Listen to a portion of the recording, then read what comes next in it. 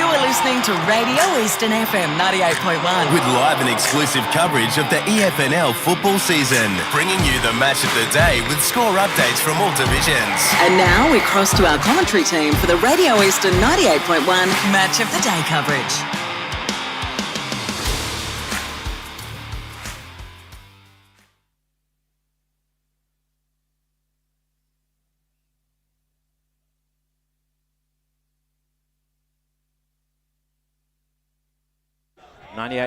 On 98.1. Sorry, helps if I turn it on. What a great start. Go again, Jared. Let's run that one back. Welcome to Eastland FNL Game Day, coming to you live from Mulgrave Reserve. Thank you so much for joining us on Eastern 98.1 and on the FNL YouTube and Facebook streams. My name is Jared Beanland, here to guide you through the pre-game. Of course, we'll have interviews with the coaches coming up for this match. Division 2 matchup between Mulgrave and Waverley Blues. Of course, a big day here at Mulgrave Reserve. They're celebrating 100 years as a club, a massive milestone for any local footy club to be able to celebrate.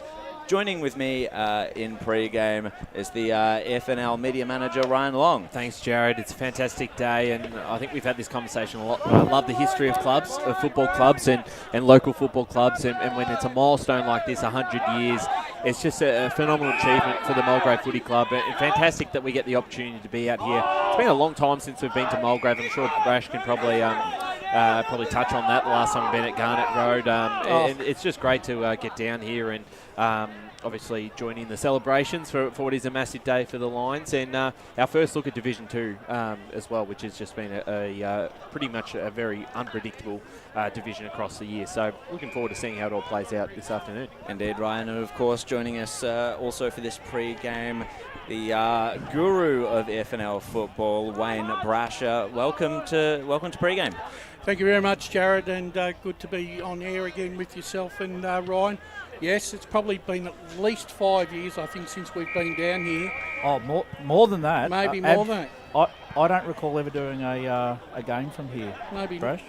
Could be so over a decade potentially. That would have to be it. Yeah. Well, put it this way, a lot's transpired as I was driving through the burbs of Mulgrave on my way here, and by God, has this area grown and it's matured and it's... You love coming out here, don't you? Oh, yeah. For me, it's like down at the country. Yeah, I was always wondering why we were calling the Mulgrave Oval Escape to the Country. Yeah, there's this show on the BBC, it's called Escape to the Country, where people try and sell a dream to all the people that live in the areas of Devon and Cornwall and all that rural England, and it's got very much a vibe like that. Land's End. Land's End, yeah. John O'Groats. Well, hopefully Mulgrave and Waverley Blues will have a dream of a game today. But first of all, we've got a lot of games to go through, of course, around the grounds.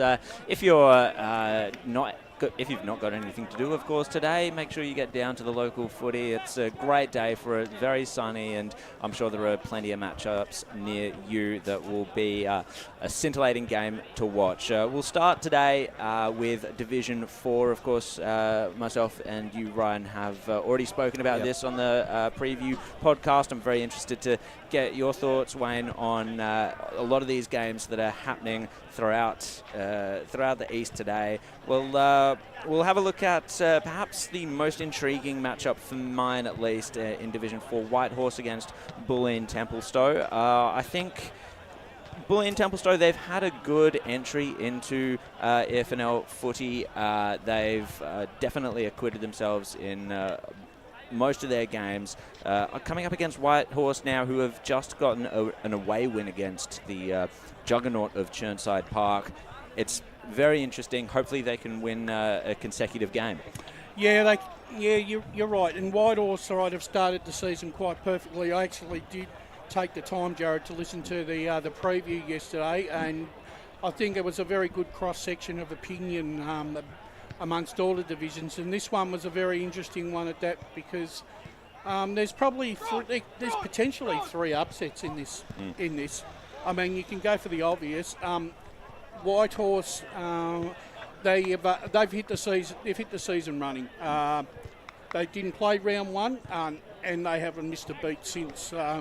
They've proved last Saturday Chirnside Park basically hadn't been challenged at all in the opening rounds, and Whitehorse basically were the side that could that matched them in most of the KPIs that Chirnside would like to participate in. And the fact that Chirnside have been kicking over 100 points, Jared, and they're all their opening games, and they were reduced to 50, 55, 57 points, which is a kudos to the Whitehorse defence.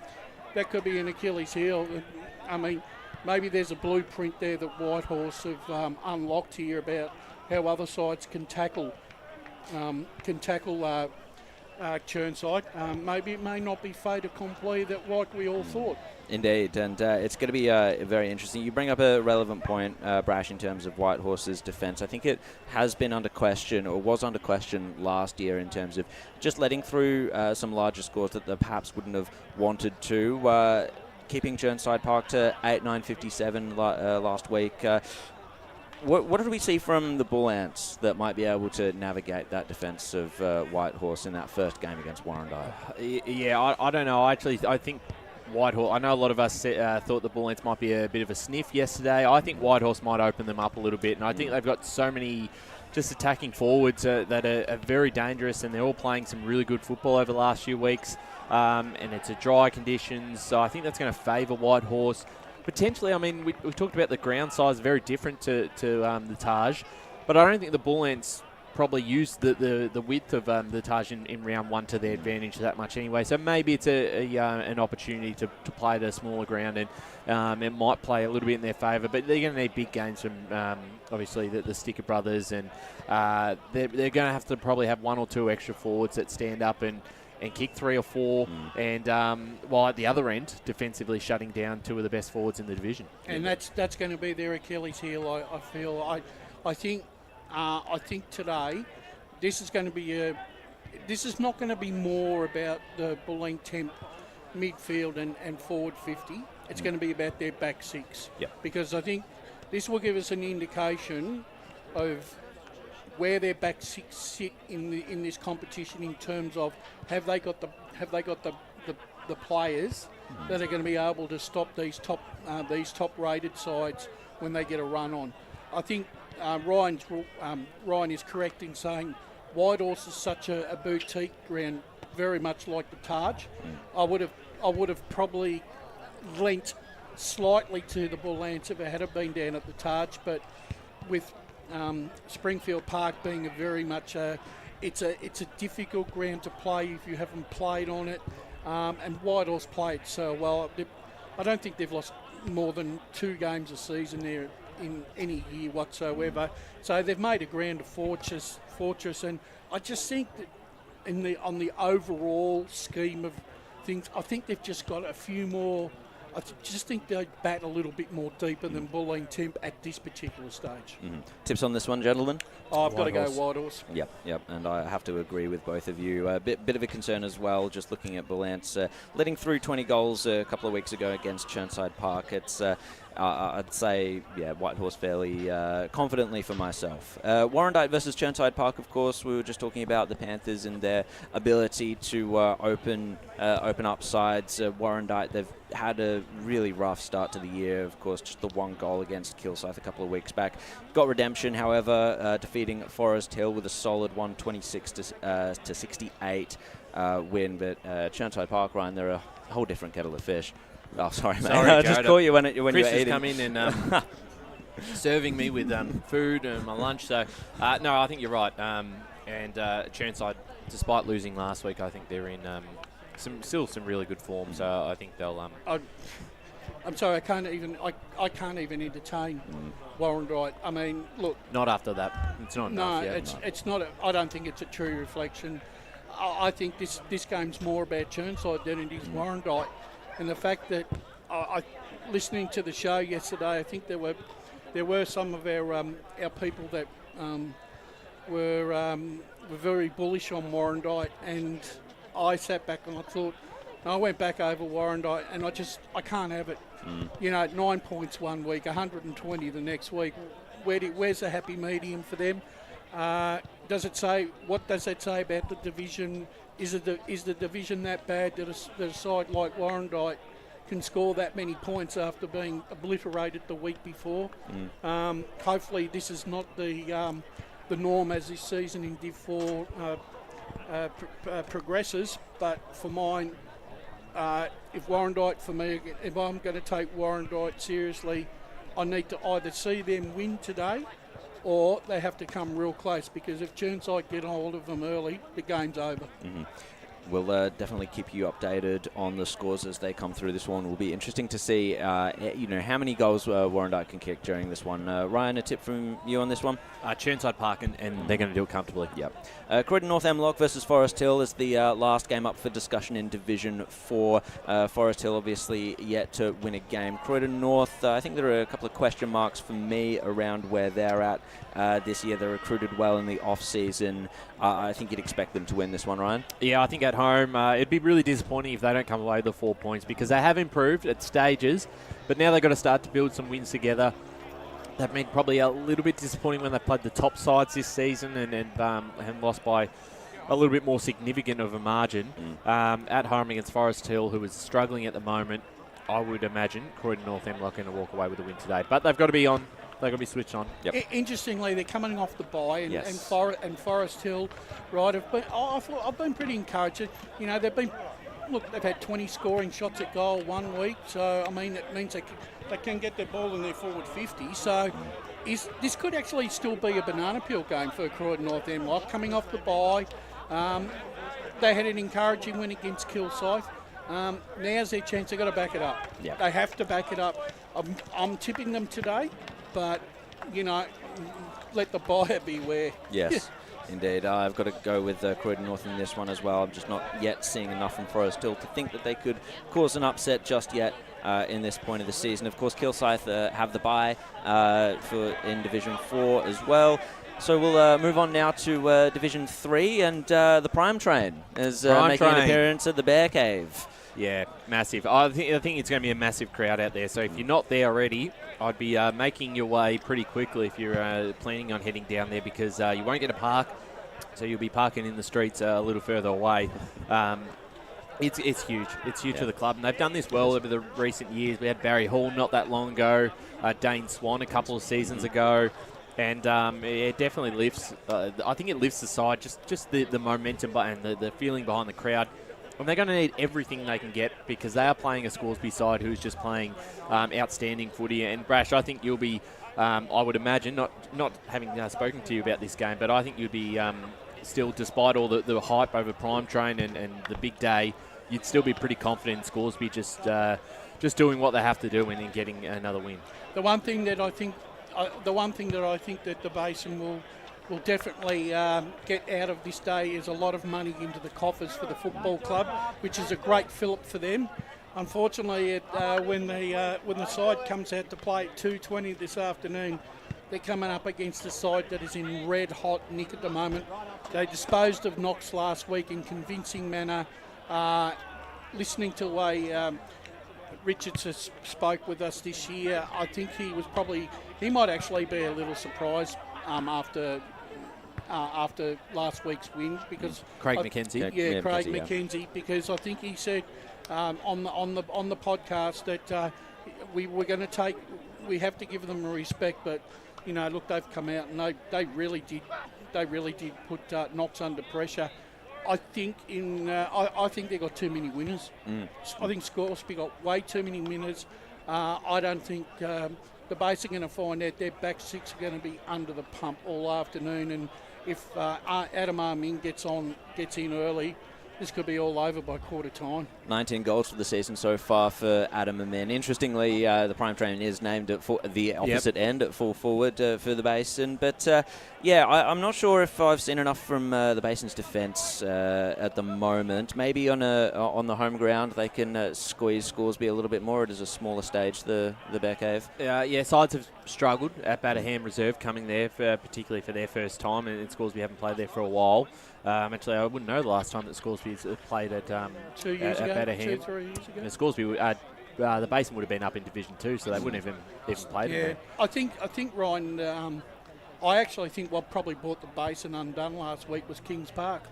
Yep. Kings Park's a massive oval. Yep. Compared Very to different to Bannerham, isn't it? Bannerham, and I think maybe the young legs of the Basin probably didn't run the game out. But that being said, on their previous 2 weeks form, the Basin, they were probably entitled to beat Upper Ferntree Gully. Yep. Yeah. No, I agree. So. And like I said, if Joel Perry actually really wants to know where the Basin sit in the pecking order, by 5 o'clock tonight, he's going to have his answer. I agree. Absolutely. Tips on this one, gentlemen? Scoresby for me as Scoresby well. for mine. We'll quickly get tips for the Fair Park Donvale game. Of course, we might breeze through this one. First versus 10th. Fait accompli. It's Donvale. They win by 60 points. There could be more, to be honest. Unfortunately, You're being for the generous. Lions. I can understand, but Donvale, I mean, they pick themselves, don't they? Nearly every week now. Just about. Ferntree Gully versus Coldstream's a really interesting one for me. I think Coldstream, just not having the season that they would have wanted to start off with. Continuity might be a bit of an issue given quite a few losses after last season. Ferntree Gully have the same sort of issue, but have definitely replenished with quite a bit of talent, Brash. I think they've lost their air of invincibility a bit up at Halley Supple Oval. Oh, definitely. Coldstream. Losing to Oakley District, But they have dropped games there last year as well. I mean, that should be a real fortress. It's a massive ground. They should be running all over sides. Yep. But they're not. Is it no Fritz, no score? I mean, it's really weird. I don't want to take anything away from the Gully because I think the Gully have had a slow start to the season, but I reckon they're starting to work into their season quite nicely. And, look, this is going to be a really good game for I think this is the perfect game at the perfect time for Ferntree Gully to really get down and dirty and really, get their running brigade going. Stevenson will have a picnic on this type of ground surface with the amount of leg speed that he's got. I think I could see at least a 6-goal victory here to Ferntree Gully. Yeah, I think they do it comfortably, Jared. Yeah, you mentioned Darcy Fritsch as well, and just for is he injured? He's not injured. Well, he might be carrying an injury. He hasn't kicked a goal for the past 2 games. He kicked 1 in the game prior to that, 5 and 4 in the games before that, of course. So he's on 10 goals for the season. It might be the delivery as well. But it also it could actually come down again to the fact that. The delivery, obviously it could be the delivery, but let's not take anything away from the defences of the sides that have held them goalless. Obviously, they've done their homework. Yeah, no, I agree. And look, I haven't seen the footage of the game. I haven't seen them live this season, so I don't know how the game's playing out and what sort of treatment he's getting up forward. But we've seen in previous years, I remember the Surrey Park game earlier last year. Surrey Park were just dropping numbers in front of him and giving him no chance, and that just put Coldstream out of the game. So I don't know if that's sort of the situation that's going on, but they rely too much on their top end talent to get the job done. And well, Carrigan is basically he's been great, but put it this way, he could actually wrap up the best and fairest by round 8 up there if he's in the best every week. I mean, I'm not trying to sound disrespectful to the rest of the Coldstream side, but at the moment, need more contributors. His name is nearly number 1. If you're looking in the things, his name is either number 1 or 2 in the selected best players every week. Consistently, indeed. We'll get tips for this one very quickly. Gully. Ferntree Gully, indeed. Knox versus Oakley District. Now, I can see this as especially with Knox having just lost to Scoresby, maybe a little bit deflated. They are at home, of course, against Oakley District. Could be a banana peel game, Ryan. Yeah, it could be. And you're right, Oakley get a bit more confidence out of their result last week where just had to get a win. And they were really good early and they blew that game open. Luke Potts was fantastic, had 46 disposals. They had a lot of contributors. They're not just relying on Blake Pearson dominating a game to win you the 4 points. So there's some good signs they will take out of that. But they're playing a Knox side who, coming off a loss, Steve Buckle would have worked him pretty hard on the track this week. And I think the Falcons bounce back. They're a very good side. And I don't see them playing 2 poor games in a row. No, and, look, they'll be smarting after last week. And as you said, Ryan, that Steve Buckle would have worked them extremely hard and rammed home the message that, you've got to turn up to play 4 quarters of football. And they didn't last week and they paid the penalty.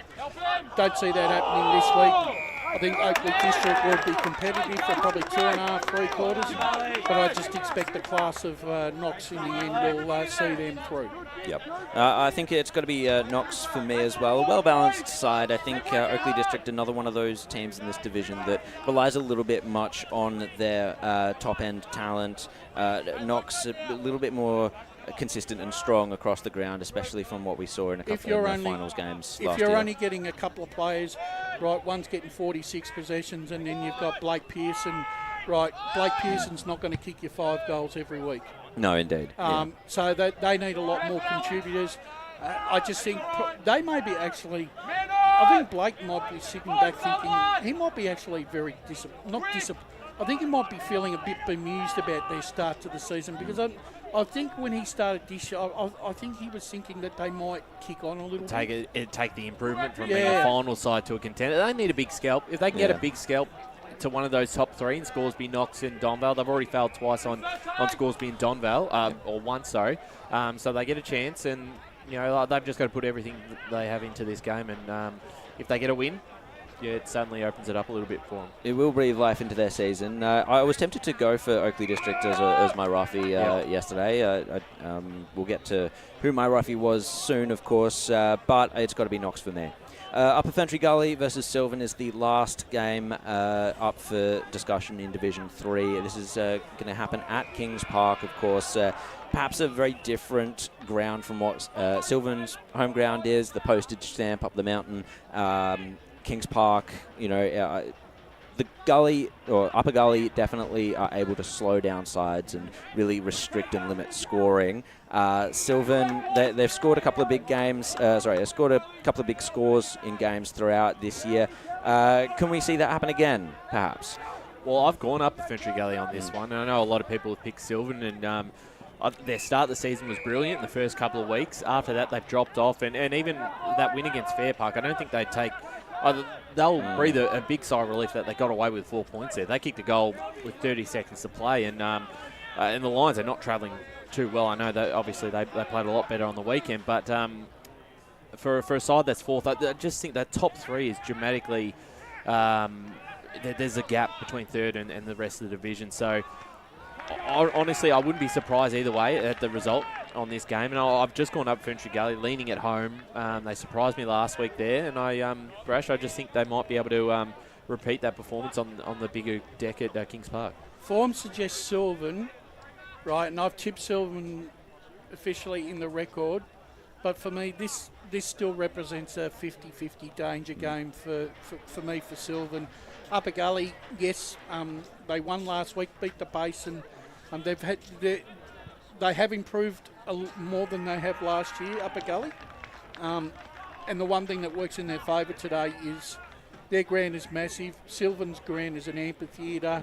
If it comes down to a running contest, and Upper Gully can stifle Sylvan's forward line, they're right in it. I'm only tipping Sylvan, but I reckon the margin will only be about 2 or 3 goals, mate. Yeah, I have to go with Upper Ferntree Gully on this one. I think it'll be a low-scoring scrap. I think the Kings will have it on their terms. Just quickly looking at Matt Lowe. He's kicked 10 goals for the year.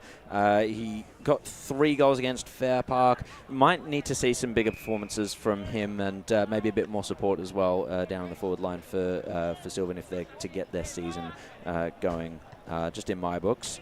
Let's move on to Division 2, of course. We've got the game here today, Waverley Blues versus Mulgrave. We'll definitely save our discussion of this game for later on. I just want to touch on the Surrey Park versus Heathmont game. Of course, Heathmont have had an absolute struggle of a year so far. Surrey Park, they've hit the new division and they've hit it hard. They've got some really good results thus far. And really, I feel like there's quite a gap between these two teams where at the start of the year, you wouldn't have thought that. I actually found the debate that you gentlemen had on the podcast yesterday quite interesting, because there seemed to be a bit of divided opinion about this game, because and I think Ryan basically hit the nail on the head. You basically want to sack Heathmont in terms of tipping until they show you something. But they're the side that basically they could turn around and by 5 o'clock tomorrow night, or today, and make you look like an absolute fool. Just like this division has become such a tipster's nightmare. But all that being said, I've looked at Heathmont's side, and I still can't come to grips with the fact that the side that they had on paper last week is a 4-goal, 10, 34-point side. I can't actually fathom that. So that frustrates me. But I still think Surrey Park are a different proposition at home.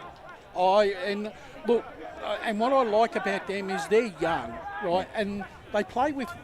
They don't have that fear factor. You know what I mean? Because they're on the rise. Yeah. So to them, every game is a learning experience. They've got nothing to lose. Where Heathmont have got heaps. And sometimes when you're burdened with pressure, you can't perform. And when there's expectation, and you're not performing, that manifests itself. Surrey once again get another free hit this afternoon.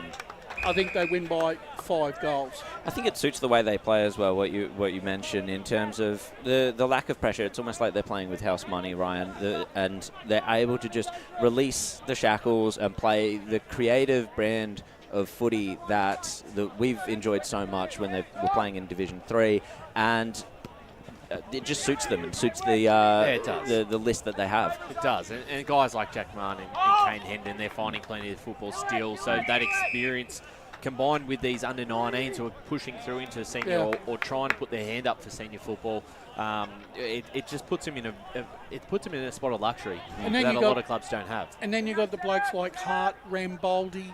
Then you bring the skipper back into the side, Ken Worthy, right? That, like you said, amongst all those Surrey Park players that are in their probably second or third year of senior football, so they're starting to hit their prime. So they've probably got the perfect mix of demographic and age factor coming through. So I mean, this is going to be a very interesting contest. But I think Surrey at home, I think they get the job done. Yeah. Ryan? I've tipped Surrey, so I've tipped against Heathmont, which probably means Heathmont win today. But they got to get going. They got to get going. They're 1-3. We talked about this last year. I mean, they had a fantastic finish to the season, but they dug themselves a hole. They are digging themselves into a hole now. And the hardest thing for Heathmont now is they've lost 3 games at home already. And they're going to have to find 3 games, at least 2 of those 3 games on the road in the back half of the season. That's going to be hard, especially when most sides can't win more than 4 or 5 on the road as the season goes. Exactly. I think the Jets, they'll fall again today, but they really need to pull it together at some point. And if they can pull it together... see it happening. They've got the list to do it. Yeah, so exactly. There's no reason why they can't win this game. And I'm thinking you're going Heathmont, aren't you? No, I'm going Surrey Park. Yeah, I'm going... You're not sticking up for your side, mate. It's don't worry. It's hard to... I'll be joining the club later on. Interesting. Well, that's a preview of what might be to come in Premier Division. But sticking with Division 2... honestly, a really interesting game. Maybe at the end of the day, we'll look at the scores and think, well, hey, this makes sense. I still would give Lilydale a shot against Wanturna South, Ryan. I do. I think Wanturna South at home, and that's why if it was at Lilydale, I probably would have picked the Falcons, but haven't performed well in their 2 away games, albeit against probably the 2 best sides in this division so far, in Mulgrave and Templestowe. So it's a big test of them. They've ticked a couple of boxes early. If they can tick a third, a road win early on in the season, suddenly that puts them back into the top 5. It puts them in a great spot. Wanturna South have, again, probably exceeded our expectations. And then last week they dropped that game against Ringwood where they give up 7 or 8 goals in the second quarter, and that's probably the ball game right there. So I'm just leaning purely on a home ground advantage for the Devils. But, I think you're right. I think Lilydale every chance today. Duncan Jones is starting to look like he's getting the most out of his new list. Of course, it's his first year coaching. I think he's done a very good job with the Falcons so far. I mean, and they've, in probably a lot of people's eyes, Jared, they've probably exceeded expectations already. Obviously, they were dampened a little bit last week. I'm thinking Wanturna South 3 goals. Indeed, and looks like we are being joined for our first interview of the day. Matt Richards has joined us, the senior coach of Mulgrave. G'day to you. G'day. How you doing? Thanks for having us, and thanks for coming out to Mulgrave today. No, it's a beautiful ground, of course, and on a very special day for your club. 100 years. What does it mean as a Mulgrave man? Yeah, it's obviously, all the suburban clubs are the same, coming up to these milestones. But for me, as a past player, it's to get all the history up in the rooms today, but get all the history out on the decks. There's so many. Just to walk here, it took me 10 minutes. I got here in the 80s, and there's guys that I played with who were senior guys then. And it's just, I love it. All the big hugs are out there. So I just did my pre-match with the boys, and I actually had to put that aside and say, let's celebrate afterwards. But we're going to win a game of footy. But there's a real buzz. I think they love the TV game. Good weather. So that's all good. So we'll have a great day socially. But let's win the game of footy. What was the week leading up to? What did that look like? Did it look any different? Or? Yeah, it definitely looked different because you win the first 3 games and there's a lot of pats on the back, and things are going well because you're winning. Things are going well. Well, maybe they're not. And last week was. You don't want to lose games ever, but I think last week was a little wake-up call for us. And Surrey moved the ball a lot better than us, and we were just quite flat. So we trained accordingly to improve. A lot more coaching at training this week, even though they're adults, rather than just your skill work or your style of play, actual coaching. So fortunately, I can lean heavily with that on Fletcher Roberts.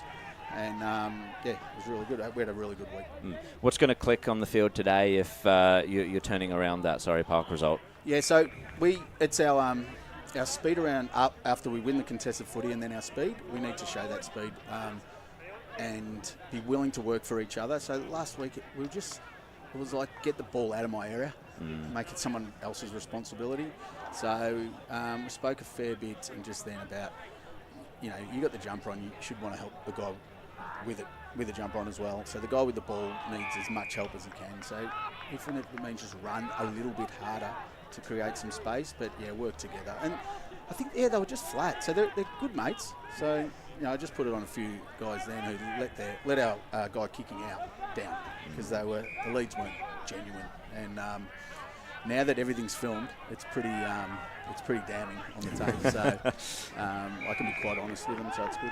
How have you sort of seen the division? Obviously, it was tight last year, but this year seems even tighter in the first few weeks. I mean, Waverley at the moment are 10th, but I think they're a very good side on their day and can certainly cause an upset. So it does sort of bring a lot of pressure on every week because you're going to, if you don't roll up, if you don't 100%, you probably get rolled. For sure. Yeah. I certainly aren't looking at the ladder this week, and I reminded them where they finished last year. I know they went out in straight sets, but where they finished, we had close games with them. And as I said, there's a local rivalry anyway. So, the ladder doesn't mean anything to me at the moment because, like the other games today, it'll be quite interesting. Yep. Hopefully we got the win in the bank, and I'll get the phone out at the end of the game and you go, oh wow, look who's won or look who's lost. It's all over the place. So, which is good, right? You want a division where anyone can win on any given day. Home ground advantage seems to be quite strong. Obviously, Lilydale's in our comp, so they've got their unique ground. But home ground advantage seems to be quite strong. So we'll just hopefully play our style of footy today. And it'll be a good game. One player I just wanted to touch on has had ridiculous stats in the first few weeks. I think he was averaging 41 in the first 3 games. Tell us about Angus Gervasoni and what sort of role he's been playing and how influential he is for the side this year. Yep. So he's just a natural footballer, and not one of those elite athlete type trainers who you just go, oh wow, look him run around the track. He's just ball in hand. He's just a footballer. He's a bit of a Dean Seacrest type in some ways, a bit of a gatherer. His skills are ridiculous. He doesn't fumble. He just doesn't. He's got the 2 older brothers, so it would have been hard for him to kick in the hallway, I think.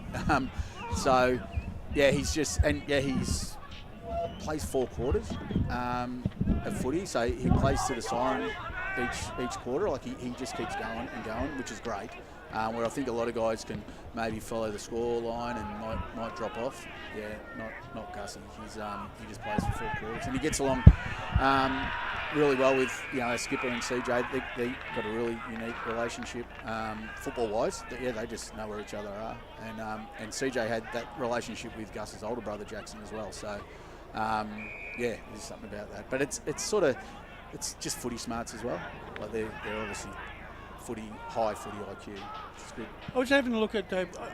I actually think, Matt, that Mulgrave's game style has evolved a bit in the last 2 seasons. I like the way that the side is prepared to run, right, and run the lines instead of in the past being a kick and mark side and then a player just coming around the corner to take a handball and try and kick the ball to position. I see the side now as a lot more aggressive at the contest and wants to constantly challenge the back 6 of the opposition, and the way that your midfield also goes in to help that forward 50, it creates a lot of overlap, but also a lot of mismatch. Yep, I think that's naturally just the players that are in the team. Like if you have natural speed, you can go recruiting trying to get speed, but we've got some guys who are just naturally got speed, so they're willing to run the lines. Riley Valanis is playing today. CJ Tilliard, obviously, these guys just can get the footy and move their bodies and then release the ball. Finally, for me, Connor Tilliard had a breakout season last year. He was good the year before, but he really came to the fore this year. Obviously, with Gus also in the midfield, that sort of takes the pressure off him just a little bit.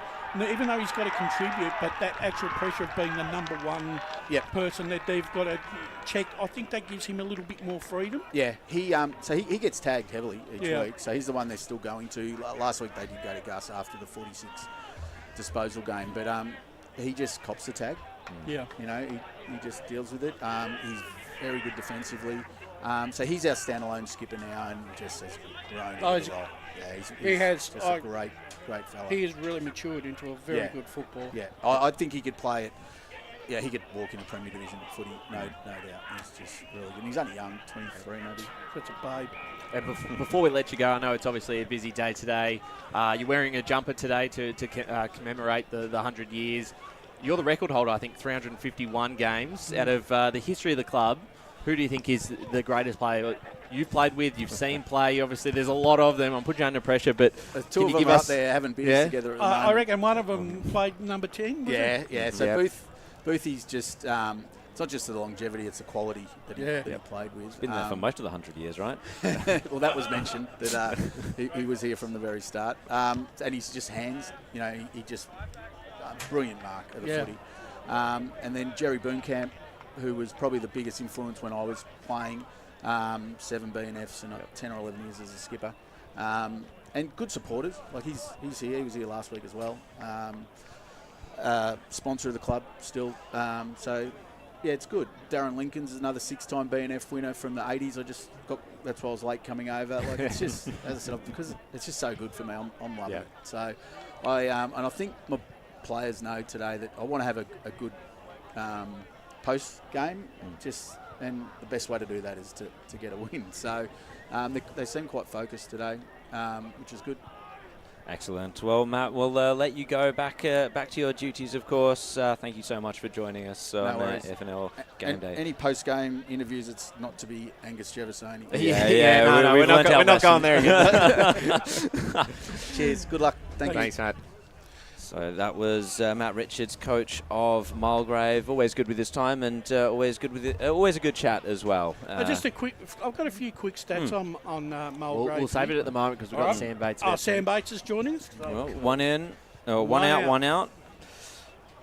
Sam Bates, senior coach of the Waverley Blues. Thank you so much for joining us. No worries. Thanks for having me. So, first of all, what's your summary been of the first few rounds? Obviously, it's a very tight division and hard to have gone through without a winning record within that. How have you seen the games themselves and how your list has performed? Look, I think coming into the season, we knew it was going to be a tight season. And I think everyone, with Baronia leaving the division, I think a lot of sides thought they were a big show this year, and of course, we prepared for that way as well. But in regards to to our form, look, we've been a little bit inconsistent in the way that we've played our games. And that's due to a number of reasons. Implementing a new game style would be the first. We're a bit clunky still, but we are, in the last 2 weeks, we've shown some good signs in development in the way they want them to play. Waverley Blues sides in the past have probably played that free-flowing, fast brand of football, which is a little bit different to my method, where we've been working a lot more on contest and defence and more of a finals brand. So we're working really hard in the background. So we've been in games. We had a win in round 1 against Eastland. We granted a win out. Probably played half the game against Templestowe. The drop-off in the second half was really disappointing, and we addressed that. Lillardale, we hit the lead. I think we gave a 4-goal start in the first quarter. Got our noses in front late, but just a little bit of class in the end. We just couldn't finish off. And then last week, again, the game looked, especially in the first quarter, looked the way we wanted to play. Didn't convert. 1 goal 5 is disappointing, but if I'm looking at our method in our contest and our pressure, it was getting more to the way we need to be, and it's just about doing it more consistently. We've had a bit of change in personnel too, which hasn't helped too. The side hasn't settled down at any particular time, so but that's just comes with playing footy, doesn't it? So absolutely. Yep. And having a look at especially that first quarter that you mentioned against Croydon, a lot of front half pressure. Is that a big part of the way you want them to play? Yeah, 100%. Yeah, so we want to be a front half footy team without giving too much away. So I thought our forwards last week were excellent in regards to their ability to retain the ball in our forward line. It was just that drop away. So we led the game. I think we had the game in our control for probably just before half time. Croydon, to their credit, and it's always going to happen in even competition, they're going to mount their case. Yep. And then I think we lost a bit of confidence in our game style after that point in time. So that's a maturity thing as well, and knowing that we've got to play the 120 minutes. Yeah. And no Josh Williamson last week or today. Does someone fill his spot, or does it change the structure? Yeah, so Josh, we haven't had him since round 2. So he's been out of the side for a while and will be for a while. So no, we just had to change our personnel. Yeah. So we've probably only got the 2 key tools, and we're going to be a little bit smaller. So therefore, our pressure game and our front half pressure game is going to have to really be at its optimum today if we're going to be able to pressure Mulgrave. Sam, I look at, like you said, you're obviously, you're implementing a new game plan, because Waverley Blues' game plan was, with previous coaches, there was a plan A and no plan B. And what happened was, when plan B didn't work, the side didn't have anything to fall back on. Yep.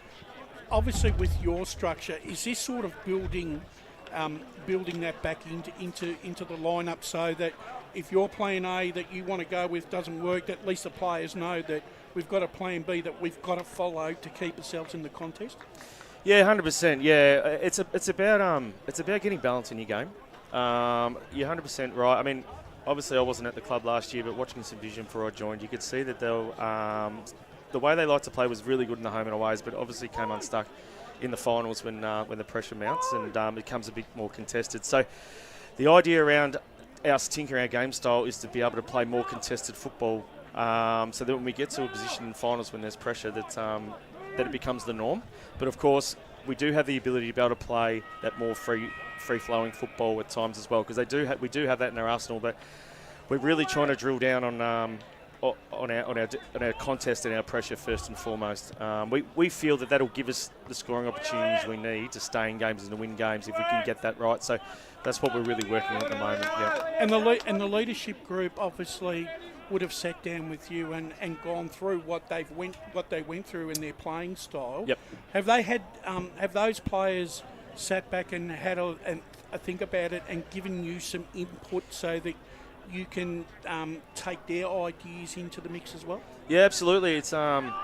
It's certainly not my show. We're very inclusive when it comes to the footy team, and I'm always looking for feedback from the players, and we're in constant conversation with all the leaders. And we've tried a few things positionally. I've come in obviously as a new set of eyes and tried some things with some players that some have worked and some haven't, and so just gaining some information from them about where their strengths and weaknesses are and where their capabilities are.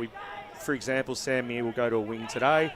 It's probably where he's played predominantly his football. We started him we thought we might be able to get him going as a running half-back, but there's a need for him to come onto a wing now where he's probably more experienced. So it's just some things like that. We've had to adjust and evolve and tinker until we find our best lineup. May as well do it early in the season, Sam, rather than late in the season. Yeah, that's true too. I mean, being new to the club too, I'm still learning about the group's capabilities. Do you think they miss being down at their home ground, their spiritual ground?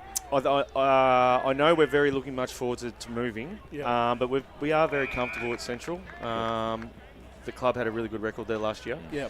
And we like the expanses, but I think the club as a general are looking forward to getting back to Mount Waverley. Yeah, definitely. And you talked about a lot of the changes. I think Sam Hale's a late out, yes, and it does give the opportunity for Zach Delahunty. Is that his first game, and what sort of things can we expect from Zach this afternoon? Yeah, well, like injuries happen at all stages. You just got to roll with the punches, and we can't worry about what we can't control. But what it does do is it opens up an opportunity for a young player. Now, Zach hasn't played much footy in the last 2 or 3 years. He's been battling injury, thumbs and hands and wrists. He's had a really great pre-season, and we've had our eye on him for the last couple of weeks. So he's a like-for-like in regards to size and shape as Sam Hale.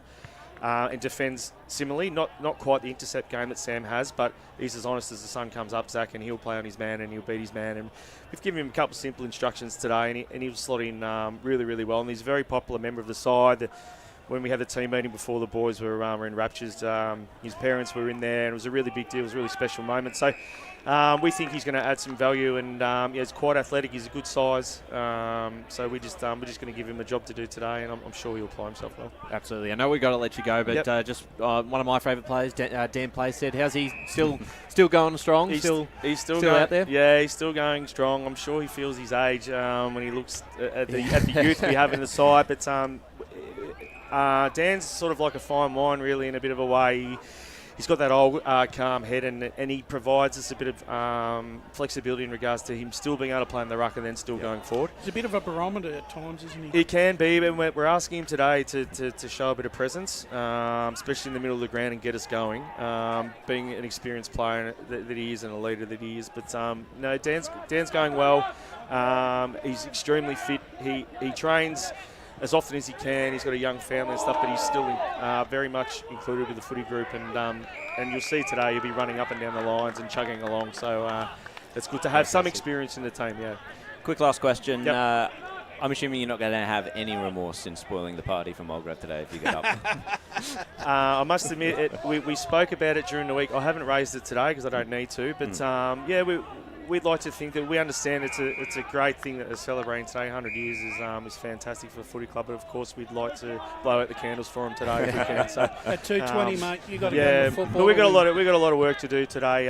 But we're hoping that we can bring our contest and our pressure early and for longer, and we'll give ourselves a real chance to be in front at the end of the day. So thanks very much, guys, and have a great call. Thank you, Sam. Thank you very much for joining us.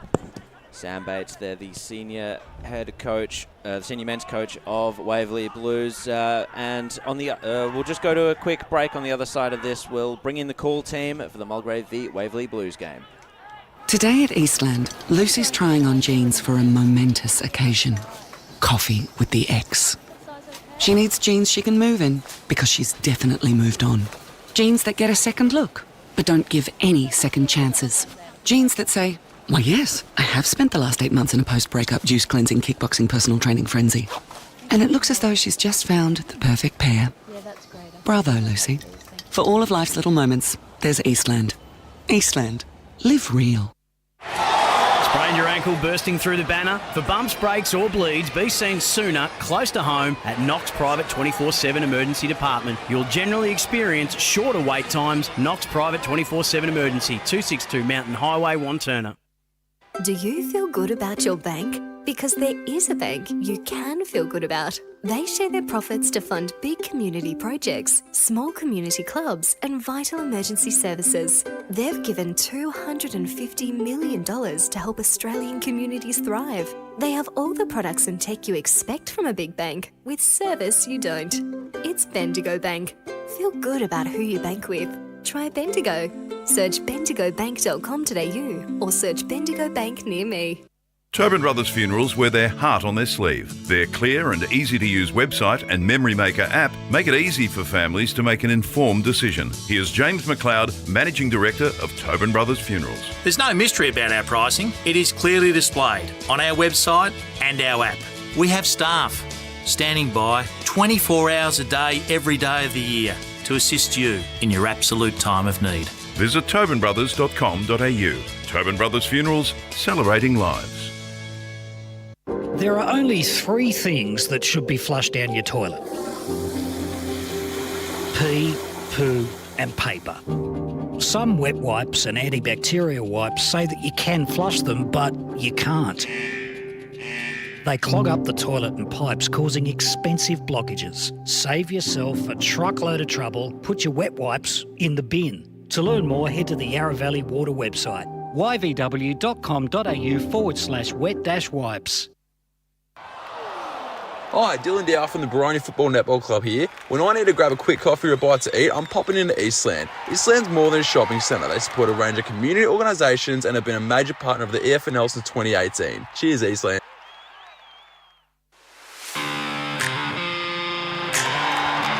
You are listening to Radio Eastern FM 98.1. With live and exclusive coverage of the EFNL football season. Bringing you the match of the day with score updates from all divisions. And now we cross to our commentary team for the Radio Eastern 98.1 Match of the Day coverage. Welcome back to Eastland EFNL Pregame live. Coming to you live from Mulgrave Reserve. It's the Division 2 clash between Mulgrave and Waverley Blues. It's, of course, a very special day for the Lions, celebrating their 100 years in existence as a club. So fantastic stuff here. Great day as well. Very sunny. And we're just looking at the reserves game as well. It's currently Mulgrave winning 10-6-66 to Waverley Blues 4-7-31. So the development squad look like they're going to get up today. We thank you so much to the 2 coaches for coming in and joining us. We had some great insight from both Matt Richards and Sam Bates. We shall return, however, Ryan and Wayne, to the chats of the games around the grounds today. We left off in Division 2. So let's have a look at Templestowe versus Croydon. I think a bit of a banana peel game perhaps for Templestowe, with Croydon having a lot of experience in the side, a lot of finals experience. They just haven't quite been able to put it together this year, Ryan. Yeah, I think this is having a look at both sides. Croydon been able to find some form in the last couple of weeks, and more importantly, hitting the scoreboard, which was a massive issue for him in the first couple of rounds. And then we talked about that last year. You take Red Jordan out of the side, you need some new players popping up and doing more of the workload down there. And Podesta's been good. I think he kicked the 4 last weekend in their win against the Waverley Blues. Ficarelli's, he's always been lively, but he hit the scoreboard a little bit more last week too. So just finding their feet a bit, but they're playing a Templestowe side who I think are arguably the informed team of the competition. I look at that game against Montana South as a bit of a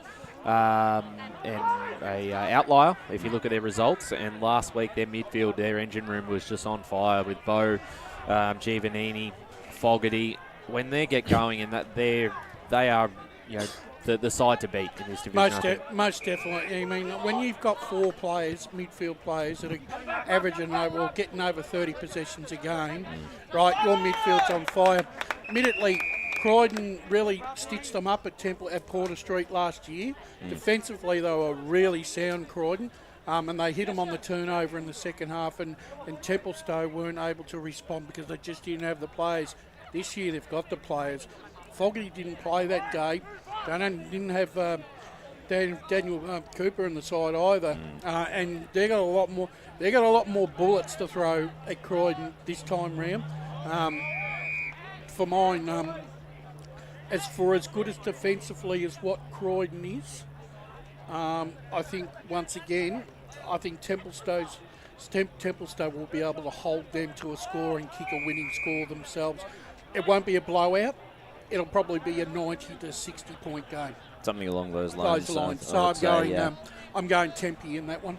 Templestowe for me too. I like Croydon in this one. I think they can cause an upset. It's such an even division that I wouldn't be too shocked. It's a situation where one team's worst and another team's best can sort of meet in the middle a little bit. Last game in Division 2, of course, it's a night game happening at Jubilee Park, so if you want to go and see that after the game that you're at today, that would be fantastic, no doubt. Ringwood versus East Burwood, Jubilee Park, probably one of the best places for a night game. Ringwood coming off a shock win against Wantirna South, but no doubt a gratifying one at that, and East Burwood finally... well, you talk about gratification. They were very close in a few of their matches, the first 3 rounds, and they finally beat Heathmont 15-11, 101 to 6-10-46. So kicking a big score and limiting the Jets quite well. How do we see this one? Rams for me. Yep.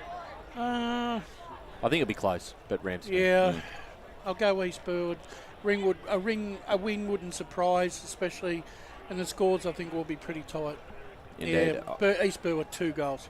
I've got East Burwood in this one as well. I just think the quality's starting to shine through a little bit more now, especially under a new coach as well. Let's move up to Division 1. We'll keep this one particularly quick. Park Orchards v Norwood. Tips on this one? Park Orchards. Park Orchards. Yep, can't say any different. Boronia versus North Ringwood, a bit more of a mid-table clash out at Miller Park. I think this one's going to be a very interesting game. Boronia perhaps looking for a bit of redemption after that game against Beaconsfield, maybe a Division 1 reality check for the Hawks. North Ringwood, just a reality check in general against South Belgrave. Yeah, I think Boronia bounced back, particularly at home as well. I know it's at Millers, but they played that ground really well a couple of weeks ago against Montrose, and I think they're going to have too much firepower for North Ringwood. They'll bounce back, but expect a much improved performance by North Ringwood. I don't think they have to be better. I don't think the margin will be an exorbitant margin. I think Boronia win by about 4 goals in this one. They probably could win by more, but I think North Ringwood have improved, and if you take their 105-point loss and you've got to forgive them for a failure, and they'll hit back, but they may not have the class. It's potentially a game where we could learn something or two about one of these teams, say if Boronia smashes North Ringwood or if North Ringwood it's the last thing they want. We're sitting here at 5 o'clock and looking at a 10-goal win. Yeah, exactly. That would be concerning. You'd want it to be close for sure. Bayswater versus Mooralbark. This is a home game for Bayswater. I always like Bayswater at home, especially against teams that are sort of around them on the ladder. The guys on the Friday podcast with me, including yourself, Ryan. You all went Mooralbark for that one, and I understand. I feel like Mooralbark's list is perhaps a little bit of a step above Bayswater. I do, and I think, they played 2 very tight games last year, and I expect it to probably be similar. I don't think Mooralbark are going to win this game by a lot, but I think if you compare the 2 lists, obviously no Ben White for an extended period of time. I just can't... I'm just leaning towards Mooralbark on that, and I think some of those players, their top end players, are playing really good footy. Caden Mackey coming off a really good performance. Mooralbark for me. Same. Rush, same. I still got to go Bayswater. I think they defend that ground particularly well. They might be able to frustrate the Mustangs. Beaconsfield up against Montrose down at Home Park. For me, Beaconsfield are the second best team in the division currently. Montrose, I still don't know where they're at, to be honest. They're a frustrating team. I think it is comfortable for Beaconsfield. McLaughlin's in a massive for Montrose. They're not going to get him very often, so they've got to use him while he's there. And they do have a couple of players back, so no excuses. But Beaconsfield just look to be a step ahead at the moment. Mick Fogarty's the master at stifling an opposition's game plan. He did it last week. He'll do it again this week, and I would think that Beaconsfield win this. They won't kick a big score. They might nearly kick what they kicked last. We could be seeing a mirror image of the score we saw last week, 9-4 game. But I think the master coach Mick Fogarty will once again, he'll outlast Gary Ayres in this game. Ayres has got to find something here. This is one of his challenges. He's got to find something in this game. He's going to have to do something. He's going to have to think out of the box, I reckon. Well, if there's a coach that's up to the task, it probably would be Gary Ayres, but not helping him today is the fact that Jafar Ocker is back for Beaconsfield, so that could add another 2 or 3 goals to Beaconsfield's tally. Let's move on up to Premier Division, of course, round 4 in Premier Division this weekend. I passed Vermont, the ground on the way here, and the 19s were playing off against Blackburn. fantastic rivalry between these two teams, perhaps the oldest rivalry in the entire league. Possibly. And look, Blackburn, I'm really liking the Burners this year. I think they're looking very consistent. I think they can win in a variety of ways. I think they're a very balanced team, and I'd be confident with them going into this game. Yeah, I've got a lot more trust in them in the early stages of the season. Every challenge that's been thrown at them, they've been able to respond really well. The group's obviously picked up some important players. Mackenzie's still to come, and they don't need to rush him in because they've been able to bank up some wins early. And with Vermont, on the other hand, have lost now some important key players to that lineup. A lot of height. Wiedemann, we don't need to talk about just how important of a loss he's going to be. I just think Blackburn at the moment are going a little bit better, and they'll get the job done today, I think. Yeah, look, as much as I think Vermont's running is running. The young players they're getting better, but when you don't have the experience, and Harry's in absolute career best form for Blackburn in the ruck, and that's going to be a deficiency that Vermont are going to have to really. I don't know how they're going to overcome that this afternoon. The Strong going to the ruck. Yeah. But Harry's a lot more athletic too. Vermont, they do have some winners. I mean, you can't overlook Johns and McCafferty and all that in the back line. They'll give good service. Wilcox at fullback. Look, at the moment, Blackburn, like Roval, have got the wood over Vermont in terms of wins and losses in the last few years, and I go with Ryan's analogy. I just think at the moment they're just going that little bit better. Even though it's at Vermont, but Blackburn, I think, will win this by about 3 goals. Yeah, I've got Blackburn in this one as well. Perhaps the other most intriguing clash in this division today, East Ringwood versus Doncaster East. I think this is potentially an interesting clash of styles, an interesting clash of two teams on different trajectories. I think Ryan James will be happy with the way that his side has started this season. Shackie's in form. He kicked 6 last week. They were challenged. They were challenged by South Croydon, and they managed to run away with the game. Their performance against Vermont was meritorious. They haven't done much wrong. 2 out of 3. East Ringwood, I think. Just in first gear, and that's probably not. I don't want to say that's disrespectful to Doncaster East, but all they've done is what they've had to do. Tovey back in the side, he's a star. This kid's a star. He's the perfect fall for James Beerlow. If he touches the ball 30 times, East Ringwood win by 10 goals. I think East Ringwood across the line, they've got class players across every line. DeLuca's in good form in the midfield for Doncaster East, which will keep it interesting. It won't be the blowout that it was last year, but I think East Ringwood at home, they'll get over the line. They'll probably win by 5-6 goals. Yeah, I think it's going to be a competitive game between the two sides. No Michael Wen. That's going to hurt. Big out for the Lions. But it's the first real chance for East Ringwood to get a full game out of both Beelo and Tovey together. With Beelo having a concussion a couple of weeks ago when they were playing the same game. So I just think East Ringwood are just going along really nicely at the moment. At home, I think they'll have enough to get over the line against Doncaster East. But expect this game to be close throughout, I think. Yeah. Well, we say that East Ringwood's going along in first gear at the moment. I have full faith in them that they can find that extra gear if Doncaster East force their hand into doing that. I don't think the car's going to stall necessarily if Ben Osborne needs to pull a lever or two. Noble Park go up against Mitcham. This is happening at Pat Wright Senior Oval. Honestly, a really interesting game. Mitcham still looking for their first win for the season after coming up from Division 1, Ryan. Noble Park, they're going to be defending their hill as much as they possibly can against the Tigers. The potential upstarts of the year, no doubt. We're going to actually have to go to an ad break, so just a tip on this one. Noble Park. Yeah, Bulls. I got Mitcham, actually. All right, let's head to a break on the other side of this. This time we'll be bringing in the core team. Friend Jackie's wedding invitation, she was overcome with a wave of emotion.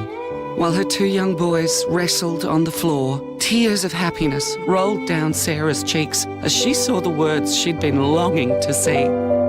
Please note, this wedding will be a child-free event. Well, Sarah, looks like we're off to Eastland for a new frock and some heels. And let's book in that babysitter. For all of life's little moments, there's Eastland. Eastland. Live real. At Yarra Valley Water, we know reducing your shower time, or show time, to 4 minutes can save you an average of $200 a year on water and energy bills. Shower shorter. Save water. Authorised by the Victorian Government, 1 Treasury Place, Melbourne. Sprained your ankle, bursting through the banner? Broke a finger, high-fiving the ruckman? Or did you run into the goal post again? For bumps, breaks or bleeds, be seen sooner, close to home at Knox Private 24/7 Emergency Department. The preferred provider of emergency care to the Eastern Football Netball League, you'll generally experience shorter wait times. You don't need private health, but there is an out-of-pocket fee. Be seen sooner, close to home at Knox Private 24/7 Emergency Department, 262 Mountain Highway, Wantirna. Do you feel good about your bank? Because there is a bank you can feel good about. They share their profits to fund big community projects, small community clubs, and vital emergency services. They've given $250 million to help Australian communities thrive. They have all the products and tech you expect from a big bank, with service you don't. It's Bendigo Bank. Feel good about who you bank with. Try Bendigo. Search bendigobank.com.au or search Bendigo Bank near me. The first time I met the team at Tobin Brothers Funerals, I felt like I'd known them for years. They're so caring, honest and passionate. James McLeod, Managing Director of Tobin Brothers Funerals, sums it up best when he says, Every day our people get out of bed to assist client families in their absolute time of need. Our people love what they do, and you will not find a more highly trained group of people than those at Tobin Brothers. Visit tobinbrothers.com.au. Tobin Brothers Funerals, celebrating lives. Hi, I'm Ben Desson from Montrose Football Netball Club, and when I need a new kit for a night out, I head over to Eastland. But Eastland is more than a shopping centre. They support a range of community organisations and have been major partners of the Eastern Football Netball League since 2018. Thanks, Eastland. It's a picture-perfect afternoon out in good old Melbourne town today. The conditions are perfect. The ground looks absolutely amazing. Car parking's an issue. If you're coming into the ground or making your way, find a car park before you come into the ground, because you will not find one. They are very, very scarce. You might luck in, but you might be best just to get out of the car and park along the street outside just as you get off Wellington Road. But it shapes to be a fantastic clash out here today. It's 2nd versus 10th. But you look at those ladder positions as I welcome Wayne Brasher to the broadcast, there's not that big a gap between these two sides, Brash. No, there isn't. And, I mean, like I said, stats do lie. And obviously when you have a new coach coming into the fray, his game plan is going to take a few games to iron out, and the players have got to get used to. But I think that we'll see a much better and more forward showing from Waverley Blues today. But I think Mulgrave are going equally as well, if not a little bit better. Well, it's great to have you back on board, Brash, as having a little break last week, which was well earned after smashing out some big Premier Division clashes. But it's shaping to be a fantastic season, and great to have you back on board today. And it's go for it, Brash. I'm just going to say, BW, it's the last time I actually came down here was probably 5 years ago, just to cover a game for our team, and I was just driving down today. Boy, is this area matured, and it's a really lovely area now.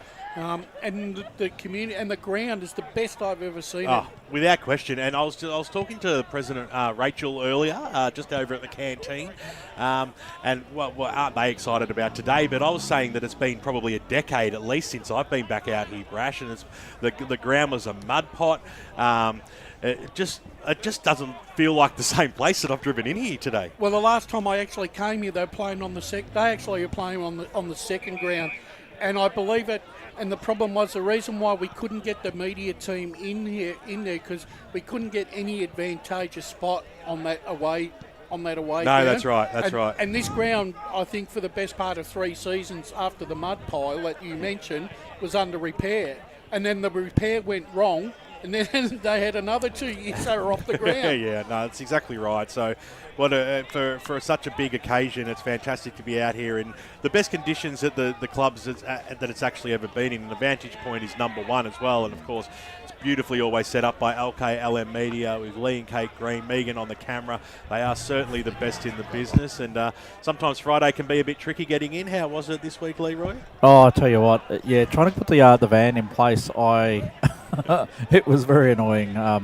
We wanted to put it in one spot, and I was back and forth about 300 times. I've left so much rubber on the concrete. One day since their first ever game, which is remarkable. Nice. So great to see the Lions wearing their centenary themed jumper. So it's the normal line, but it's also got the life members listed on the front of the jumper. Awesome. They've got the premierships at the back. So it's a big day, and obviously the Waverley Blues are here to spoil the party if they can. Very cool, very cool. Let's cross down boundary side for the first time this afternoon, where we have Chris Curtis and a debutant on the EFNL media team, Oscar Ludke. What's conditions like down there, boys? Yes, good afternoon, gentlemen. It is absolutely pristine down here. The good news for me is that there's a bit more shade than there was in the women's match of the round that Ryan and I were at before, which we're absolutely cooking in at Eastland Reserve. But no, playing conditions look perfect. Not a lot of cloud cover, so the sun is beating down a bit, but really nice ground out here. It's looking very good. Fantastic stuff, guys, as the umpire gets into position as we wait for the final players to do their matchups. Let's quickly go around the board. I'm picking Mulgrave today, Jared. Mulgrave 4 goals. Rash? Mulgrave 3 goals. Ryan? Mulgrave 4 goals as well. Boundary Riders, Chris?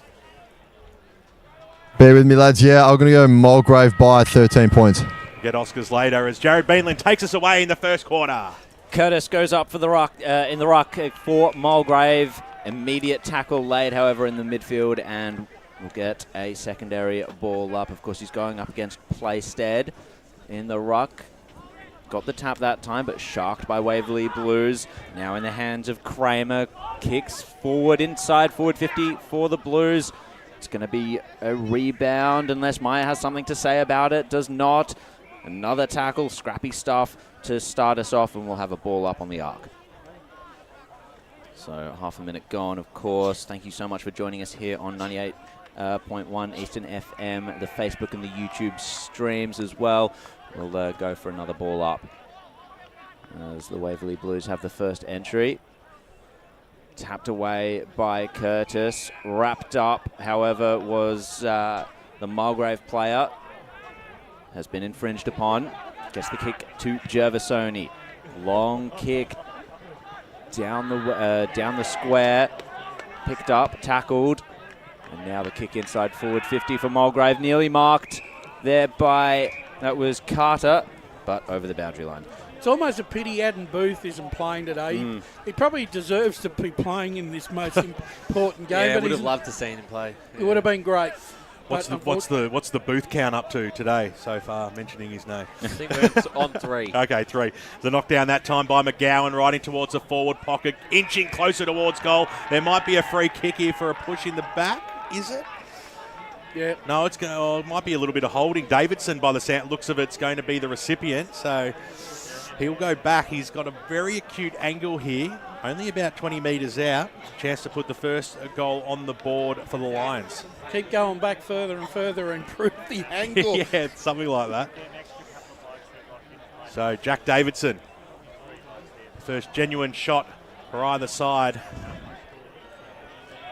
Comes in now, 25 metres out, pokes at it and puts it straight through the middle. He did exactly what Brash said to do. Just keep moving back, open up the face, behind. And bang, it goes through for a point. Well, we all got sold away on that. The goal umpire stood plumb in the middle there, watched it sail over his head. One behind, Mulgrave lead it by. Waverley Blues with the kick in. Down the line it was to a pack. They get the ball out the back as well. Ton Steele's got Leach to beat. Shoves him around, but...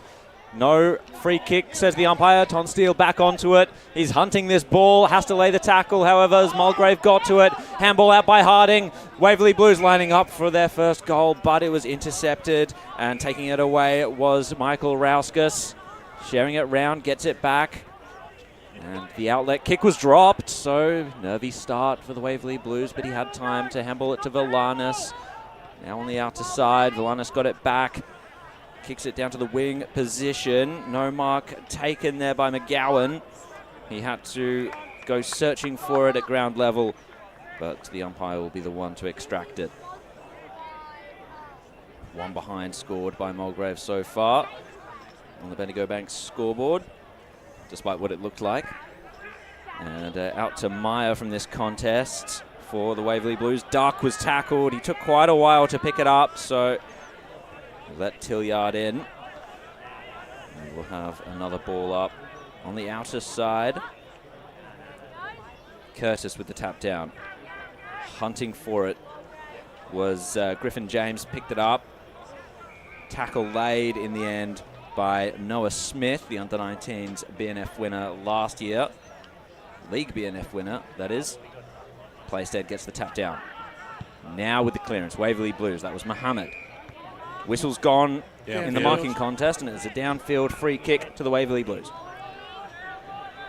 So we've gone 4 minutes here on the Bendigo Bank scoreboard. It's still one behind to Mulgrave, and they lead by that single point as the kick goes forward, diving down low, nicely done. Ton Steele takes the mark, and he's also hugged up against the boundary line. So he can't go too, he was a bit further out, so he can't go back too far. He'll go over the fence. But Ton Steele, he's looking at options here, not looking too confident, but expect him to have a ping. Going for the old school banana kick. He keeps it low and he pushed it to the right-hand side. So scores back level here in the first quarter here on the EFNL game day match of the round, thanks to Eastland, and it's all tied, one apiece. Rauskas is going to kick it out towards our side. Mark taken by Jeffersoni. Safe hands. Tucked away at right half back though. Waverley Blues looking to defend the ground.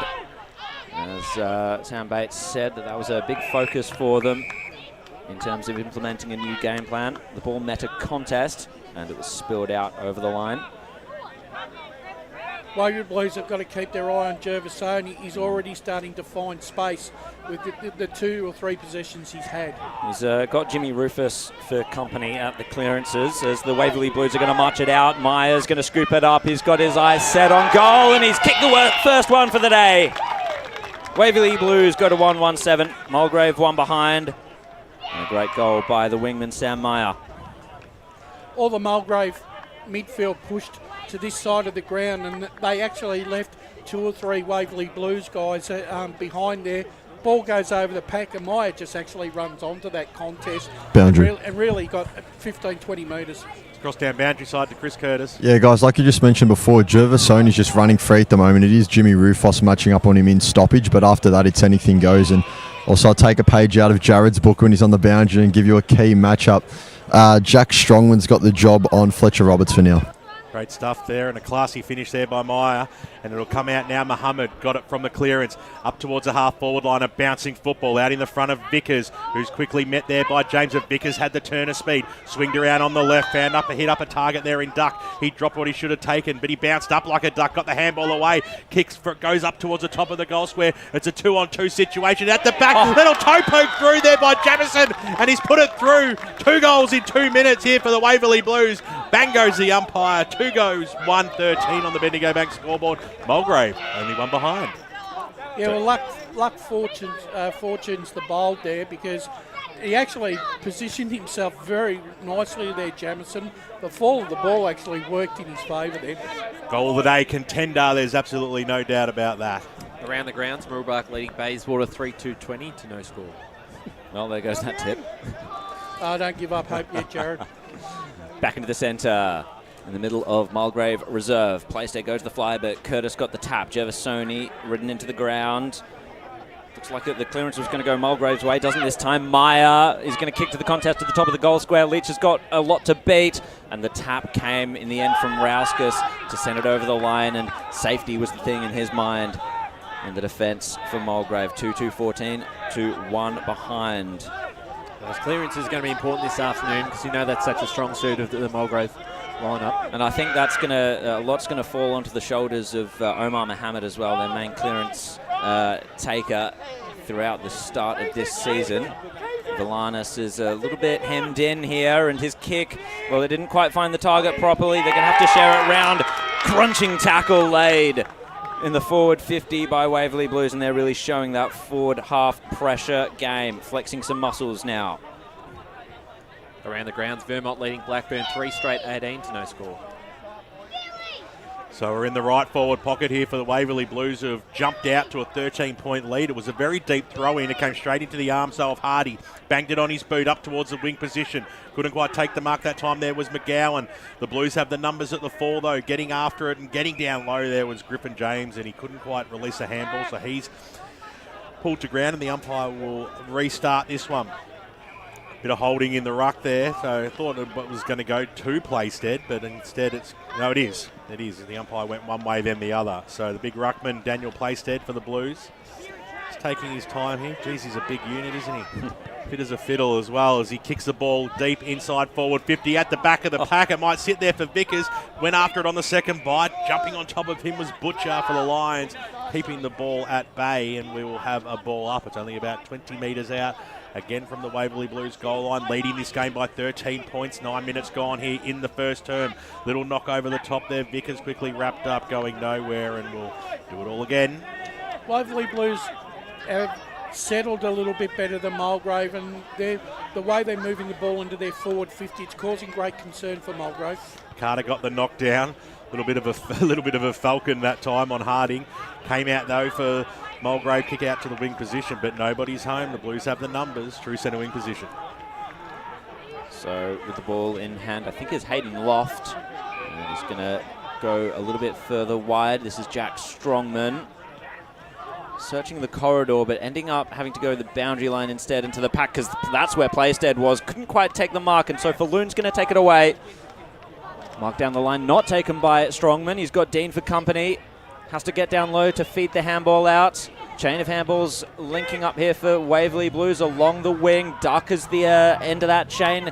Ends up with the kick. And the mark's been taken by, I think, by Vickers. Kicks it down inside forward 50.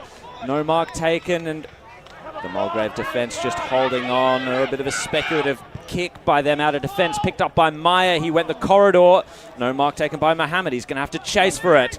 Bustling his way through was Rauskas. There is a bit of a skirmish out there at the moment as Rauskas ended up tackled, or the Mulgrave player ended up tackled. And we'll get a ball up. Up they go. Carter with the tap down. Sharked, however, by Wade. The kick wasn't great. It sat straight for Falloon. Got the handball to the running player on the outside, Sarkissian. Sarkissian, scrubbing kick inside into the midfield. Is it going to work through tapping? Yes, Davidson received it from James. He just fell over at the wrong moment, however, under a lot of pressure. Sarkissian received the handball, tackled as he kicked it. Still made the man, however. Top of the goal square. Great punch over the top for Waverley Blues. I believe that was Strongman, and Joel Hatch is now going to bounce it down the wing. The kick goes down the wing position, bouncing football. Playstead has a paddock in front of him. The big man lopes after it, picked it up nicely, then thumped it on his boot inside forward 50. He goes, dropping what he should have taken there was Lease. He had an opponent there in... free kick's been paid here. Going the way of Gervasoni. No, in fact, he goes back here. Carter goes wider. Balanis goes out towards the wing position. They're a bit sloppy at the moment, Brash, with their skills, the Mulgrave side. Yeah, they're not hitting the target, and they're being forced into areas of the ground, BWS, that they don't want to go to. Around the grounds, Upper Furniture Gully, 3-6-24, leading Sylvan 1 straight 6. And at the Bear Cave, it's tied 1-1-7 apiece. Thank you very much, Ryan Long. Has the prime mover kicked the goal yet? I don't know. We'll find out. Big thump that time there by Playstead. Straight into the arms there of Tilliard, though. Got the handball away. Here's Asker inside forward 50 now for the Lions. A chance for them to get on the scoreboard. But it's not going to happen this time because it gets Stacks on the mill. There's McGowan, the big man, bottom of the pack, and hand it back to the umpire. Looking to snag a couple of sausage rolls today, McGowan. There's no doubt about that. And they need him to as well. Boot to ball this time by James from the stoppage. It was smothered. He went after it again. Players once again dive on it, screaming for holding the ball. Umpire's not going to pay that one, and we'll have another ball up just inside the arc. 13 points is the margin. The home side looking for a goal. McGowan was held in the ruck, but the umpire said play on this time, and they'll go after it again through the legs there. That time of Gervasoni, who goes in after it again. He's got players diving all over him. And we'll have another ball up. 98.1 Radio Eastern, streaming live on YouTube and Facebook all afternoon today. Hope you're going to enjoy the sunshine and the broadcast. Doing a little pirouette that time was Hatch, and he got dispossessed, and he's going to be pinged for it as well. Great tackle here. It'll be a free kick the way of the Lions. Yeah, unfortunately, you might evade one tackle, but if you get nailed the second tackle, you're going to get pinned. And it's Tilliard coming in for their first shot at goal here. It certainly is. Had a great season last year too. You really come of age. Connor Tilliard. I've done this a mountain of times at training, so this should be bread and butter. I'm waiting for the two-finger salute, but I'm going to go with the early crow. It's a goal. The Mulgrave side get their first of the afternoon on the Bendigo Bank scoreboard. They narrow the margin. It's back to 7 points. They are 1-1-7, 2-2-14. The Waverley Blues 14 gone. Fourth goal of the year for Tilliard. Around the grounds, Beaconsfield leading Montrose 7-0, and out at Waverley Reserve, Park Orchards 2-1-13 leading Norwood 2 straight 12. Thank you very much. We'll keep you updated with all the scores around the grounds of this beautiful day of Eastern footy. And back up into the centre at Mulgrave Reserve. Rufus drowning in a tackle. As we'll have a secondary ball up. We've had fantastic weather for most of the Saturdays. Knowing our luck, as soon as the finals comes, it'll rain. Oh, don't say that. I know, but it could be a reality. If we're not playing finals at Baronia, I don't think it can rain. It only rains at Baronia. So, out the front of the stoppage was Gervasoni. High ball towards the arc. And, well, loose ball at the moment. Tracking it well was Dean. Got it onto the right. The snap was just a little bit narrow and thumped over by Strongman. Mulgrave moved to 1-2-8. Waverley Blues 2-2-14. So there are no finals this year at Baronia? No. No, there isn't. Oh, so I finally got a birthday wish that came true. Oh, come on. I'm only mucking around. They do look after us. It's always been a fantastic ground for us to run with, other than the ground itself. It goes out towards the weak position. They want advantage paid here, the Blues. Not going to happen. Running with it was Kinsella, but he had to give the ball back. So still across the half-back line. Ball Waverley, short passes on. They look a bit flat-footed, Mulgrave. Waverley Blues are looking to take the game on every time they take possession of the football. Delahunty is coming to the side wearing number 56 today. Goes inside forward 50. And Steele brought to ground. Couldn't quite get the boot to ball. Only about 10 metres out now from the goal line. Little flick over the back. That was okay. James got the flick out. Still alive there. Going after it was Delahunty. Brought to ground in a strong tackle by Noah Smith, and we'll have the ball up. A lot of stoppages early in this first 16 and a half minutes. Big fist over the top, that time by Butcher. Stayed alive though for the Blues. The kick goes in, couldn't quite take the mark. There was Rufus, brought to ground. Going through there was Fresher. Met a brick wall, and we will have another ball up. Around the grounds, one turner south leading 2-3-15 to Lilydale 1-2-8. So can they get a score from stoppage here? The Blues, Fresher nearly took it, had to turn tackler on Gervasoni. The handball was fired out.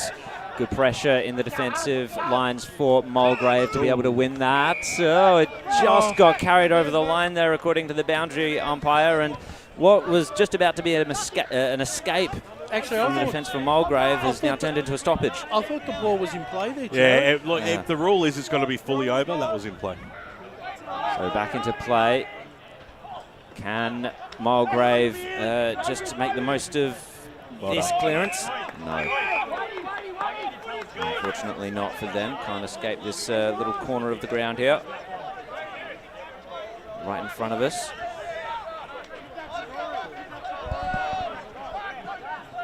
So up goes Playerstead, taps it out the back. Hunting for it was O'Connell. Couldn't quite get rid of it cleanly, but it ended up in the hands of McNamara anyway. He kicked it into space. Charging at it with a head of steam. Up was Buzzer. He's still going after it as Buzzer. And he might have drawn the holding free kick. So he's a kicking a bit from goal. Playerstead's calling for it in the goal square. Buzzer looks like he's going to go back and He's getting yelled at by teammates. He's like, we're having a shot, all right? Well, he definitely wasn't. He passed it off, and now the secondary kick inside forward 50 has found Kyle Vickers. Well, they should be able to. This is a favoured angle here for the left footer. You would think so. The former Doncaster man, he's known for kicking bags. Was Doncaster's just about their only goal kicker for one of those years, their last year in Premier Division, I believe. Yeah, he was. He's had experience on Port Melbourne's VFL list as he snaps around the body, and the experience there doesn't help this time, unfortunately. Just the one behind. Waverley Blues moved to 2-3-15. Mulgrave 1-2-8. Not a bad effort. But having him on a full-time basis this year, it's going to be important with the injuries they've got. It's huge. Least wasted no time and took off and then kicked it out to a 3-on-1 situation. Was pretty wasteful in the end as Playstead, who's done really well so far, got the handball away to the running Kinsella, who drives the ball inside forward 50. And there's been some holding going on, some unnecessary play, and the recipient will be Nathan Buzzer, who we saw have the ball at 55 metres out only moments ago. This time he won't pass this one off. He looks very content in going back and having a ping. Well, even if the free kick wasn't awarded, you had three lines really just going at each other, and no one was talking, all trying to spoil the ball. It's a terrible option at the end of the day. So it'll be Nathan Buzzer. Wonder if he's got a brother called Wiley. Sensational surname, nonetheless, as he comes in now.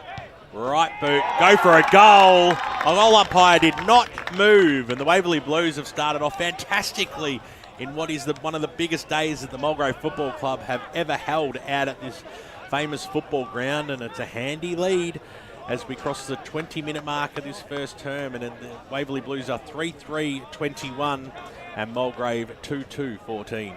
Well, they've deserved their lead, Waverley, because they've been first to the ball, and when the ball gets in their inside 50, they're putting real pressure on the back six of Mulgrave, and who are really struggling to get possession and get clear possession for the ball to get further down the ground. Perhaps a mark of Sam Bates' new coaching style, coaching game plan, just the amount of turnovers that have been caused, or stoppages that have been caused in Mulgrave trying to exit back 50 as Curtis goes up for this rock contest, falls to ground. Buried underneath the pile of bodies was the duck. And I wouldn't say that neither side were dominating the centre clearances. I think they look pretty even to me. They just let it hit the ground that time. Griffin James was first to it. Wrapped up again. Some of the decision making by Mulgrave early. Yeah, it's not good, is it? No. So I think we'll have another repeat. Well, Stoppage. I've got some scores around the grounds in Premier Division. One for you, BWS. Doncaster East, 3 straight 18 to the Roos, 1 straight 6. And Noble Park, 18 to Mitcham, 7. So wrapping it up was Sarkissian. Couldn't quite get rid of it, could the Waverley Blues man there. And got supporters trying to have a conversation. I know. It's a tad distracting. Mulgrave and he's filthy, we didn't answer. I know. Does he want the lights? He wants the lights on, I reckon. Well, this time we have a stoppage of another different variety. This one's over the boundary line. Let's see if we can't get something going from this clearance. Playsted's just going to do it himself. Take it out of the ruck and kick it down the line. Fresher, it went over his head. Falloon was the man at the back. Sure, his handball was stifled, so now Mulgrave are feeling the pressure already. Fresher comes up with it, hands it to Mohammed. And the one-on-one contest was just about won. Oh, stolen! Absolutely stolen from him it was. And the goal is going to go to Nathan Buzzer. It's his second goal. And it was daylight robbery in the forward 50. Again, the turnover's really starting to hurt Mulgrave. And Play said that's two big inside 50s for him. And just creating the options, and they're getting the opportunities, and now they're starting to seek the reward from him, Brush. They are, and it's where Playsted is really hurting Mulgrave and hurting McGowan is his work around the ground and at the contest. As well as Sam Bates alluded to, that he was going to be running up and down the ground. Well, at the moment, he's leading McGowan a merry chase. Rucks go at it again, and double fister that time by the big man Playstead, who's having some sort of a quarter, I tell you that, as Sam Meyer had kicked the opener. Hands the ball back to the umpire. We're in the middle here at Mulgrave Reserve. The sun-drenched Mulgrave Reserve, ground in perfect condition. Unbelievable transition of this football ground. Great place to be. Place is buzzing today. No buzzers kicked the last 2 goals, but this place is actually buzzing. It's great to see a really good crowd down here. Isn't it just? As once again, the Waverley Blues go forward. The inside forward 50s must be massive for them today. As Buzzer's taken it on the second bite. Has it been paid? No. A little bit unlucky there. Creating a few little issues down there, Buzzer. Certainly is, as the umpire throws it up. Mulgrave, they did have the numbers that time at the stoppage, and the quick kick out of the danger zone. It bounced away there from Roberts. He had 2 players to beat. The Blues have the numbers at the fall of the ball, but nicely done there, keeping the ball in play there for, who was it? It was Albrecht. I wonder if Matt Richards has told Fletcher to get up, to try and get up more of the contest because the ball's not getting to him. Little handball there from Mulgrave from the stoppage. Here's a go for them. A chance to go forward. The kick goes long, right towards the top of the goal square. It looks like there could have been a little bit of holding that time on Fletcher Roberts. The umpires paid it, and the crowd are very happy about that one because Fletcher Roberts, he'll go back. He's from point-blank range and no doubt put through Mulgrave's second goal, which will be a very handy one at this time of the quarter. That definitely was there. You can't do that. Right hand was holding back the arm. And there was one paid down the other end, so it's been consistent so far. So Fletcher Roberts, a timely goal for the home side. You can mark this one down. He's not going to miss this one, the big man. Leans over it and thumps it over the goal umpire's head. That's his first of the day. And at the 25-minute mark of the first term, on the Eastland match of the round, it is still the Waverley Blues leading this one by a handy 13 points. They are 4-3-27, but they're getting closer. Boundary. Lions 2-2-14. Let's cross down boundary side. It was a good point you just brought up, Brush. Actually, a few times when they've been in the defensive half of the ground, Fletcher Roberts has been dropping a bit deeper to try and help out, but it hasn't been too much avail just yet. Around the grounds in Division 3, Upper Gully now leading 37-13 over Sylvan. Knox leading Oakley District 22-8. And Scoresby 27 to the Basin 20.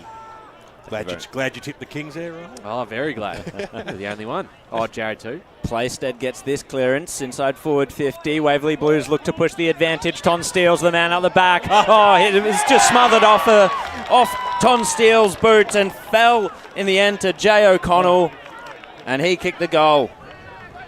That's an opportunist goal there, and this has happened. And this has happened a couple of times here for Waverley Blues. Well, just get it forward. That's what they've been doing. Yeah. And out the back, just wasn't marked, O'Connell. And that's a real frustrating one for Mulgrave. No doubt, especially with Roberts just having kicked one. You know, you'd think you might be able to go into quarter time with that slimmer margin, but no.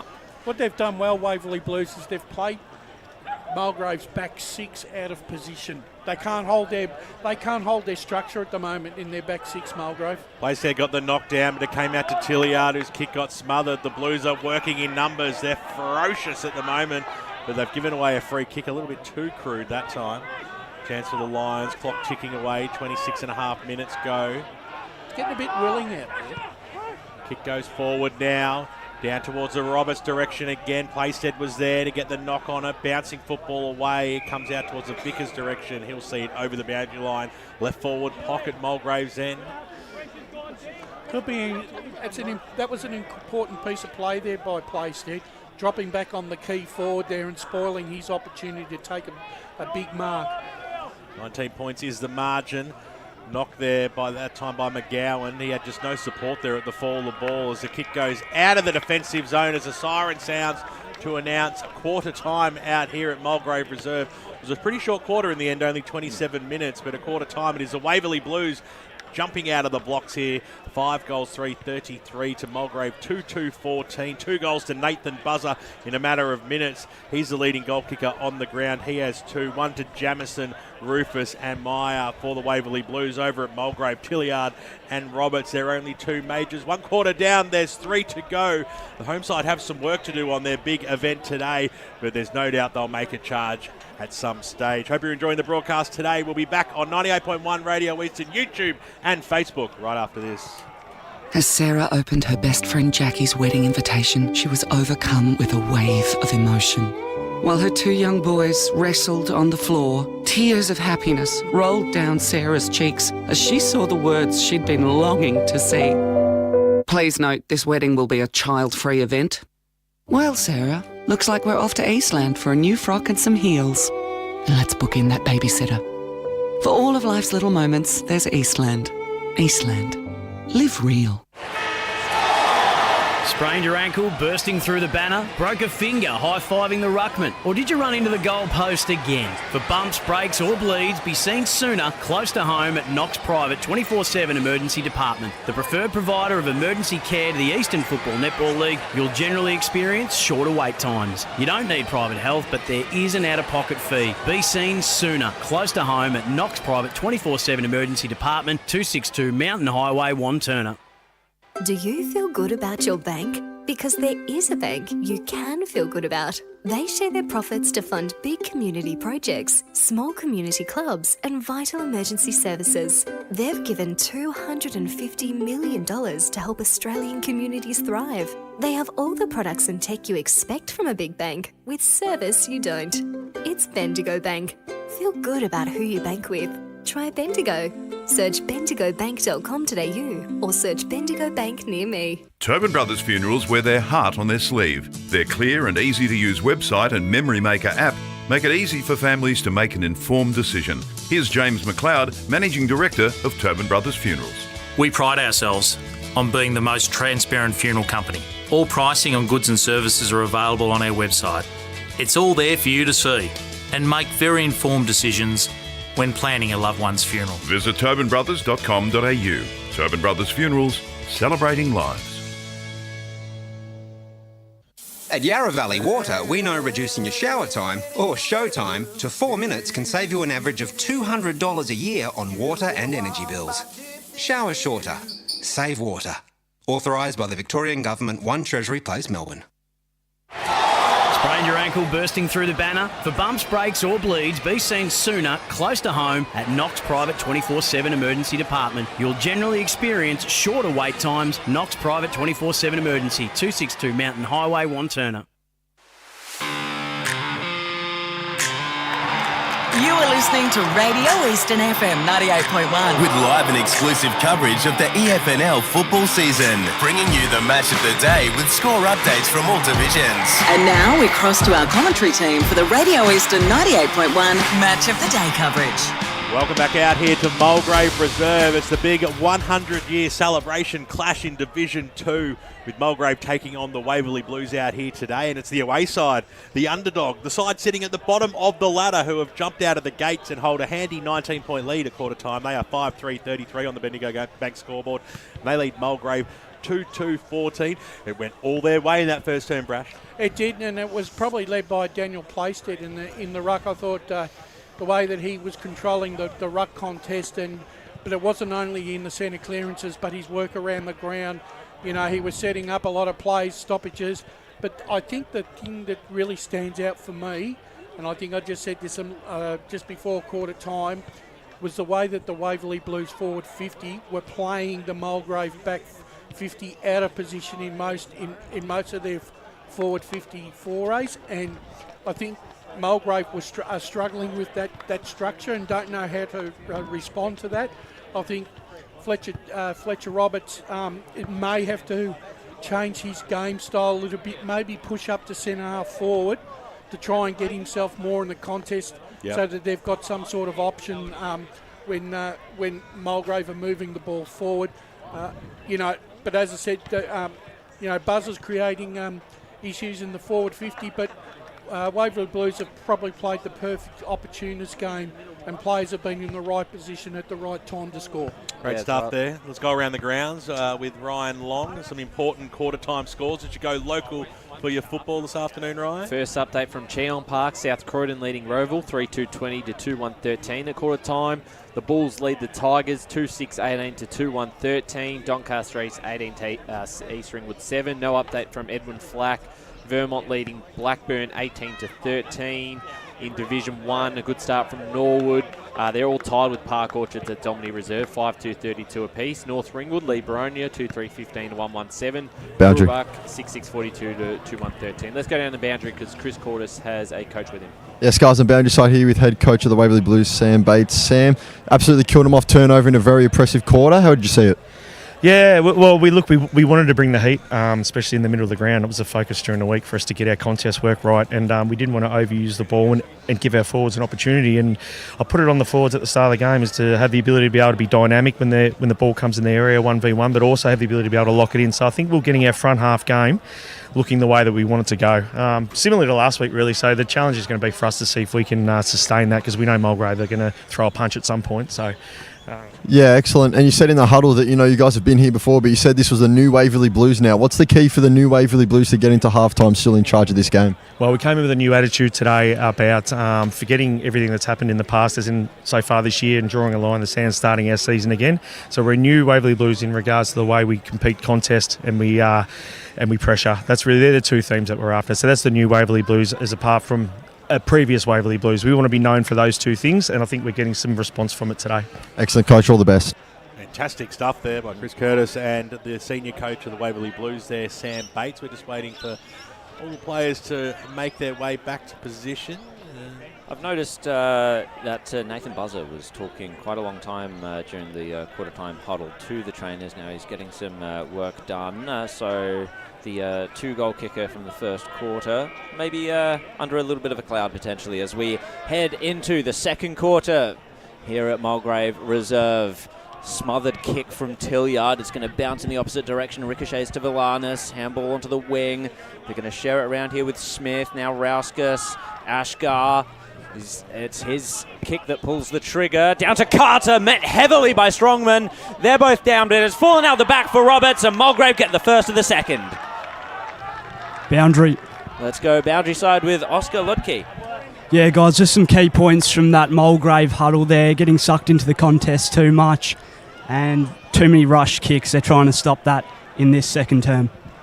Thanks very much, Oscar, as it's the start that the Lions wanted. There's no doubt about that. 2 goals on the board now to Fletcher Roberts, and Mulgrave off to a good start, Brash.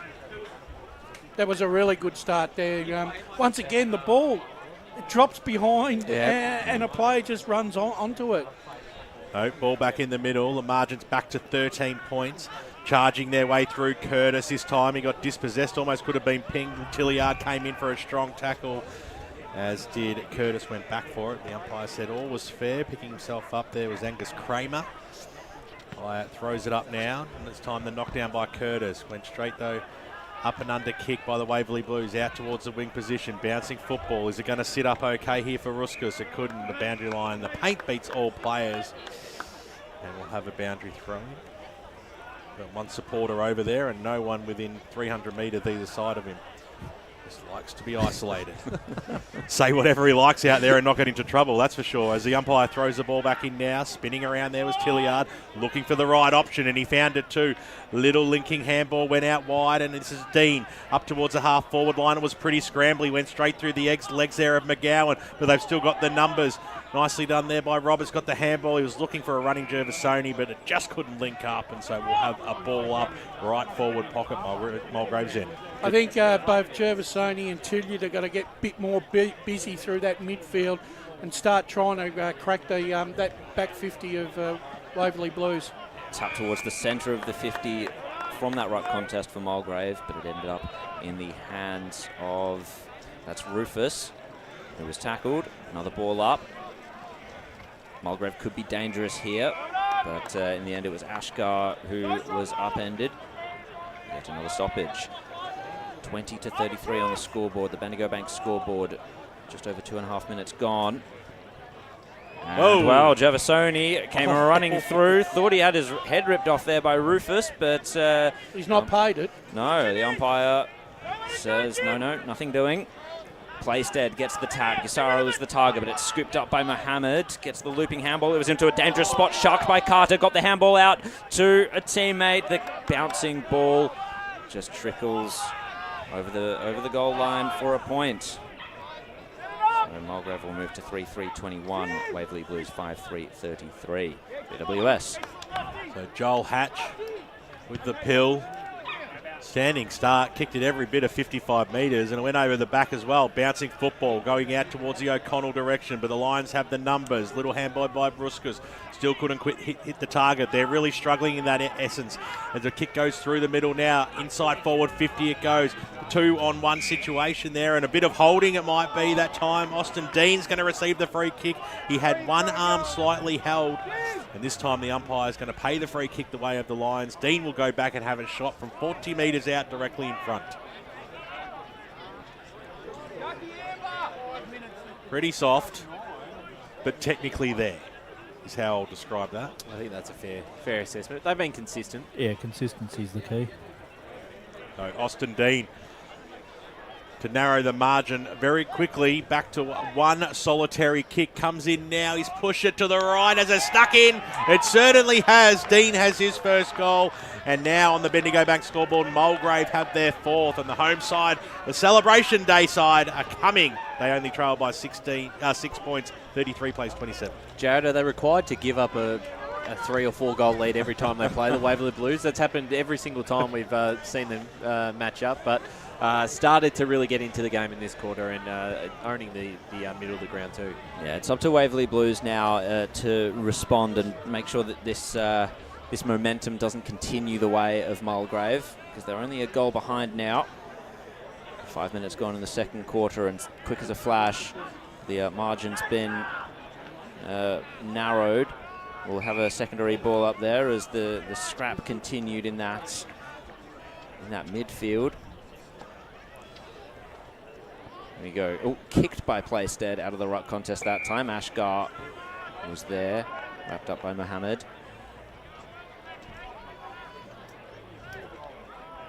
Yet another stoppage. Playstead out to Ashgar, bouncing ball towards centre half forward, scooped up by Dean, but couldn't handle it, and the Waverley Blues will respond with a kick. Oh, nearly a mark taken. Fell to ground, and Mulgrave nearly take it away. The intercept possession came from, that was Kinsella, and now the kick forward for the Blues. Over the top went Braden James. It was an important touch as well, because it fell now for Falloon, who's going to go back into the safety of his defence. It wasn't really that safe, because Baxter Lease had so much pressure on him, but was able to take the mark under that duress from Jamison. And he's going to be brought back onto his line here. Baxter Lease, as Mulgrave try and figure their way out of defence again. No, it was intercepted. Free kick's been paid, however. And 25 as well. So Mulgrave being marched down the ground. Waverley Blues, they looked like they were about to lock it inside their forward 50 again. It didn't happen, so the kick inside Mulgrave's forward line was intercepted this time. And that was well done by Jack Strongman.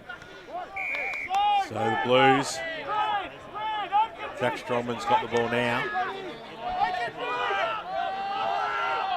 Called to play on. He's really got no options, and the kick ended up being smothered in the end. Roberts got the handball away. This might work out okay. Tilliard, handball away. Here's Sarkissian. Sarkissian shoots towards goal. It doesn't have the legs, though. It falls down the last line. The mark's been taken by Gassara for the Blues. Short passes on. You can feel the tempo's really changed in this game. Pressure now on the Blues. Struggling to get it out of that defensive zone. He dropped the mark there, McNamara. The umpire called play on in the end. He played the mark, then pulled play on. Gassara handball out wide. And a little handball by Hatch went nowhere, straight into his opponent's boot. And over the boundary line she goes for a boundary throwing. Very sloppy there. They got out of jail there, Waverley Blues. Around the grounds, Division 4, Croydon North Emlock lead Forest Hill 7-3-45 to 2-1-13, and Churnside Park 20 to Warrandyte 6.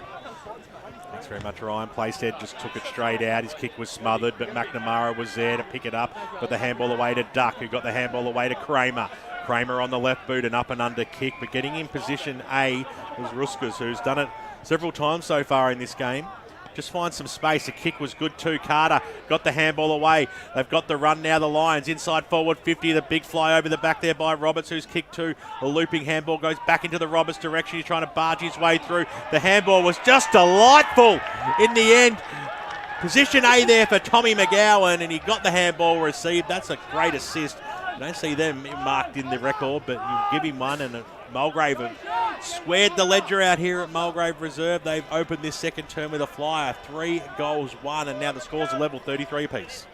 That was a beautiful piece of play. That's when you see the class comes out to play. He could have really raffled that, Fletcher. Now the pressure continues to rise on Waverley Blues, and there's probably been consistent with the way they've started this season. Start off really well, have a positive patch, and then once it goes poorly, they're scored against too quickly. Back into the centre we go. Playstead actually got the tap that time. Vickers, the handball out the front to Dark. He had to turn and twist to get some space, but found it. And the kick inside forward 50. What a strong mark coming over the top was Fresher. It was Buzzer this time, actually. I didn't expect him to see. I didn't expect to see him back out there because he was attended to for by the trainers for a long time during this quarter. And such a strong pack mark coming over the top. That's a candidate. He could be a revelation for the Waverley Blues this year. He's kicked a bag of 4 in the reserves earlier this year. Can he kick his 3rd for this game to try and spoil Mulgrave's momentum? And he's done exactly that. Straight through the middle. The Waverley Blues get their 6th on the board. And without Josh Williamson out there today, and obviously for a while now, he's going to be so important to this lineup. And he started today really, really positive. Is that goal 3? Yep. Yeah, fantastic start for him, and had to come from behind to take the grab. Maybe they've actually found a player. Maybe they've actually found a forward now, Waverley Blues, that they can actually start directing traffic through. Particularly with Vickers pushing into the midfield at the moment too, up the ground. Indeed, as you can see, Vickers there tried to shark that one, but it nearly came to Gervasoni. Mulgrave have to go again, however. Ashgar, Gervasoni just ran straight for it, and Sarkissian was the man on the outside to receive the handball, running into an open goal. Could he just let it through? I think he might have. Is that a goal to Ashgar? It is! Well, we'll see on the replay. Sorry, Sarkissian, not Ashgar. Let's have a look. So he kicked it from the corner of the square. Was aiming at that's Albrecht. Get touched here. Kisara might have had a case to plead, but I mean, you're back in the goal umpire, and obviously he's in a better spot than us. But just on first view, it did look like it may have got touched. But that's another Tobin Brothers goal of the day contender. Just cleared everyone. Yeah, unintentional goal. In the end, the players weren't really remonstrating that much either. No, that's true. Maybe it's fair. Maybe that was a goal. So scores level once again. Mulgrave starting to find momentum. Waverley Blues just finding some energy, though, to try and hit back as Playstead took it from the middle. Ton Steele, front and centre. Another goal! Waverley Blues respond immediately. Oh, it's been an exciting couple of minutes. Another one back the other way this time, and they're in the right positions. Ton Steele, that's where you need to be as a crumbing forward. Was at the centre of the pack, and then the quick snap at goal. That's a great response after the quick one from Mulgrave, and all of a sudden it's a bit of a shootout in this second half. And that's the thing. I don't know whether neither side wants to have wants a shootout here, because it actually exposes your defences that they've got issues. 6-3-39, that's Mulgrave. 7-3-45, Waverley Blues with that last goal. 12 minutes gone on the Bendigo Bank scoreboard. Carter got the tap down. Foraging for it was Sarkissian. Actually, he's done well since he's gone into the ruck, Carter. He seems a lot more mobile matchup here with Playstead. Yeah, it's an interesting one, isn't it? As Vickers takes it from the front of the clearance. He just blazed away at goal. Called something. This will be downfield. I think this is the downfielder. I wasn't watching Vickers. What happened? Well, I think it got cleaned up after the kick. So that's going to be marched right down towards the goal. This will be a certain goal for, and this is still on. It's still going behind play at the moment. Well, Waverley won't want to do anything to give away because they've got the ball right now. And so the umpire's it's all on at the moment. Steele, meanwhile, snapped around the body. He was complaining about the angle that the umpire had put him on. Didn't end up mattering. Ton Steele gets 2 in a minute. Steele kicks the goal from the advantage, the downfield advantage. It's just seeing this start to disperse now, but just silly. I understand. Look, bit of ill discipline. You can understand the ill feeling, but when it gets to something like a fracas like that, then something must have happened. Yeah, absolutely. You know what I'm saying? You don't have a fracas like that if there wasn't something untoward. So we've got 6-3-39. Boundary. That's Mulgrave. 8-3-51. That's Waverley Blues. Suddenly a 2-goal buffer as we go down to Chris Cordes on the boundary line. Alex Hardy's just copped a yellow card for his part in that brawl, boys. Did you actually see how that started, Chris? Obviously, there was a downfield free kick. It just kind of kept bubbling and bubbling from there. It never really seemed to end, and by the time Still kicked it, it was all happening. So the clearance will go the Waverley Blues way again this time. Oh, until Rufus was just tackled by 3, brought to the ground. Mulgrave, they were able to get the kick away. It's into space. Oh, great pressure by Jack Davidson to lock it in, but finding the ball first. That was excellent stuff by Delahunty, the debutant, I believe, today. He was able to outposition his man Davidson and bring it over the boundary line. Umpire brings the ball back into play now. Nice little fist there by McGowan, right into the hot spot. Nicely done there by Delahunty. Got the handball back. They'll squeeze themselves out of the phone booth, out towards the wing position. And a brilliant mark. 19's over there. You choking on the flake of a sausage roll, are you? You know me too well there, Brash. The umpire throws the ball in, and we'll have a ball up the flake of a sausage roll. Just unfortunate we couldn't get a pasty for Jared. Just have a no worries. Just have a bit of water, mate. Placed real big knock over the top there. They're trying to barge the ball forward. Quickly tackled there was James. And we'll have a ball up, 45 out. But actually what's actually happened with the way this game has panned out, it's actually going to be a pretty fierce contest for the rest of the afternoon now. It looks like it. Ashgar gets the clearance. James was upended immediately. Ashgar goes again. I'm liking the second efforts from Omar Ashgar today. But the boundary line will beat all comers. Valanis was the target of the handball. Because if they keep playing at this pace and the way that they're hitting each other, both sides are going to come off at 5 o'clock this afternoon, and they're going to be pretty bruised and battered. Absolutely. Placed against Curtis once more in the ruck from Mulgrave. No clearance going either way, however. Around the ground out at Batterham, Prime Train making a bit of a statement with the Bears. 8-4-52, they lead Scoresby 5-3-33. That's impressive by the Basin. It'll be a big scalp for them if they're able to take the Division 4 premiers out What's this going time. on And here? there is a bit more of a scrap going on. There is definitely feeling in this as Plaisted goes down. I think I actually think it's the way that the players are being tackled. I don't think both sides like the way that they're tackling each other. I think they see a lot. There might be some of that sling element into it. It's a lot revolving around. Vickers seems to be in the middle of it every single time, and I don't know if maybe there's some words out on the ground. There's a bit of feeling with. Bit of an angry ant. Yeah, maybe he's getting under the skin of a few of the Mulgrave players. Well, it's Vickers with the free kick this time, and he's going to line up for goal. The former Doncaster man, of course. Marches in, opens up the angle on the left. It looks pretty straight. It's there, and Waverley Blues now suddenly have a 3-goal buffer.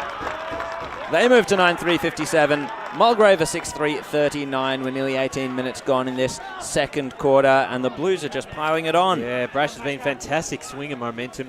Mulgrave on top at early stages, got the back to level, and then since then, Waverley have really lifted, and Vickers have been one of those key players. It's basically been 8 minutes. 8 minutes Mulgrave, 8 minutes Waverley Blues. Now we're just heading into red time. Waverley Blues have a 3-goal cushion already. Mulgrave need the next couple, I reckon. They need to go into half-time being a goal or 2 down. They can't afford to be 5 down. Entertaining second quarter so far, and we haven't even hit time on as the handball that time by the big ruckman in Curtis went backwards. Now they'll use the broadcast side, bouncing football, spinning around on a thrup there was Albreach. Goes inside forward 50, bouncing football. Who will it favour? It goes into the arms there of Delahunty, who dropped it really, really hard. And he will receive the free kick, Zach Delahunty. Tell you what, that sausage roll is right up there with the best I've had at local football. There's no patties or 4 and 20 here. It's bakery fresh. Get to the canteen to help yourself as it comes out wide. Hatch on the right boot. Up towards the wing position. Big fly and a great mark taken out there. Waverley Blues just weighing up the options to go up towards the half-forward line. Almost looked like there was a push in the back there on Steele, who really played for it. The umpire wasn't having a bar of it. Sarkissian's in there too. He'll hand the umpire back the ball and we'll have a quick restart. Came down for all the ball. O'Connell got the handball away. The quick kick goes inside for the Blues again. Searching the lines though. And the last line of defence will link up okay here as Falloon on the left boot. Has to be perfectly done. And it was just that as James goes over the top. The kick was also good. Al Breach was in there. Takes the mark in front of McNamara. Right in front of the Mulgrave dugout. Got the pass on and they're taking a few risks here, the Lions. It'll be a downfield free kick going the way of Dean, who probably would have taken the mark anyway, but he didn't have to try in the end as he goes inside forward 50. A one-on-one situation. You were never going to knock back Fletcher Roberts in that situation. The big man had to sit. He worked himself from the back to the front, and he'll go back and put through his third of the afternoon, no doubt. And this is Fletcher Roberts at his very dangerous when they open the forward 50 and allow him space for a one-on-one attempt. He's nearly unbeatable, and that's something that Waverley Blues have got to watch. Well, the margin is 3 goals, but it's not anymore. It's 2 goals as Fletcher Roberts puts through his third. And on the Bendigo Bank scoreboard, 20 and 32 minutes past on this game, and it is a 2-goal lead to the Blues. 57 plays 45. Yeah, that's absolutely right, Brash, and that's the perfect delivery. That's a perfect situation. You want Roberts in, or one-on-one. You back him in, and if you get the right delivery to him, you know he's not going to fail you. Entertaining quarter of footy. 9 goals scored, 5 the way of the Lions, 4 the way of the Blues. And there's yet more to come as we've only just ticked into red time. While we wait for the footy, some scores around the grounds. Noble Park leading Mitcham now 48-14. The Lions still lead the Roos 37-33. Roval trailing South Croydon 21-27. Blackburn hit the lead over Vermont 31-25. We still waiting on the football. I think we are. All right, we'll keep going. Division 1. Beaconsfield lead Montrose 30-26. Mooroolbark leading Bayswater 56-19. Baronia back in front over North Ringwood 29-21. Park Orchards and Norwood still tied 49 each. So good to see Norwood really competitive there. The kids have retrieved the ball. Still waiting. We'll go for Division 2. Surrey Park lead Heathmont 40-25. Wanturna South 53, Lilydale 22. And Templestowe Croydon, the Blues now trail 19-34. Templestowe leading. Well, the ball's been retrieved from Wheelers Hill or wherever it may have ended up. Well, they have to, Jared, because $120 a pop, you can't afford to lose too many footies. I can imagine. Oh, good fly by Curtis, but it went a bit early there against Playstead, so no one really got the tap. Ashgar goes hard again, and in the end it was Noah Smith who was wrapped up, upended, and the Waverley Blues happy to stop that potential clearance for the Lions. Here we go again with another stoppage. 3 tackling that time from the Waverley Blues. Their pressure has been quite excellent today. I think the one thing that Richards will be happy about is that Mulgrave is still in the contest, but Gervasoni and Tilly really have had no impact on this contest. Yeah, it's interesting to see what sort of upside Mulgrave will bring in the second half, and that's a high free kick given away to Vickers, and then a 25-metre penalty as well. Just to add to it, how many 25-metre penalties has Vickers, or how many free kicks has Vickers drawn today? And so 3 is that, Brash, goodness me. Gisara takes the mark wider. Just looking for options in forward 50. Had to step this way and that to get clear of his man. That's a lot of Mulgrave jumpers down there, and Bryce Curtis was the biggest amongst them to take the intercept mark and find the wider kick still. And I believe that's Sarkissian. Manny Sarkissian, who was looking backwards but been screamed upon by McGowan to go down the wing, and the kick was good too. Tilliard had the front spot there. So Tilliard, some advice from the bench and the brethren right in front of the club rooms here as the driving kick. Roberts over the back, got a mid on it, knocked it down, tried to be kept alive by Al Breach. He did just that. He straight into the arms there of Rufus, who was brought to ground in a strong tackle by Noah Smith. And we will have a ball up 5 metres inside the boundary line, right on the wing out here at Mulgrave Reserve. Hope you're enjoying the broadcast today. 98.1 radio. Boundary. Streaming live around the globe, YouTube and Facebook. Let's go boundary side. Matt Albrecht just got put into the fence right next to us, but he's up and okay. Kick inside forward 50, was looking for McGowan. He took one bite at it, got knocked away from him. Loft was at the fall of the ball. Happy to tie things up for the Waverley Blues, and we'll have a bounce just inside the forward arc for the Lions, trailing by 12 points. They trailed by 19 points at quarter time. They got themselves back square and level.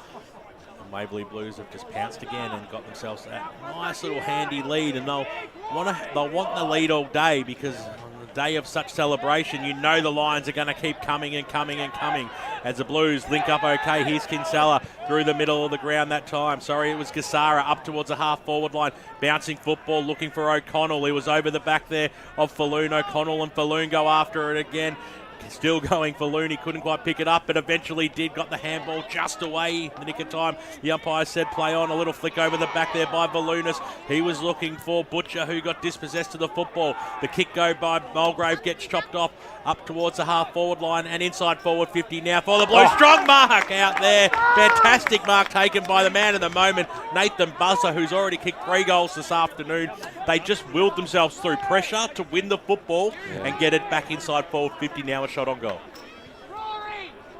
And so they had 3 lines there around him too, so he's just starting to really make his statement on this game. You got 3 players on you, then you know that there's 2 other Waverley Blues players loose. So, Nathan Buzzer, it's a difficult angle, but not beyond him.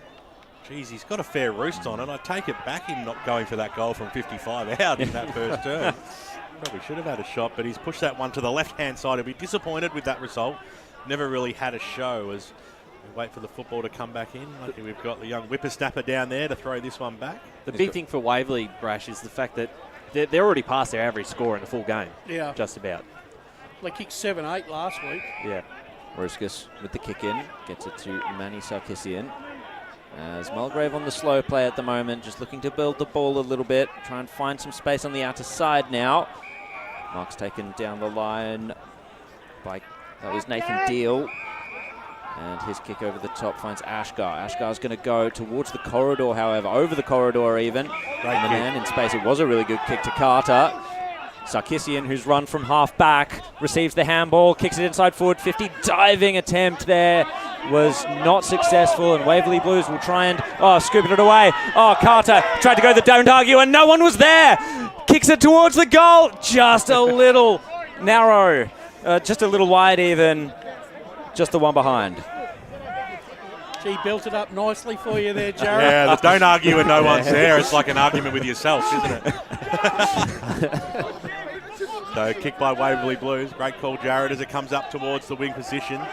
The fall of the ball. The Blues have all the numbers here. Little handball back. It was a bit of an up and under kick there by Muhammad. It was pretty ordinary in the end, and it went out of bounds on the full. So, it will be the Lions in the arms of Pereira. Bring the ball back up to the half-forward line, or he might elect to go in the middle. He had some options in the middle. Have to kick over the man on the mark here. So Pereira. Short and risky, very risky. It's been chopped off by Vickers. He could almost kick this, Vickers. 55 out, set sail for goal, Vickers. Will he put it through? He most certainly will. A class act with a class finish. 2 goals now to Vickers, and the Waverley Blues against the flow there. They steal one back, and the margin back out to 18 points. Well, what a game. This quarter has been massive for Vickers, and he's got a bit of pace on him, Brash, and once he got through and saw that there was no one in front of him, you knew exactly where he was going. That's a fantastic finish. That was, only special players can read the play like that and then finish off their work. That was an exceptional piece of play there. Tell you, he tempted fate first and got pulled back, and then tried exactly the same trick, but this time he missed the target and he paid the penalty. Approaching half-time. Do not despair, Mulgrave fans. You might be 3 goals back, but I reckon you've got a lot left in you. Well, the pace of the game, it feels like you can kick 3 or 4 very quickly. Yeah, exactly. Very true. So it's going to be a ball up once again, as Noah Smith was the one tackled. Playstead got the punch, but Ashgar roved it. Fresh airy, back to Playstead. James now for Mulgrave, and Valanis goes for a march. Kicks it from the arc. Is he going to kick the goal? It would have been a great response. Yes, he is. What a goal from Valanis, right from the centre. And Mulgrave get the response in the shadows of half-time. Goal of the day contender right there. Fantastic goal. What a burst that was. Yeah, what an answer. Great response. And again, as soon as he got a bit of speed on him, and he is a quick one, and he kicked the match winner last year against Waverley Blues, and you knew exactly where he was going, and that's what we're saying. It's just been a frantic pace in this first half. It's exactly what you want. It's interesting. The quarter started pretty slow, and then all of a sudden this happened. Yeah, well, 6 goals to Mulgrave in this quarter, and 5 to Waverley Blues. So going forward again, Al Breach goes in after it. Couldn't quite pick the football up over the top there. Strong tackle by Duck, and we'll have a ball up.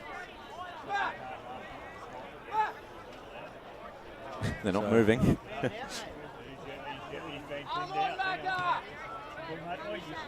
So the umpire throws it up now. Bit of a fresh air shot by both ruckmen there. Curtis goes in after it again. Ashka came in for support. Free kick there, Curtis. So from 2 really fast bits of play, it's just stopped to nothing at the moment as the kick goes inside 450, dancing around. Several plays. Davidson handball. That kick goes goalward. And it's actually no way. It's Fletcher Roberts. Fletcher Roberts has just done something miraculous. We got the handball from Davidson, and there's been a whistle as well out there. But the goal has been awarded. There's no doubt about that. And Mulgrave just like half-time. Sorry. just like that. That's what the whistle was. It is a very odd horn out here. Like, there is absolutely no doubt about that. Fletcher Roberts, what a finish that was. Just in the nick of time too, on the bell, if you don't mind. And what a game we've got out here today on the big occasion, the 100-year celebration of the Mulgrave Football Club out at Mulgrave Reserve. And at half-time, it's the Waverley Blues who have been out to as much of a 19-point lead in this match, but they go in just 6 points ahead at half-time. They're 10-4-64, Mulgrave 9-4-58. Major goal kickers on the ground. Nathan Buzzer has 3 goals for the Blues and a couple of misses, while Kyle Vickers kicked one of the goals of the day to get his second just towards the end of that second term. The rest are singles. 4 goals, though, to big Fletcher Roberts. Didn't he come alive in that second term? He's the major goal kicker for the Lions, and the rest are singles. Hope you're enjoying the broadcast today. 98.1 Radio Eastern is streaming live around the globe on YouTube and Facebook. What a first half it was. We're in for an exciting finish. Make sure you stay with us because we'll be coming back with all those important around the ground scores. As Sarah opened her best friend Jackie's wedding invitation, she was overcome with a wave of emotion. While her 2 young boys wrestled on the floor, tears of happiness rolled down Sarah's cheeks as she saw the words she'd been longing to see. Please note, this wedding will be a child-free event. Well, Sarah, looks like we're off to Eastland for a new frock and some heels. And let's book in that babysitter. For all of life's little moments, there's Eastland. Eastland. Live real. Sprained your ankle, bursting through the banner? Broke a finger, high-fiving the ruckman? Or did you run into the goal post again? For bumps, breaks or bleeds, be seen sooner, close to home at Knox Private 24/7 Emergency Department. The preferred provider of emergency care to the Eastern Football Netball League, you'll generally experience shorter wait times. You don't need private health, but there is an out-of-pocket fee. Be seen sooner, close to home at Knox Private 24/7 Emergency Department, 262 Mountain Highway, Wanturna. Do you feel good about your bank? Because there is a bank you can feel good about. They share their profits to fund big community projects, small community clubs, and vital emergency services. They've given $250 million to help Australian communities thrive. They have all the products and tech you expect from a big bank, with service you don't. It's Bendigo Bank. Feel good about who you bank with. Try Bendigo. Search bendigobank.com.au or search Bendigo Bank near me. Tobin Brothers Funerals wear their heart on their sleeve. Their clear and easy-to-use website and Memory Maker app make it easy for families to make an informed decision. Here's James McLeod, Managing Director of Tobin Brothers Funerals. We pride ourselves on being the most transparent funeral company. All pricing on goods and services are available on our website. It's all there for you to see and make very informed decisions when planning a loved one's funeral. Visit tobinbrothers.com.au. Tobin Brothers Funerals, celebrating lives. Do you want to study at the #1 sports science school worldwide? Study sport at Deakin and benefit from the most advanced sports facilities available, from running tracks to biomechanics labs, and decked out gyms to a climate chamber. Deakin have what you need to graduate ahead of the pack. Discover endless opportunities in sports science by visiting deakin.edu.au/sport. Deakin, proud sponsors of the EFNL.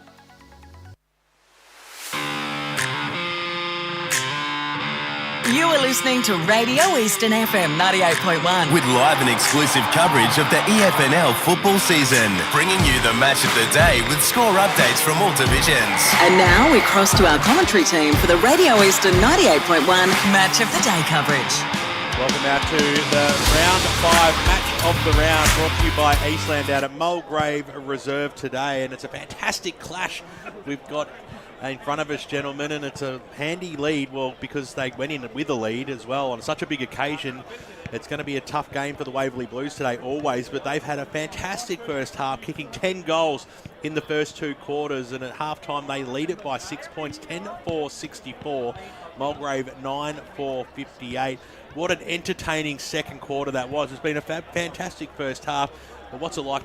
How did you see it from the boundary line, boys? Oh, it was very interesting down there, I have to say, and it's looking at it, it was interesting. Obviously, second term, Mulgrave got out, got a bit of momentum. It was really interesting from my point to see that the Waverley Blues were able to get back and really respond there, because in the quarter time huddle, there was one thing that head coach Sam Bates touched on, was that, you know, we've been here before, but we need to make sure that we're not looking ahead to the game. We're just looking ahead to the next 25 minutes, and we need to make sure we're doing well there. So it was really impressive for me to see, obviously on Mulgrave's day, and for a very young side by many margins, considering they've been a bit unlucky this season. Waverley Blues have really come back and are really standing tall for themselves and standing tall for each other so far. Oscar Luca, how did you see it? Baptism of fire down there on the boundary today, but you've got a fantastic game in front of you. Yeah, look, it's been awesome. Great viewing. There's a lot of feeling in it, isn't there? It's been a lot of rough and tumble down there, and it's been an awesome watch so far. Fantastic to see. Well, they needed someone to really step up, Mulgrave, and Fletcher Roberts really stood up in that second term, and he's a real big presence on the ground, isn't he? No, that's exactly right. I actually thought Jack Strongman probably got the better of him in the first quarter, but I mean, if you talk about players that are going to win your games, it's players that can dominate moments and that can really step up and show their quality, and that's exactly what Fletcher Roberts has done. I mean, he's got 4 for the day, I think 3 in that second term. And he hasn't got an awful lot of supply, we have to say. It's really been opportune moments. He's popped up with a big pack mark, or we even saw him snap around the corner for his most recent goal there. So it's influential plays like that, you know, no matter how the game is going, can turn the momentum in your favour and really put your team in the front foot, and I think that's what he's done so well so far. I thought Bryce Curtis, the second term, was a lot more improved as well, because in that first term I thought the big man Daniel Plaisted was making it very hard for Mulgrave to get past him, and he was creating space and he was creating a lot of opportunities, but he was a lot quieter in that second term. Yeah, that's definitely right, and I think it's a result of maybe the physicality of the game. Obviously, like Oscar said, it's been a lot of physicality out there, a lot of, you know, a few afters after some tackles, but I think it's been a result of Curtis being able to get back on top. I think Mulgrave haven't quite gotten the output out of some of their major ball winners that they'd usually get. Obviously, Tilliard and Gervasoni's still been quite good, but haven't quite been dominating the game like we've seen them do in recent weeks. And even Riley Valanis, apart from bursting through the centre square and kicking that goal, maybe the midfield hasn't quite been as good as it has been in recent weeks. So it's been really encouraging, I think, from a Mulgrave perspective, to see their big man in Bryce Curtis step up and start to regain a bit of control in this matchup. Exactly right. Nathan Buzzers presenting really well up forward. Kyle Vickers, we know he's a class player, has played at a higher grade, and has been a real big asset to this team. But it's as close as almost it was at the start of the game, and we let you off the hook, Oscar, without giving a tip. But it doesn't get any easier now, because we're going to ask you, who do you think who's going to get the chocolates today, mate? Yeah, look, it's a tricky one. I'd have to say, at this point in time, I'd say Waverley. They've been so good so far, and they're leading on the scoreboard at the minute, so I'd have to go with them. Fair question for me, because we all sort of have a team that we follow in the Eastern Football Netball League. Who would your team be? Yeah, look, probably I'd have to go. I've played for 3 clubs, so it's a hard one. Oh, you've to been choose. chasing the coin, have you? I have. That's exactly right. But I'd probably have to go with Bayswater. I spent the longest time with them and won a premiership with them in 2019, so I'd probably have to go. Yeah, amazing, mate.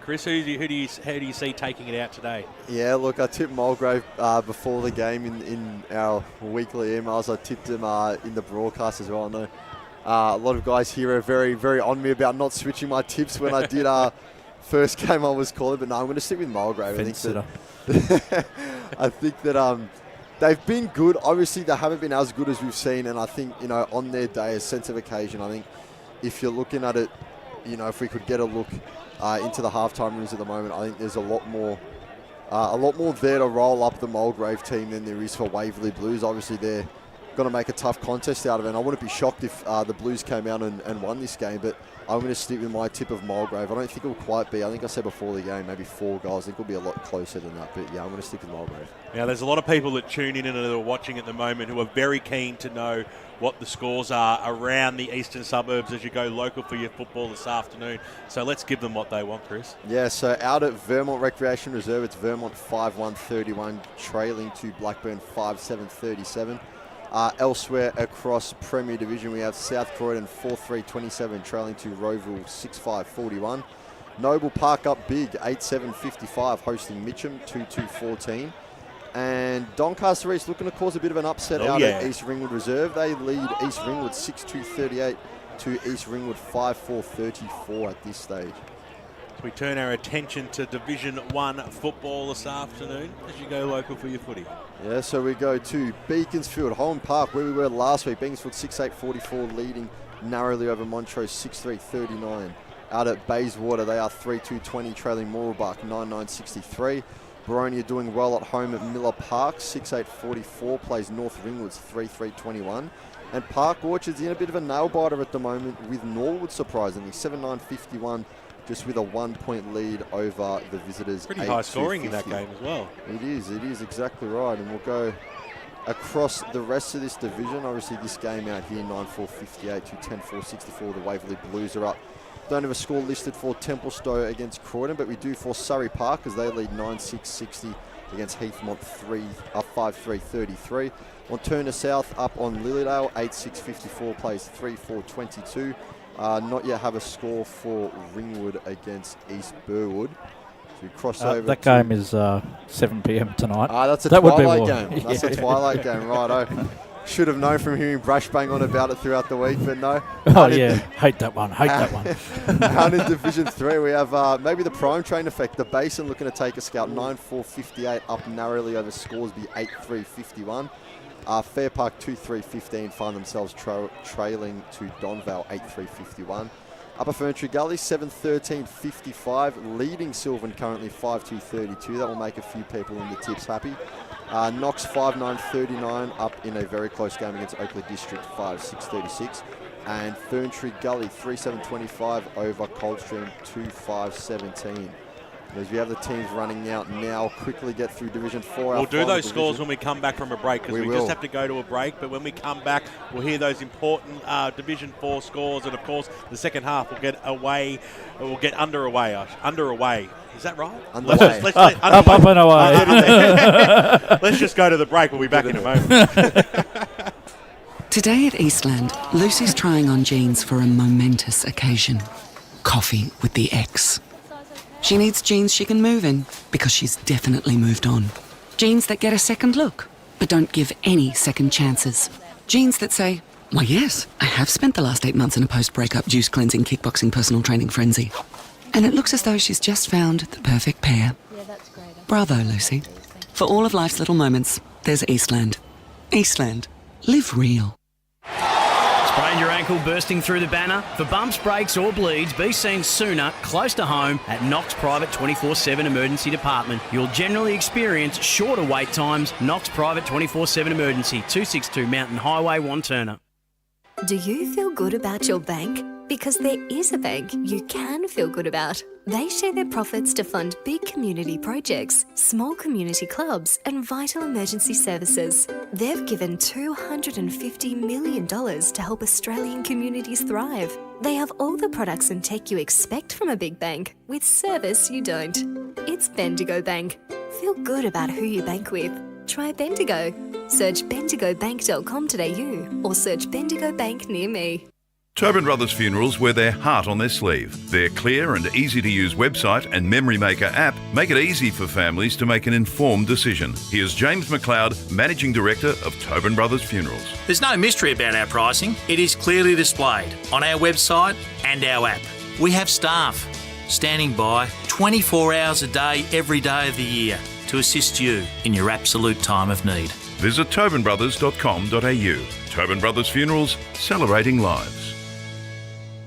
There are only 3 things that should be flushed down your toilet: pee, poo and paper. Some wet wipes and antibacterial wipes say that you can flush them, but you can't. They clog up the toilet and pipes, causing expensive blockages. Save yourself a truckload of trouble. Put your wet wipes in the bin. To learn more, head to the Yarra Valley Water website, yvw.com.au/wet-wipes. Hi, Dylan Dow from the Baroni Football Netball Club here. When I need to grab a quick coffee or a bite to eat, I'm popping into Eastland. Eastland's more than a shopping centre. They support a range of community organisations and have been a major partner of the EFNL since 2018. Cheers, Eastland.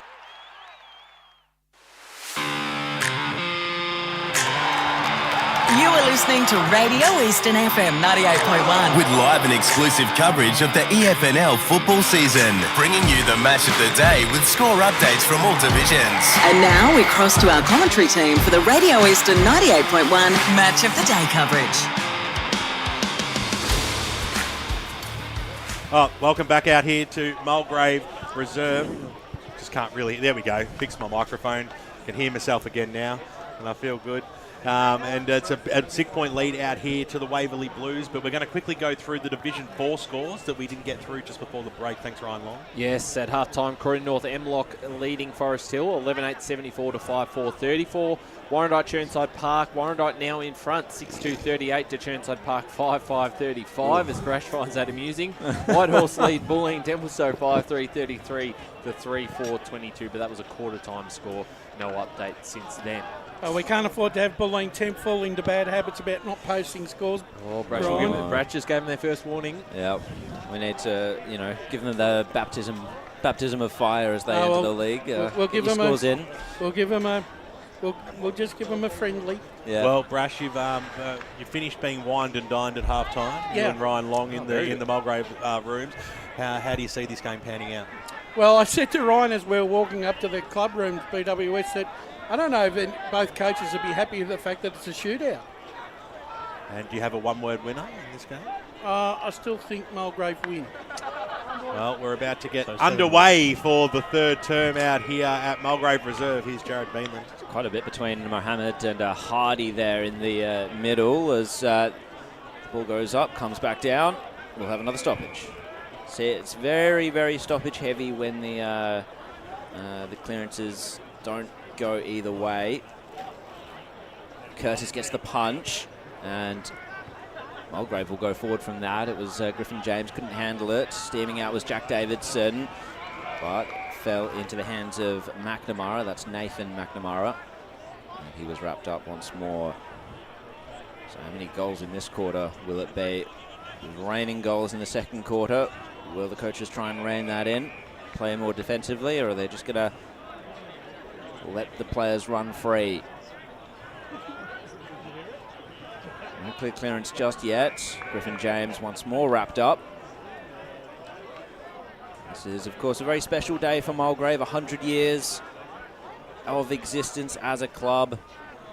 It's great in the rooms as well. They've got all the memorabilia. It's fantastic to look at. So the clearance this time will go to Carl Vickers, but he found the boundary line before he found anyone else. So a subdued start to the third quarter when compared with how that second quarter ended. Just feeling each other out. You're feeling a little underwhelmed, are you, Jared? Playstead this time gets the clearance. Intercept mark taken by Rauskas. So Rauskas, see if we can fire this one up a little bit. As the kick goes out towards the wing position. It was a 2-on-1 situation, but running through there was James. Kept the ball alive. Nicely done, James. On the left boot, goes inside forward. 50 over the back, went straight into the breadbasket of Roberts, who kicked 4 in the first half. Got dispossessed of the football. Kinsella was there to mop up the pieces. Kick out towards the James direction for Mulgrave. Couldn't pull the mark down. Players hit the deck, and the umpire comes in to bounce this one. Throw it up, I should say. Long gone the bounce. As he throws it up now.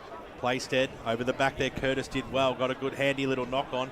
Bit of a run for the football there. Kinsella hit the deck, wrapped it up like a teddy bear, and we'll hand it back to the umpire. Just inside the forward arc here for the Lions. What can they manufacture out of this stoppage? Another knockdown there to Curtis that time. A lot of players around this football. Tilliard trying to bust his way through. He's brought to the deck, and we'll have another bounce. I'm trying, Jared. I'm trying. Curtis. We'll get there, I'm sure. And Playstead for the little backhander that time. The Lions got the handball away. Sarkisian. Well, handball got away, and the umpire, like we see these days in the AFL, you only got a few seconds to get rid of it. So it'll be the Waverley Blues now. Chance from that defensive zone to kick it up towards the half-forward line. It was a beautiful kick too. Ruskus was in there, seeing it over. Baxter Lease, and over the boundary line she goes for a boundary throw-in. 3 minutes gone in the third quarter on the Bendigo Bank scoreboard. Still that 6-point buffer to the Waverley Blues. Back into play. It's 2nd versus 10th on the ladder. So fascinating, obviously, to see Waverley Blues up at half-time. Of course, a very even division, as we'll have another ball up there on the corner of the square. Good pressure applied by both teams at the moment. Who's going to be first to it? Plenty of hands, plenty of arms, plenty of limbs, and the umpire is forced to untangle the situation once more. Playstead and Curtis, as it's been for a lot of the day. Kinsella ended up with it. He's on hands and knees. Is it going to squeeze out? The umpire let it go. Gervasoni was the beneficiary of that one. So Dean now over to James. That's Braden James. Now Hardy sets himself, was under a little bit of pressure, got the kick into space. Leading up was Carter.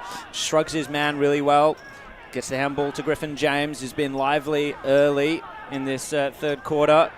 Handed it out to Davidson. Carter kept running, kept it in front of him. McGowan was there, bouncing ball towards the top of the goal square, but over for just the one behind. It opens the scoring for the third quarter. Mulgrave 9-5-59, Waverley Blues 10-4-64. 4.5 minutes gone on the Bendigo Bank scoreboard.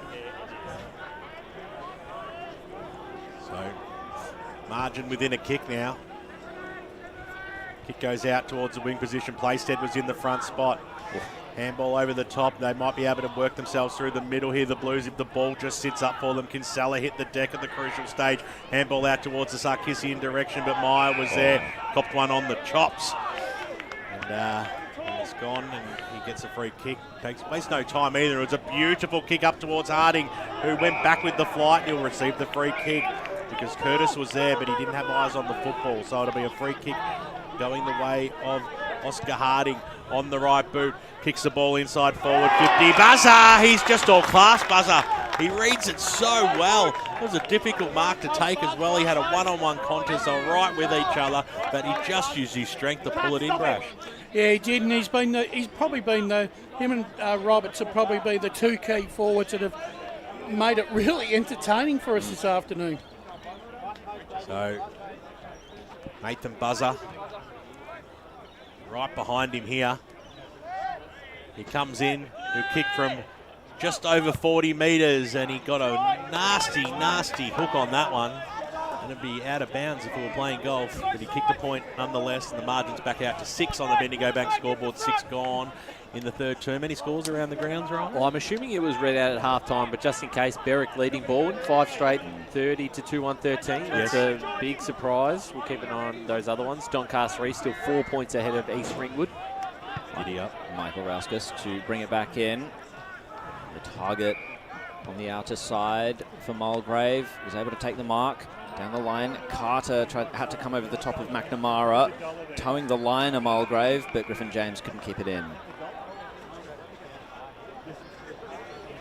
Any more scores, Ryan? Down at the Bear Cave, it's still 6-point lead to the Basin, 64-58. Upper Fentry Gully doing it comfortable, as I predicted, 68-39. Sylvan, Jared? Yeah, interesting, isn't it? I do rate the home ground advantage for sure. So back into play here. It's Mulgrave with the home ground advantage and the celebration advantage as well, if that's such a thing.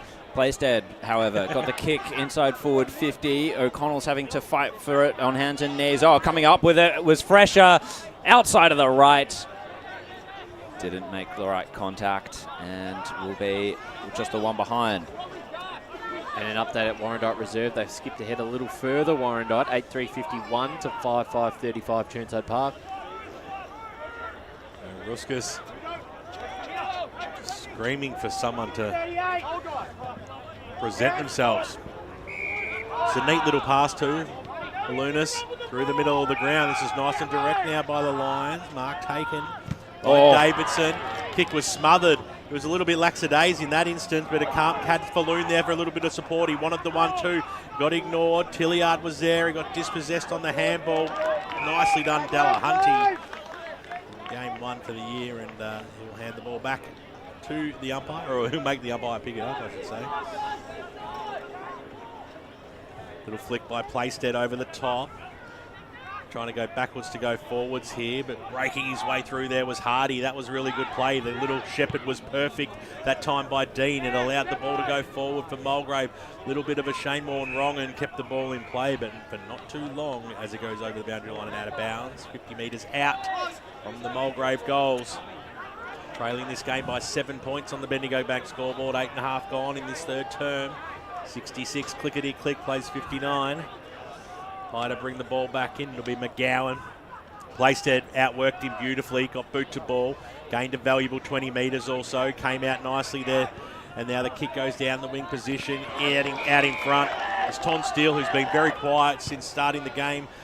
Off to a flyer as he kick goes inside forward 50. Strength at the back there. That was a fantastic mark taken by Falloon, who wastes no time either. He's got space on the outer side, and chasing after it and taking the mark there was Butcher.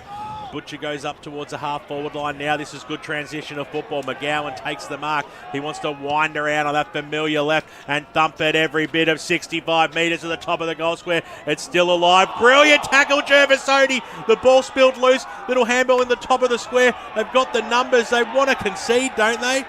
And the free kick has been paid to Mulgrave. Holding the man. Holding the man free kick, going the way of Jack Davidson. Got rid of the football and then he got slung to the ground. So good spotting there by the umpire. He had lots of Mulgrave players screaming for that free kick as well. He was under a lot of pressure, but it was certainly there. Davidson to get his side to within 1 point out here. He comes in now. He'll make no mistake until he does. I can't believe that. How do you miss a goal from 10 metres out directly in front? You just can't do that. That is unforgivable. But unfortunately for Mulgrave, they don't get the goal. They do get closer.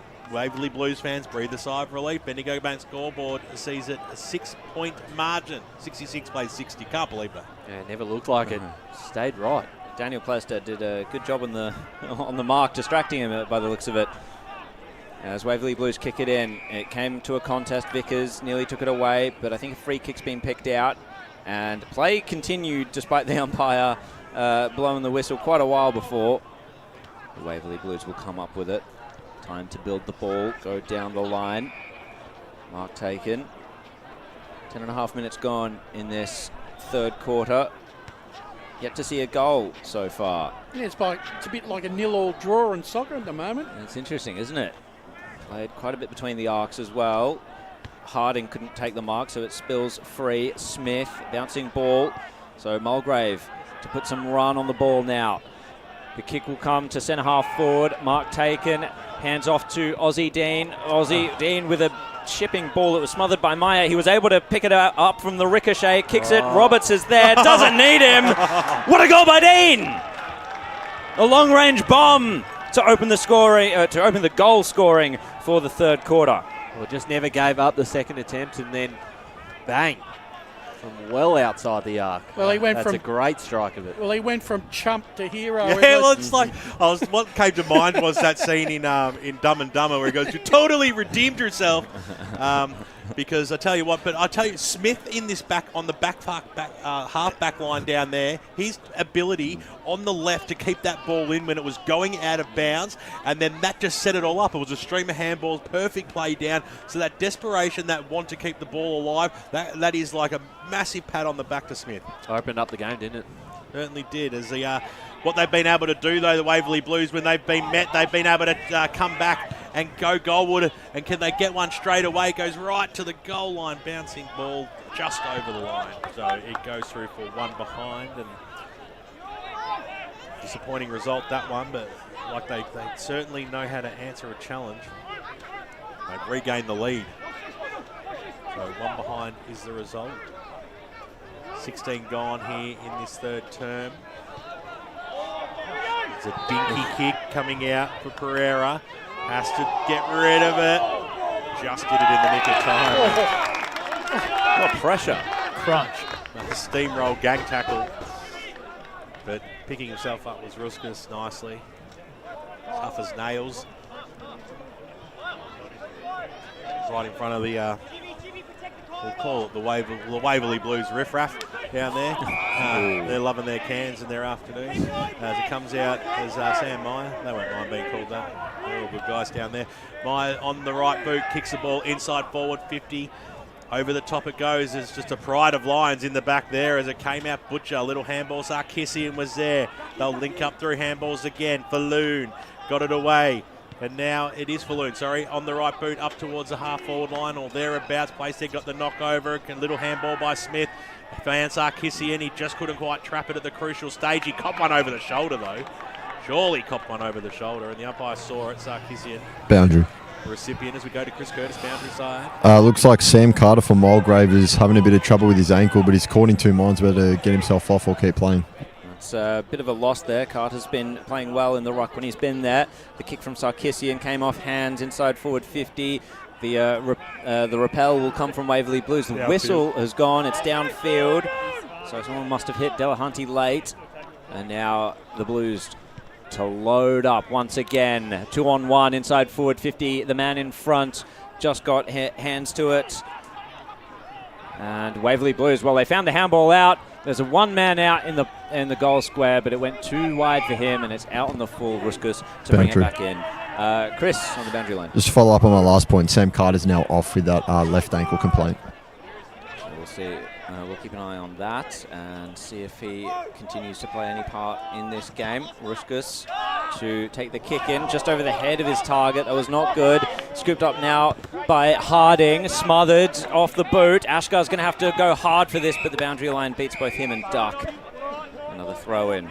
Around the grounds, East Ringwood now in front, 60-52, Doncaster East. Sorry, BWS. And, I'll upset you too, Brash. Blackburn 57, Vermont 38. Oh, you called that, Brash. Back to play.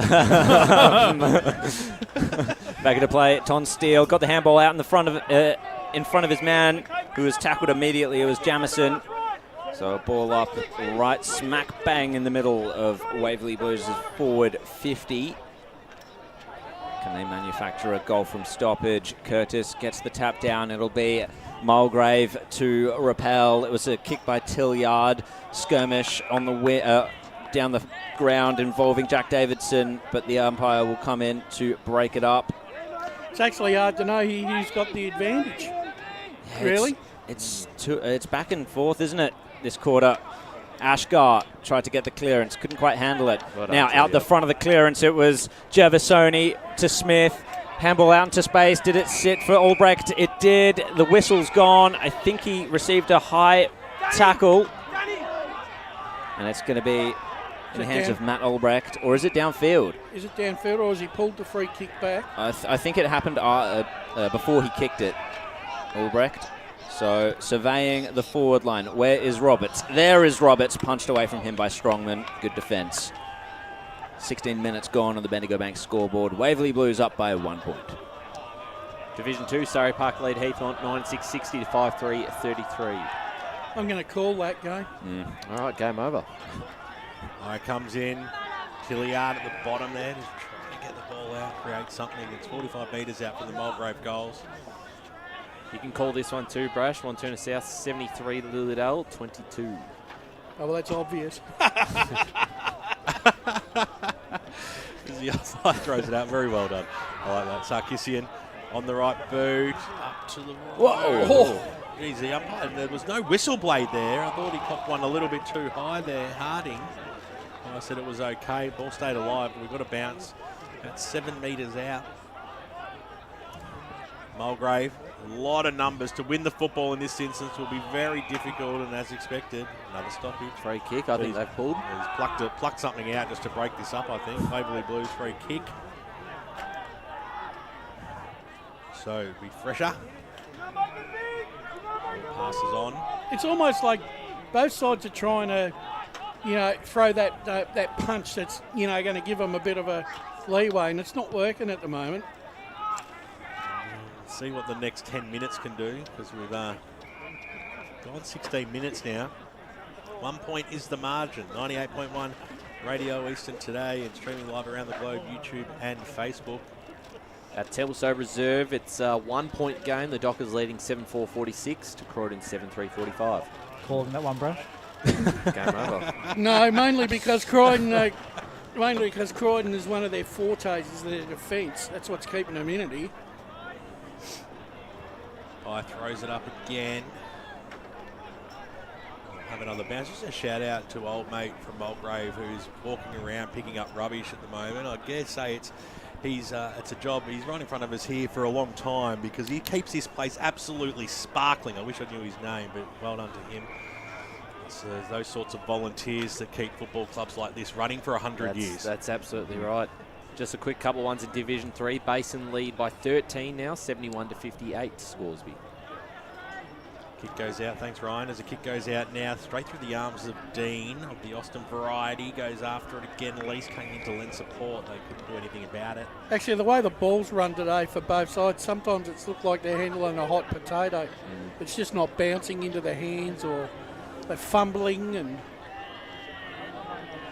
Well, draining my life at the moment. Well, it's Division 4.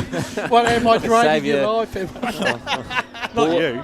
Ball ends keeping it close at Springfield, 42, trailing Whitehorse 55. Warrandyte still with the lead, 52-43 over Churnside Park and Croydon North Hemlock, 105, Forest Hill 47. Rufus out the front of that stoppage, inside 54. Waverley Blues out of the hands of Ton Steele. Falloon's going for it. Had to pass it back. Oh, Relskis, and then Sarkisian was wrapped up. Oh, he's exasperated with the umpire there, holding the ball. And Chris Duck, the best tackler on the team for the Waverley Blues, centres the ball, and it's been marked by Delahunty. Oh, great opportunity here coming into the side, and this is it's been a deadlock now for probably 10 minutes, so a great opportunity to break it open for the youngster. Indeed. So Zach Delahunty going for his first goal. This will perhaps break the game open a little bit. Crosses the arc. Is it on its way? It is there. And well done to Zach Delahunty. They come from everywhere, not just to celebrate a goal to the Waverley Blues, but the first one for the young man. Yeah, his first senior goal, and that was a timely one because, Brash, it's just been a real deadlock between the two sides, and 20 minutes in, I believe is that Waverley's first of the quarter, so very important goal. You'd almost feel like that both sides threw a lot at it in the first half, and probably just they've probably just run out of petrol tickets here a bit. Here's another chance for Waverley because free kick in the middle. Free kick to Playstead, and Delahunty is certainly going to be placing this side. Expect him to run out again next week. Yeah. So here's the big man, Playstead. Dumps the ball inside forward 50, and almost fell in the breadbasket of that man Harding, but couldn't take the mark. It comes out now wide. Butcher chasing after it. Had to use the left boot, but he kicked it straight into the arms of Hatch, who goes back inside forward 50 for the Blues. Is it going to bounce over the back? It might do it favourably. Can they keep the ball alive? Just getting a handball away there was Meyer. Kick was smothered. Sarkisian was there for the Lions. Little handball over the top. Butcher's looking for some support here. He's going to eventually get it. Nicely done, Valanis with the old 1-2.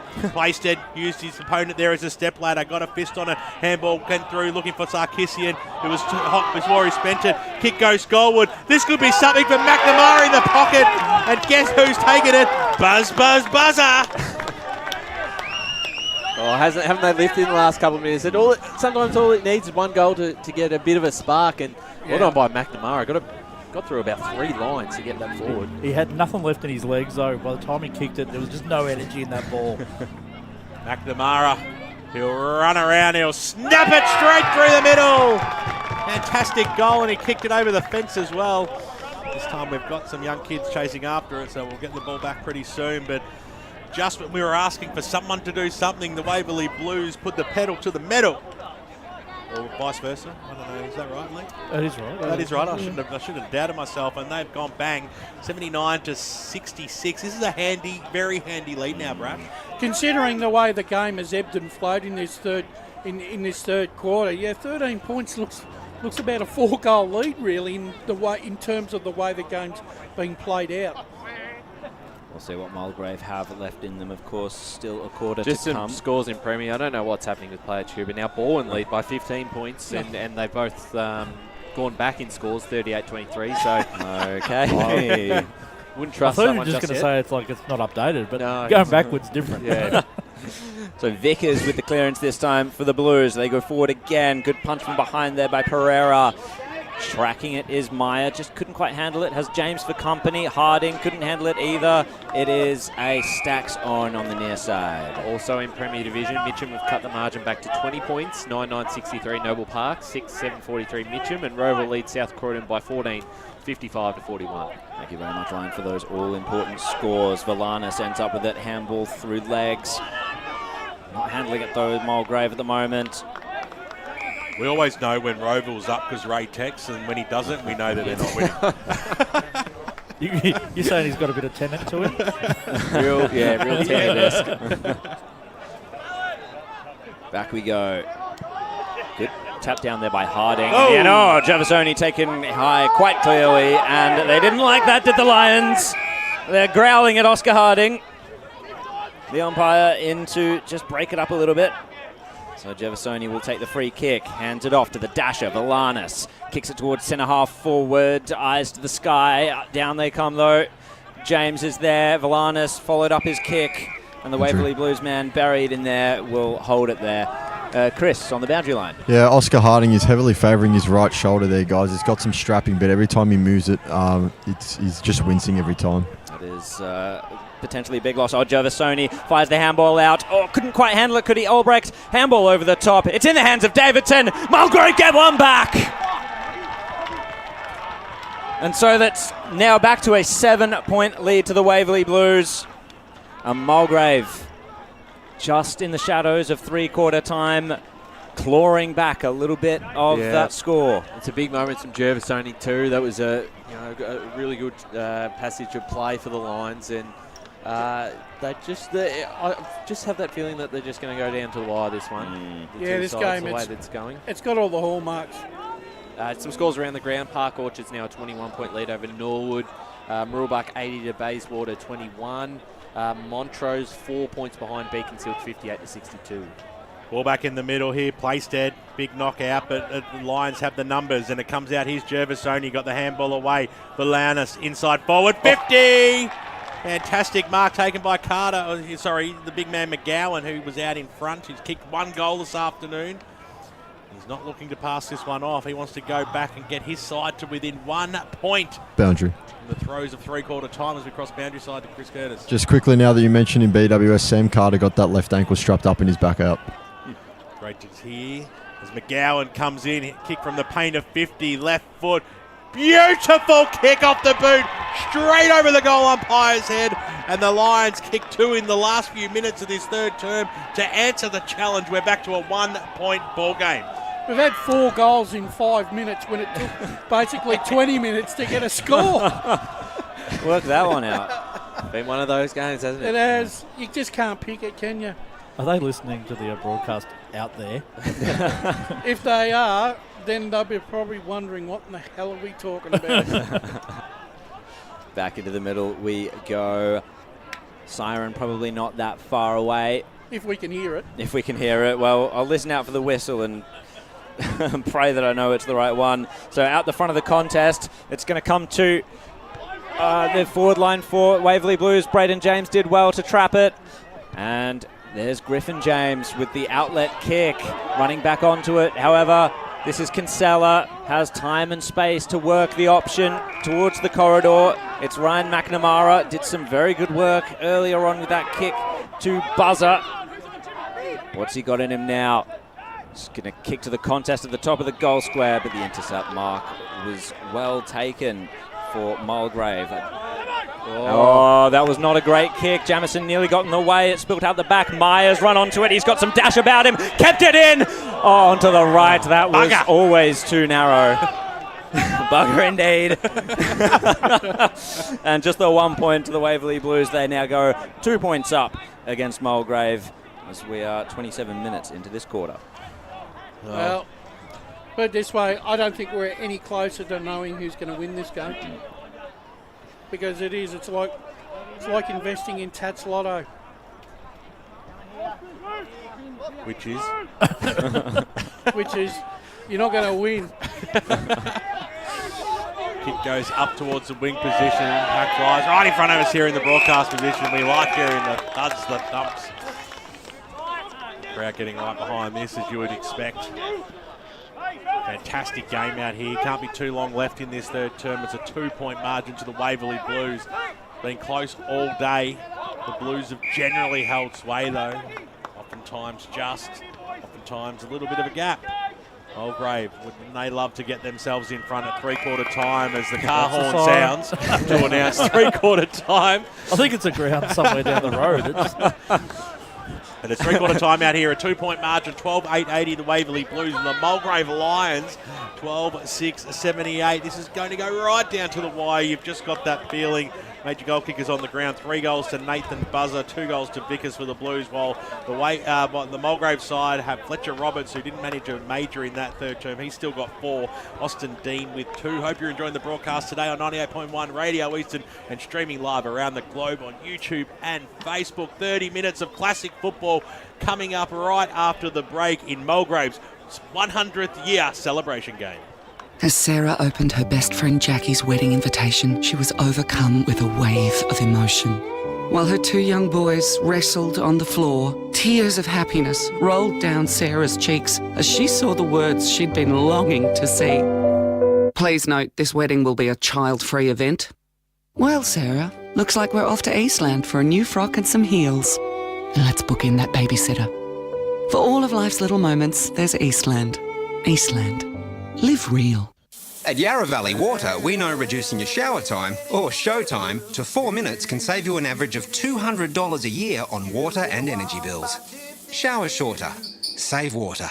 Authorised by the Victorian Government, 1 Treasury Place, Melbourne. Sprained your ankle, bursting through the banner? Broke a finger, high-fiving the ruckman? Or did you run into the goal post again? For bumps, breaks or bleeds, be seen sooner, close to home at Knox Private 24/7 Emergency Department. The preferred provider of emergency care to the Eastern Football Netball League, you'll generally experience shorter wait times. You don't need private health, but there is an out-of-pocket fee. Be seen sooner, close to home at Knox Private 24/7 Emergency Department, 262 Mountain Highway, Wanturna. Do you feel good about your bank? Because there is a bank you can feel good about. They share their profits to fund big community projects, small community clubs, and vital emergency services. They've given $250 million to help Australian communities thrive. They have all the products and tech you expect from a big bank, with service you don't. It's Bendigo Bank. Feel good about who you bank with. Try Bendigo. Search bendigobank.com.au or search Bendigo Bank near me. The first time I met the team at Tobin Brothers Funerals, I felt like I'd known them for years. They're so caring, honest and passionate. James McLeod, Managing Director of Tobin Brothers Funerals, sums it up best when he says, Every day our people get out of bed to assist client families in their absolute time of need. Our people love what they do, and you will not find a more highly trained group of people than those at Tobin Brothers. Visit tobinbrothers.com.au. Tobin Brothers Funerals, celebrating lives. Hi, I'm Ben Desson from Montrose Football Netball Club, and when I need a new kit for a night out, I head over to Eastland. But Eastland is more than a shopping centre. They support a range of community organisations and have been major partners of the Eastern Football Netball League since 2018. Thanks, Eastland. You are listening to Radio Eastern FM 98.1. With live and exclusive coverage of the EFNL football season, bringing you the match of the day with score updates from all divisions. And now we cross to our commentary team for the Radio Eastern 98.1 Match of the Day coverage. Got a magnificent feel out here at Mulgrave Reserve today. It's the 100-year celebration for the Mulgrave Football Club and a very rich and proud history. They have the Lions as well. Can they get themselves over the line today? They've trailed all day, but they trail only by 2 points at three-quarter time, and they'll have the crowd backing them right in this final 30 minutes of football. 12-8-80 the Waverley Blues to 12-6-78 Mulgrave. That's this game.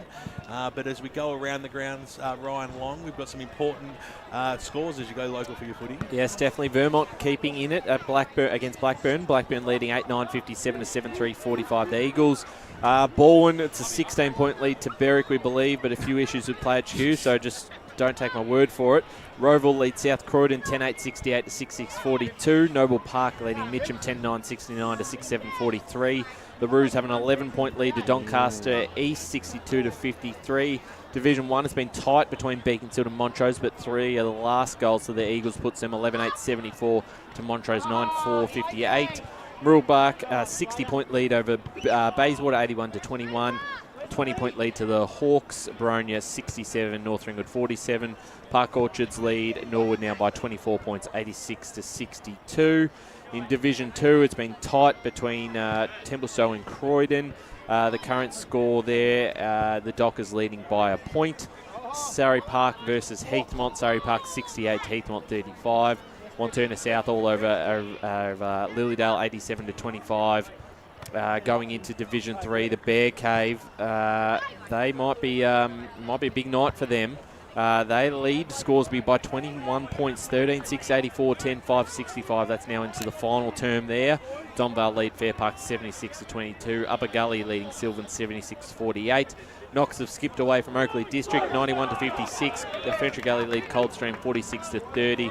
And in Division 4, Churnside Park have hit the lead over Warrandyte. They're now 10 points in front. Croydon and North Emlock are going to win over Forest Hill 113 to 47. And between the Pioneers and Bulleen Templestowe, still the Pioneers leading by a slender margin. Incredibly smooth there, brilliantly done there by Ryan Long with all those important around the ground scores. Let's quickly cross down to Chris Curtis, who was at the Waverley Blues huddle at three-quarter time. Thought it was a perfect opportunity. Yes, guys, I'm here. I got you. I'm here with head coach of Mulgrave, Matt Price. Matt Richards, sorry, my apologies. A few magnets being moved about early on there. Angus Jervis only going forward. What do you hope we can get out of that? Yeah, well, we've got to win a game of footy, yeah. So the footy just seems whoever wins it out of the middle gets to score a goal. So we think we can stop their influence in there and create our own. Gus goes forward. Gus is just a genuine great young future superstar of suburban footy, yeah. So he'll be lively for us up there. He's getting tagged pretty heavily, but we're going to back him in. And obviously, special day for you guys, 100 years celebrating. What's the key to making it that much more special and getting the win? Yeah, I want to sing the song. Thank you very much, coach. Special luck. Win the game. Great stuff there, Chris Curtis with Oscar Luca riding shotgun over at the Mulgrave huddle. The place to be at three-quarter time. Basically, the whole ground went out there. But the Waverley Blues, they have got their new attitude. They've left everything in the past. We've heard that from the senior coach. And now it is Jared Beanland to bring us home with the final quarter. So here we go. Placed at Vic Curtis in the ruck. No clear clearances. Griffin James was the one to lay the tackle on Meyer. Back into the hands of the umpire. We'll go again. Out from that clearance was Tilliard. Bouncing ball and now into the hands of Fresh. He was tackled but got it off to Gassara. Was able to find a man in space. It was Meyer. The handball out in front was a handy one. And Waverley Blues will march forward and steal out in front. Great mark. That was a very good mark by him. He's not backing himself to kick the goal. He's seen an option in the pocket. And yet another mark inside forward 50 for Vickers. One thing you'll say about Vickers, right, he may be small in stature, but he certainly knows how to outmaneuver his his fellow player in a contest. He's smart. He's a very smart footballer. Yeah, you can see why he's on a list. Will he go the traditional drop punt here, or will he swing around for a snap? Drop punt, I think. Drop punt, I think he'll go the straight one. He's a right footer. Set up for the drop punt. Yeah, no boo, no BWS, I'm afraid for you. This to extend the lead to 8 points very early in the final quarter. And the Waverley Blues will be waiting with bated breath for this one. And it's a sigh of relief as Vickers slots it through. 13-8, 86 to Mulgrave. 12-6, 78, 1.5 minutes gone. And Vickers now with his third on the board for the game. Boundary. Let's go down to the boundary line with Oscar. Boys, just at half-time there, found out that we've got viewers watching as far as Peru. Peru. Love it. Pretty sure we've had Peru a couple of times, so there must be someone who's an avid Mulgrave fan from... Well, no, I think even just an avid EFNL fan, because, yeah. Well, we'll welcome Lima to the broadcast. G'day. Hello, Lima. Doesn't matter where you're having a spiritual journey, but you're still tuning in on a Saturday afternoon. That's right. Well, this is our spiritual journey. Right. I can't even say it. I bet you won't. Use your words. Wouldn't terribly surprise when we come live from Machu Picchu one day. Did be great satellite coverage from the top there. Ball inching forward. It's an 8-point lead to the Blues. They're going forward again. Here's Steele on the right boot. Just chipped it to the top of the goal square. He went for the percentage play. Buzzes there. Goes back looking for Steele. Nicely picked up there by Butcher. Got quickly tackled. And he's going to get pinged as well. Oh, he's got the free kick, has he? Yes, he has. Yep. It's not the free kick to Butcher. It's he got pinged. Yeah, Mohammed's. Great tackle. I think that was. I just didn't get rid of the football properly at the end of the day. Mohammed swings around, keeps it sharply, and a great goal by Mohammed and the Blues. Well, it's only taken them 2 minutes and 50 seconds to get 2 goals on the board, and they are ruining the party so far out here at Mulgrave. Well, exactly what Matt Richards was talking about. It's been the opposite way. The Waverley Blues have won out of the middle and giving their forwards every opportunity. So this clearance is just now vital as that margin, 14 points. We know they can score quickly, both sides can, but got to get on top here. They've got the talent in that midfield right now. See what they can do. Mulgrave has shown, though, that they'll keep coming, so, this, like you said, this clearance is important. This game's certainly not over with the way that it's gone so far. Swings and roundabouts, momentum shifts, and Mulgrave are able to score fast. Will they from this break? First to it. This is Delahunty. Swings onto the right, is able to keep it low onto the wing. Punched inboard. Fell with Ashgar. Now, hands and knees as Curtis had to go down to get it. The handball just it didn't sit for him properly. And Mulgrave's chain of handballs was broken up. Waverley Blues continue to apply the clamps. Momentum with them at the moment. The boys in the white, the blue, and the red. Oh, wait. So up. We know what you mean. And under. Yes. Up and under. Ashgar with the kick inside forward 50 for Mulgrave. Roberts is one out, and he takes a brilliant mark. Absolutely no hope for Strongman. And Fletcher Roberts, he fell backwards into taking the mark, which was, it's an impressive thing to do, to be able to do that when you're completely off balance. Well, every time they've had an opportunity up forward, he's been able to take a mark. Yeah, that is a class mark. That was quintessential use of the body. Mm-hmm. Fletcher Roberts for his 5th on the day. A lot rests on his shoulders. And a lot of that is wresting control of the game back from Waverley Blues. And he's done just that with his 5th. Mulgrave land a hit. And arguably, maybe he's been their best player because, there's been patches where we haven't seen him. But every time he's been there, he's done what he's had to do. He's been straight in front of goal and just keeping them alive. If they win the game, he's the game winner. Yeah, he is. Yeah. He's the difference. Well, margin reduced to 8 points. I got a feeling we are heading for a grandstand finish here. I can feel it in my bones. Yeah, just lubricating because it's going to get loud here in the caravan at some point. I can tell you that right now. As the Blues, they'll want the quick answer. They've done well. Strong tackle by Carter. He's going to be rewarded as well. Obviously not affected by that ankle injury there, Carter. So Carter goes inside forward 50, and the man of the moment, McGowan, couldn't quite take the mark. Paddled out in front of himself, McNamara. Picked up by McGowan on the left boot. An up and under kick. It might just fall straight down the throat there. Mulgrave had the players. They had the support. Davidson came in. He was quickly wrapped up by Rufus. And we will have a ball up. Davidson did well there, Brash, because he didn't control that footy. They were gone. They were out. You can see what Albrecht was trying to do there, but he just couldn't keep any momentum on the football itself. Quickly came down to Duck. Slammed it on his boot and he kicked it out towards the wing position using his body very nicely. There was Harding. Little handball over the top, but it was putting O'Connell under a lot of pressure. And he's paid holding the ball, which was pretty stiff. But the right place to do it too, right in front of the Mulgrave faithful.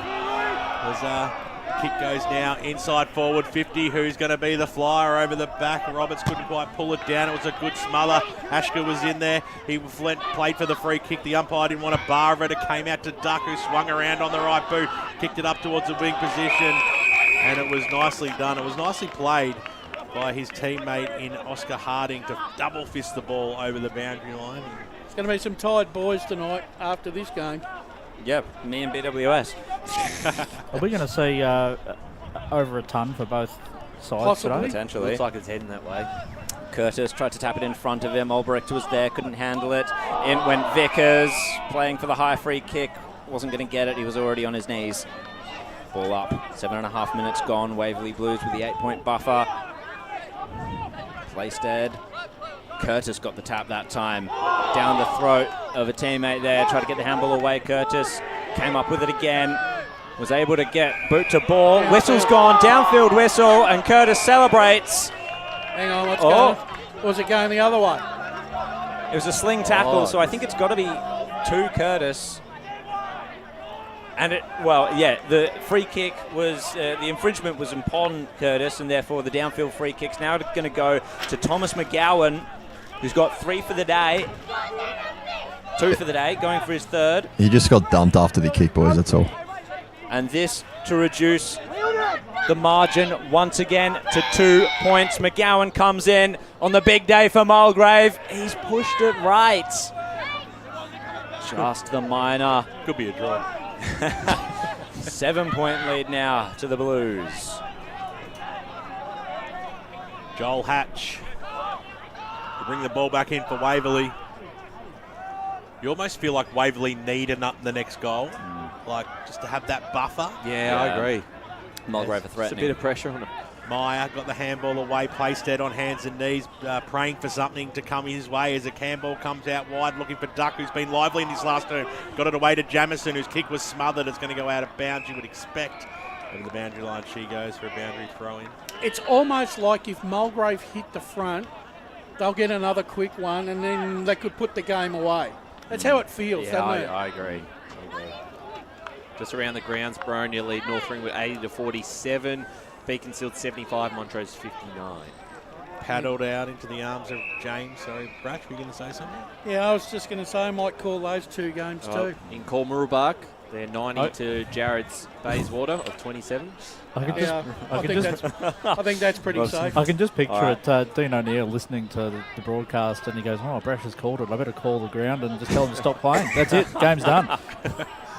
Balanas got chopped off. Playstead, just what vision. As a handball went to Hatcher, goes inside forward 50 or thereabouts. Barging his way through there was Kramer. He lost the ball. He could have almost got pinged there. The umpire said it was okay. It came back to Harding. They go up towards the top of the goal square. Where's Buzzer?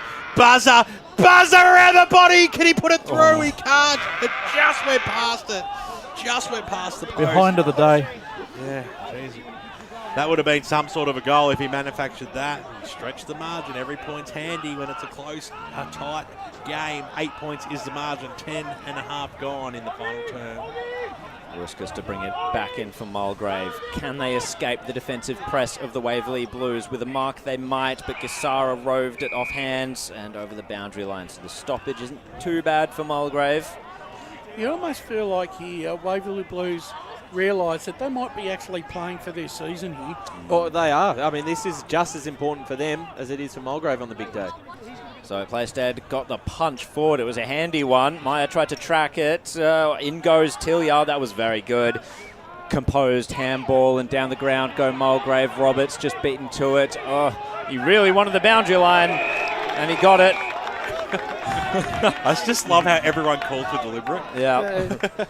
Jack Strongman knew that he was not going to get pinged for that one, obviously, and so felt very safe to just get it out of the space of Fletcher Roberts. One touch in possession for Oscar. That's good to know. That's good to hear. So having his hand held was Jack Davidson. Got the kick away anyway. Hardy's going to try and track it into the pocket and over the line. Strongman was there again, just doing his defensive thing, making sure Mulgrave have no oxygen. Let's just see, can Mulgrave actually manufacture something from this stoppage? We shall say, who do they have around? They have Gervasoni, Davidson, Hardy as well. And out the back was Albrecht, but it was Hardy this time. Villanis looks hurt in the meantime. It's going to be a ball up, but Riley Villanis just pulled up short there. Cramping? Hopefully just cramping. Well, up we go again. Tapped down by McGowan. Carter tried to rove it. It came to Gervasoni instead. James got hands free. Waverley Blues just applying the clamps, pick it up, and it was Mulgrave who had to tackle in the end. I think Gervasoni's got cramp as well. Yeah, it was exactly the same spot. Becoming a war of attrition now, huh? So back up we go. Good tap into space for Mulgrave. Coming out to meet it was Strongman. Was able to find the hands of a teammate, but there was no space for McNamara to go anywhere with that one. 35 metres out from the Mulgrave goal lines. Ruckman go at it. Quick kick forward all the way through for a goal, was it? Yeah. It is. 22. Amazing. What a goal by Villanis. Both Ruckman went up. They both missed it. Got brought to ground. Fresh hair shot. Villanis just went, you little beauty. Slammed it on the boot. Helicopter punt. Bang. And all of a sudden, it's a 2-point margin again. Cramp? What cramp? What a fantastic goal. That is a great goal. That's another Tobin Brothers goal a day contender. We've had quite a few, and back to 2 points. Just feel like almost Mulgrave now have a bit more of the momentum. That a lot of pressure on Waverley just to. They've got to score. They can't hold on for another 15 minutes. They've just had that ball in their forward 50 for the last 3 minutes, Mulgrave. And they did get that goal. They had to get a goal, really, for the time that they invested in there. 13 and a half minutes gone here in the final term. 2-point ball game. The home side are coming on their big, big day. As Ashko was brought to ground. Big Omar. We'll have another ball up. Wasting no time. Sun's still in players' eyes, but the clouds are coming. Everyone's still full of energy. It's going to go, we've called it all day, it's going to go down to the wire. I think if we ever call a Waverley Blues Mulgrave game again, we know Jared's on the team because it's always a close game. As it comes out now, McNamara on the boot straight from the stoppage up towards the half-forward line. A little bit of holding going on there. You don't want to be giving away free kicks. Oscar Harding's had a good final term. I reckon I would have let that one go. I didn't think there was much in there. Touch me. Harding, you've got to go towards Buzzer, don't you? He's double teamed there. He almost clunked it in the middle of the pack. They've got the numbers, though. Nicely done there by Villanis, who got the last goal. He's now on the last line of defence, got the handball out. Albrecht got the kick away dangerously, and it might have gone out of bounds on the full. It has. Meyer will bring the ball back in for Waverley. They're 2 kicks from home. He's too far out to score. But he's going to kick it to the hot spot. There's absolutely no doubt about that as the kick goes inside ball 50. Now, that was just an absolutely beautiful kick as well. He knew where the players were going to lead out to. There was a big gap 25 metres out from goal. And running into space, the man who I said is having a dominant last quarter, Oscar Harding, takes it on the chest. Yeah, just fell straight into his lap. And Sam, he's been good today. Yeah, that was a perfect kick. Well, he actually positioned it well. Well, he's back on his familiar position in the wing after being half back. Well, he actually told him where he was going to kick the ball. Harding, huge kick in the context of this game. He makes no mistake. Straight over the goal umpire's head and breathing space once again for the Waverley Blues. Margin back out to 8, 15 and a half gone, final term. Well, we said they needed it, to be honest, with just the way the game was going, the momentum that was with Mulgrave. That's a great response, and every time they've been challenged today, they've had an answer. And that's going to be really pleasing for Sam Bates, particularly if they can hold on and get a win here, because in previous games this season, they haven't had answers. So what a performance they've had today. This is a big clearance coming up. We've seen the damage that both teams can do from clearance, especially the Waverley Blues, I would have to say. But Mulgrave have it in them as well to score quickly from this situation. Tapping it down. Ashgar was second to That's it a as free Meyer. kick. Oh, lucky not to give a free very kick. lucky. It was a sling tackle on Meyer. And just at Batterham Reserve, the Bears look home, 97-72 Scoresby. Big upset. That's huge. The done. prime train. And Harding out here.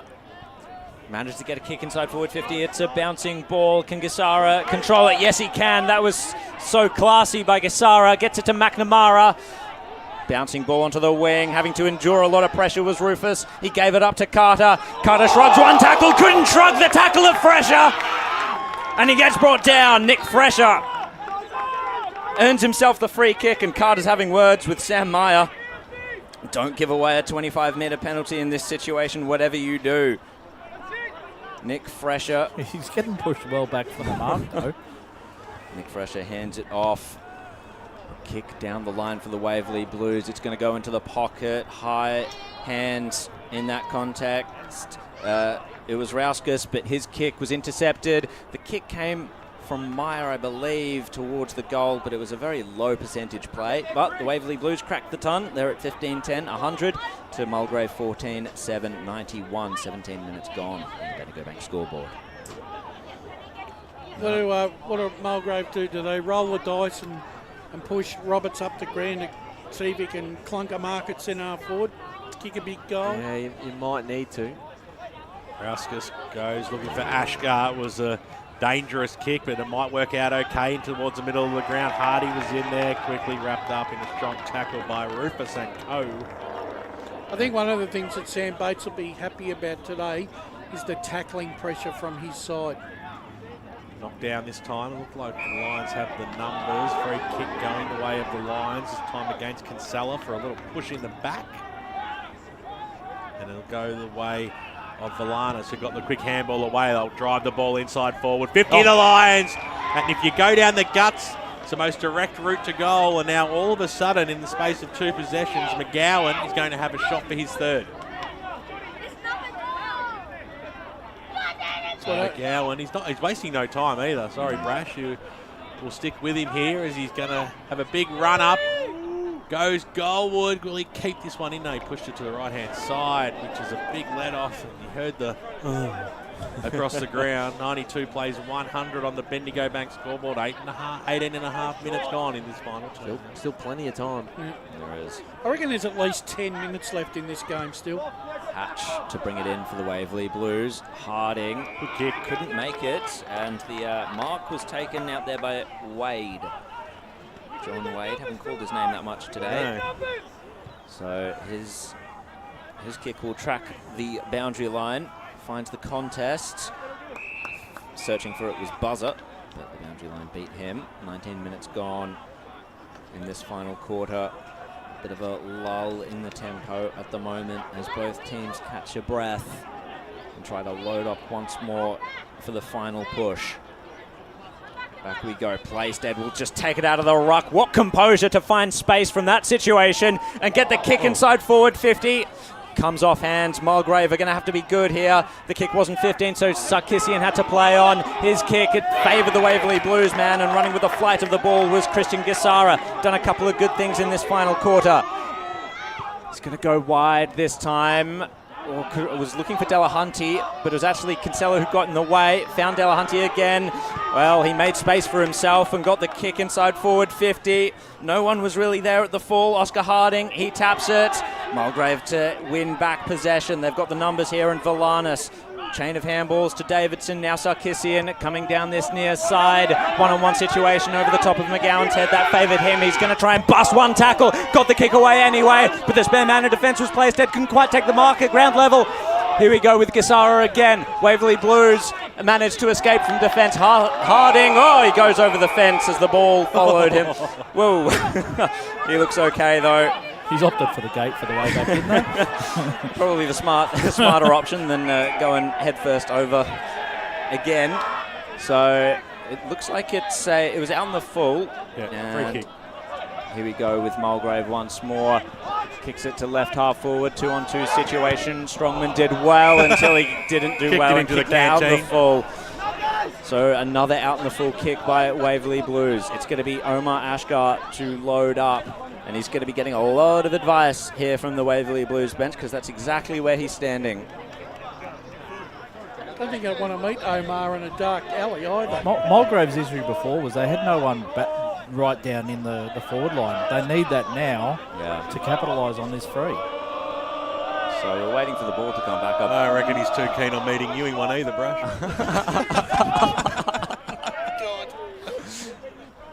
So here we go. Omar Ashgar to load up. He's about 70 metres from home.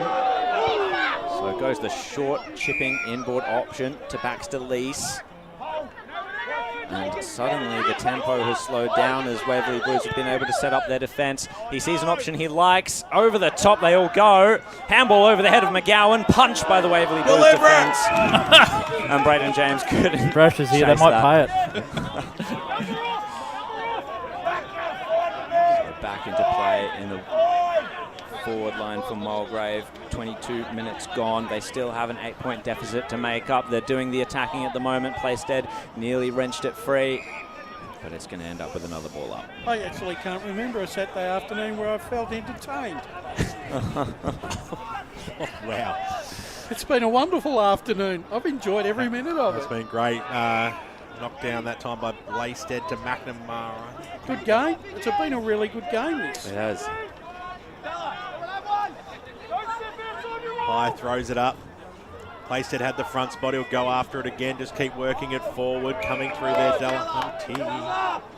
They seem to have the answers, don't they, Jared Waverley? They keep coming. They're not resting on their laurels. Yeah, it's impressive. They'll get the clearing kick too and a thumping ball. It might bounce favourably for them, but the Lions look to have the numbers down there. Lease was there, but it got taken away by him. Snap around the body, inside forward 50. Now a racing shoot. It might sit up here for Fresher! You little beauty! The Waverley Blues from half-back right down the guts, and Fresher, he might just have put the icing on the cake out here at Mulgrave Reserve. But there is still time for the Lions to bounce back. We know we've seen quick goals come back in quick succession, but Fresher, magnificent poise. He was calm in a hot situation, and what a vital goal that is, margin 14 points. Yeah, what a one-on-one contest, and very nicely done. And this is going to be just huge, this centre clearance. If Waverley win this clearance, that's it. Next goal wins so it. if Mulgrave can get a quick Boundary. one, we saw it happen multiple times. Chris on the boundary. Just quickly, you think it was a Waverley Blues home game with the amount of noise the fans are making down here at ground level? They've travelled well today, haven't they? Massively travelled. Great support. Waverley Blues, they are a couple of minutes away from a huge win this season to perhaps kickstart it. Mulgrave are going to do their best to stop that from happening. Mark's been taken down the ground by Gervasoni, looking for the handball option, not there. So the kick's going to come to Roberts over the top. Oh, he's taken the mark. He could have stolen it. The umpire didn't pay it, so it spilled out to Villanis. And Dean has taken the mark. Go back quickly and kick it. He has to put it go through very quickly now, Aussie Dean. That was almost like Lux of Fortune, wasn't it? The way that ball just fell into Hunt's hand. That was incredible. So Dean goes back and he slotted it. Of course he has. There's another twist, another turn in this game. And Aussie Dean gets his third. 8 points is still time. And the crowd go absolutely wild with anticipation here. Was that sarcastic? Yeah, I didn't hear much from the crowd, to be honest. Well, the Mulgrave faithful are down the other end of the ground at the moment, so... Yeah, we're in Waverley Blue land. Correct. Yeah. Waverley territory. So, another climax in this game. Back to 8 points. Let's just pretend the last minute didn't happen.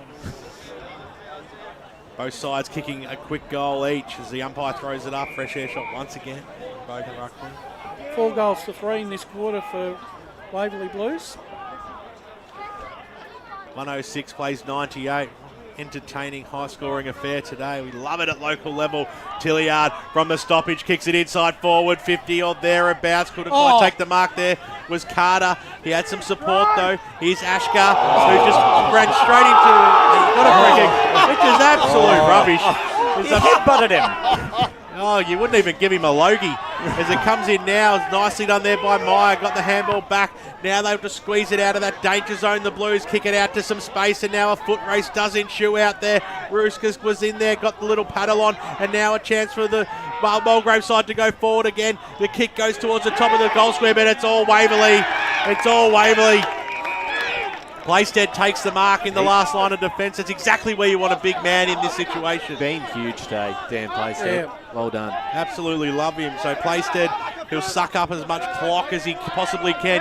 Kicks it up towards the half back line. What a fly there by Butcher. He couldn't quite pull it down. Ball goes over the boundary line right in front of us here in the broadcast position. Come on, guys. This is fantastic. Umpire about to bring the ball back into play. Trying to get the crowd up there. We are in for a fiery few last minutes. Playstead took it out of the ruck, bouncing ball though. Hardy was well positioned, got it to Lees. Where's Roberts in the goal square, or is it just going to be Lees? It's on the touch by Strongman.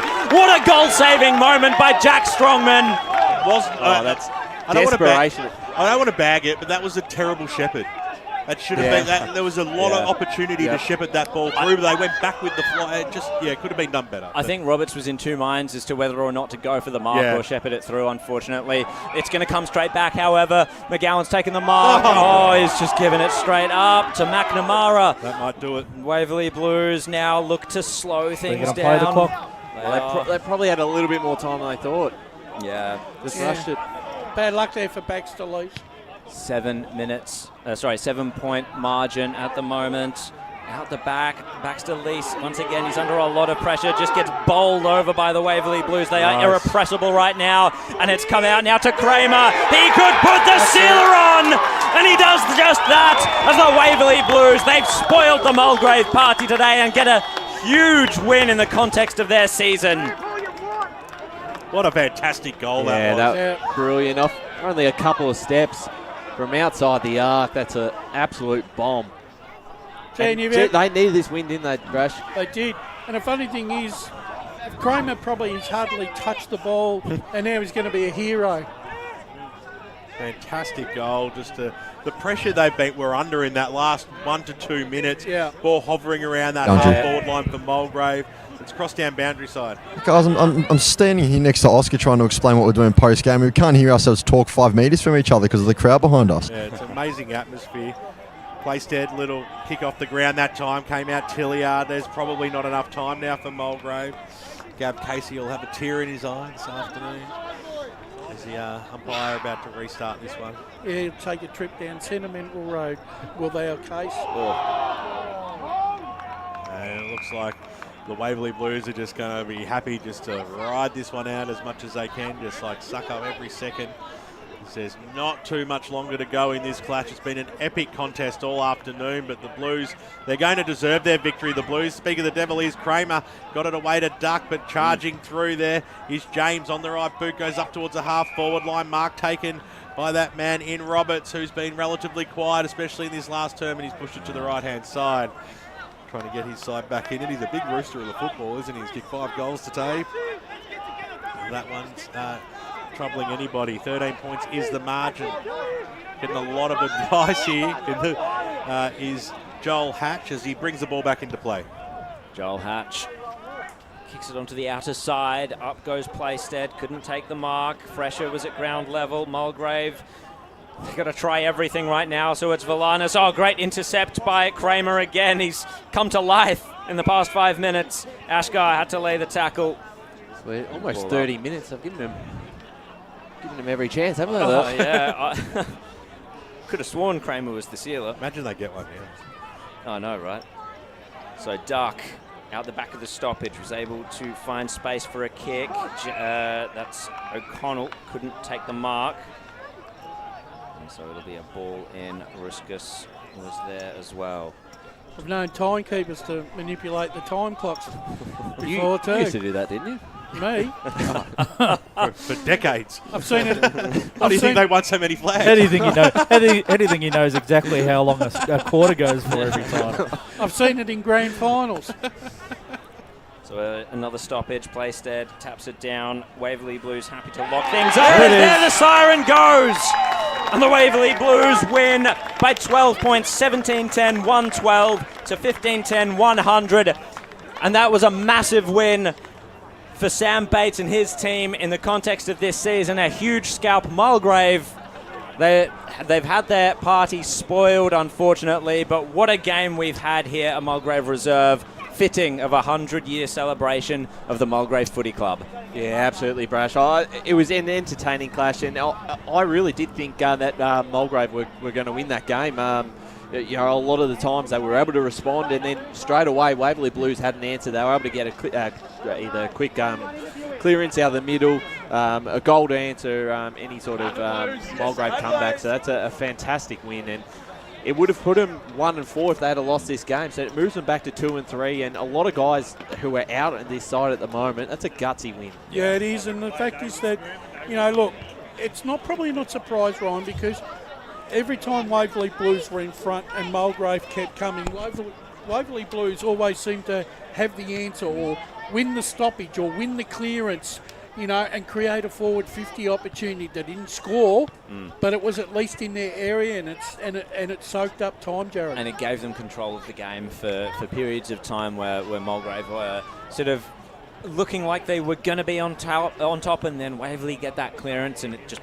pulls it back the other way. And I feel that Mulgrave, look, they made the most of their time on top for sure, but they weren't able to extend that period of momentum because of Waverley Blues' ability to get those clearances at important stages. I was really impressed with the Blues midfield today, especially coming up against the likes of Gervasoni and Tilliard, Braden James in the ruck as well. And I also like the game of Omar Ashgar as well. I think he's a handy player for Mulgrave. Adds a bit of growth Boundary as well. Let's go down boundary side with Chris Cordis. Yes, guys, I'm down here with the man of the moment, Nathan Buzzer. Now, look, Nathan, I'll be honest, we're on our way to grab Kyle Vickers, and we got some strong words from some of the Waverley Blues faithful to come grab you. How good does that feel to spoil the party and beat top of the table, not only on their day, but on their centenary game as well? Oh, mate, bloody awesome. We've had a few hard weeks, but for us to bounce back like that, so good. And for you, 4 goals in the day. It seemed like for a while there, every time the ball came inside forward 50, it was going to you. How good did that feel in that game? Yeah, it was good to see if you go through. Had the mitts on today, but yeah, it was good. Yeah, and look, head coach Sam Bates at quarter time was talking about the new Waverley Blues and what you guys could do to really cement yourselves in this game. What does it mean for you, but also the playing group, and what's the message to get this season back on track and really be the new versions of yourself? Yeah, it just gives us a lot of belief. We said before, let's restart the season now, get it going, and there's no better way to do it. Excellent. Ahead of next week's game, what's the plan now? Rest and recovery, or what's the go? Recover, get good for next week and go again. Thank you, mate. All the best. Thank you very much down there, Nathan Buzzer, and he was quite an excitable player for his faithful today, and a great job there, Chris Cordis, and of course Oscar Luca down there. But let's look at some more scores that are coming through from around the east line. Yes, absolutely. Back in Premier Division, it been some one-sided results in the end. Blackburn well and truly running over the top of Vermont, 81-52. Baldwin, we believe this is the final score again. There was a few changes across the afternoon, but it has here Baldwin 49-28, Berry. If that's the case, quite a low-scoring win out there. Roval defeating South Croydon, then 90-48. All over there. Noble Park, 30-point winners over Mitcham, 78-48. East Ringwood winners over Doncaster East, 94-68. So they got away late in that game. In Division 1, Beaconsfield defeated Montrose by 3 goals, 12-13-85 to 10-7-67. Mooroolbark, 59-point winners over Bayswater, 92-33. Bronya, 100, leading North Ringwood, 79. They're going to be able to hold on there for another win. We'll go to the rooms, thanks to Tobin Brothers Funerals Celebrating Lives, because I believe we've got the Waverley Blues song, potentially. In fact, we probably won't. I think we're just picking up off the atmosphere. It is off the FX. Both our boundary riders have walked in, but I thought someone was in there. But Park Orchards... Daniel Pledgestead just nicked the microphone. Yeah. Park Orchards are going to be big winners after a tight first half, 139 leading Norwood 75. Moving into Division 2, of course, this game along with some others. Templestowe 21-point winners over Croydon, 82-61. Heathmont came back a little bit, but they still trailed by 25 points. Surrey Park 77 to the Jets 52. Wanturna South 52-point winners over Lilydale, 103-51. Ringwood and Eastfield is a night game, so you're more than welcome to head out there to Jubilee Park tonight if you're not done with local footy. And say hi to Brash, he'll be out there. Brash will be there. No, Spider. Spider's deputising for us tonight. Yes, that's true. Donvale 99-point winners over Fair Park, 135-36. The Basin, it's not a final score yet, but they're home, 109-79. Scoresby, the prime train arrival has paid off in spades for the Bears, and that will be Scoresby's first loss of the season. And they'll be paying for his departure as well. It says Upper Gully 53-point winners over Sylvan, 107-54. Knox 47-point winners over Oakley, 118-71. Ferntree Gully 17-point win over Coldstream, 59-42. Our Division 4 results: Croydon North Emlock 113 to Forest Hill 47. Good to see the Kangaroos up and about. Churnside Park lead Warrandyte 84-67. Still not a final score. This one's a lot tighter than what I thought it would be. Whitehorse did get the job done, but not by much. Bulleen Templestowe certainly stuck with them all afternoon, but the Pioneers won 13-11-89 to the Bull Ants 11-14-80. Great stuff there, Ryan Long. And out here today in the celebration game of 100 years of a magnificent football club, Mulgrave at Mulgrave Reserve just couldn't get the job done, but what a clash it was. The Waverley Blues, who before today's game were sitting in the bottom of the ladder in 10th spot. They have come away with a victory against second side Mulgrave, 17 goals 10, 112-15, 10-100. 4 goals to Nathan Buzzer on the winning side and 2 goals to Vickers. The rest was singles, while Fletcher Roberts, he kicked 5 majors for Mulgrave in an attempt to get his side over the line. Dean had 3 goals and Tom McGowan had 2. We're going to have a break here on 98.1 Radio Eastern and YouTube and Facebook on Eastland's match of the round. And when we come back, it'll be all about the prizes and those all-important final around the ground scores. As Sarah opened her best friend Jackie's wedding invitation, she was overcome with a wave of emotion. While her 2 young boys wrestled on the floor, tears of happiness rolled down Sarah's cheeks as she saw the words she'd been longing to see. Please note, this wedding will be a child-free event. Well, Sarah, looks like we're off to Eastland for a new frock and some heels. And let's book in that babysitter. For all of life's little moments, there's Eastland. Eastland. Live real. Sprained your ankle, bursting through the banner? Broke a finger, high-fiving the ruckman? Or did you run into the goal post again? For bumps, breaks or bleeds, be seen sooner, close to home at Knox Private 24/7 Emergency Department. The preferred provider of emergency care to the Eastern Football Netball League, you'll generally experience shorter wait times. You don't need private health, but there is an out-of-pocket fee. Be seen sooner, close to home at Knox Private 24/7 Emergency Department, 262 Mountain Highway, Wanturna. Do you feel good about your bank? Because there is a bank you can feel good about. They share their profits to fund big community projects, small community clubs, and vital emergency services. They've given $250 million to help Australian communities thrive. They have all the products and tech you expect from a big bank, with service you don't. It's Bendigo Bank. Feel good about who you bank with. Try Bendigo. Search bendigobank.com.au or search Bendigo Bank near me. Tobin Brothers Funerals wear their heart on their sleeve. Their clear and easy-to-use website and Memory Maker app make it easy for families to make an informed decision. Here's James McLeod, Managing Director of Tobin Brothers Funerals. We pride ourselves on being the most transparent funeral company. All pricing on goods and services are available on our website. It's all there for you to see and make very informed decisions when planning a loved one's funeral. Visit tobinbrothers.com.au. Tobin Brothers Funerals, celebrating lives. At Yarra Valley Water, we know reducing your shower time, or show time, to 4 minutes can save you an average of $200 a year on water and energy bills. Shower shorter. Save water. Authorised by the Victorian Government, 1 Treasury Place, Melbourne. Sprained your ankle bursting through the banner? For bumps, breaks or bleeds, be seen sooner, close to home at Knox Private 24/7 Emergency Department. You'll generally experience shorter wait times. Knox Private 24/7 Emergency, 262 Mountain Highway, Wanturna. You are listening to Radio Eastern FM 98.1. With live and exclusive coverage of the EFNL football season, bringing you the match of the day with score updates from all divisions. And now we cross to our commentary team for the Radio Eastern 98.1 Match of the Day coverage. Welcome back to Mulgrave Reserve. Here today, the Division 2 game was Mulgrave 15-10-100 to the Waverley Blues 17-10-112. This is the post-match show, of course.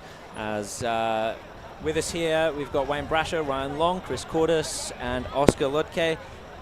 Guys, how did we see this game in the end? And do we have any more scores actually, Ryan? I should check on that. I think that's pretty much it. I can recap them at the end if we need to. But other than that, we'll do our awards and then we'll get to any final scores. Yep, indeed. So awards. Who wants to get us started? Well, we can do the Tom 3, 2, Brothers 1? goal of the day. Has anyone got any? There were a lot of candidates. I did not keep track of them though. So I thought that what was that goal of Roberts? You know, the one where he just plucked it out of nowhere and he just banged it onto the left foot?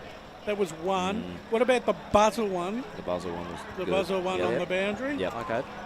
Kramer's at the end there, maybe even just for the context of the game, but it was still a really good kick. Look, there wasn't a stand-out goal, was there? Well, I thought there was about, I don't know, they're all good. Like there wasn't like one clear one. Maybe we'll give it. We come back to that. Yeah, perhaps. All right, maybe we'll call it a bye. What? So you can take home the award yourself? No, just hold it over to the next week. We just couldn't decide. In a game with 32 goals, we couldn't pick one. No, look, it was hard. There wasn't, there really wasn't a real stand-out goal, but there were some very interesting ones. Let's give it to the one at the end, the sealer. The Kramer one? Yeah, sounds good. Yeah, go. Or that Vickers goal. That was a good goal. Which one was that? The one where he intercepted in the third quarter and yep. I did like that ball from about 50-odd metres out and swung beautifully. Okay. We'll see. Maybe we'll see who gets the 3-2-1 first, who wins that award, and then we'll go from there. Good point. All right, 3-2-1s. Who wants to get us started? I'll kick it off. I think it was... Look, there were many good players for both sides in...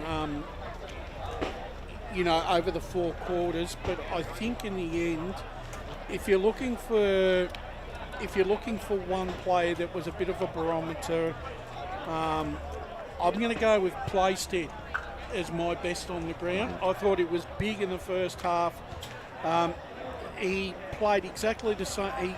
He didn't have the influence in the second half, but he still played his position and was still playing a very, very competitive role where they were still managing to break 50-50 in the clearances.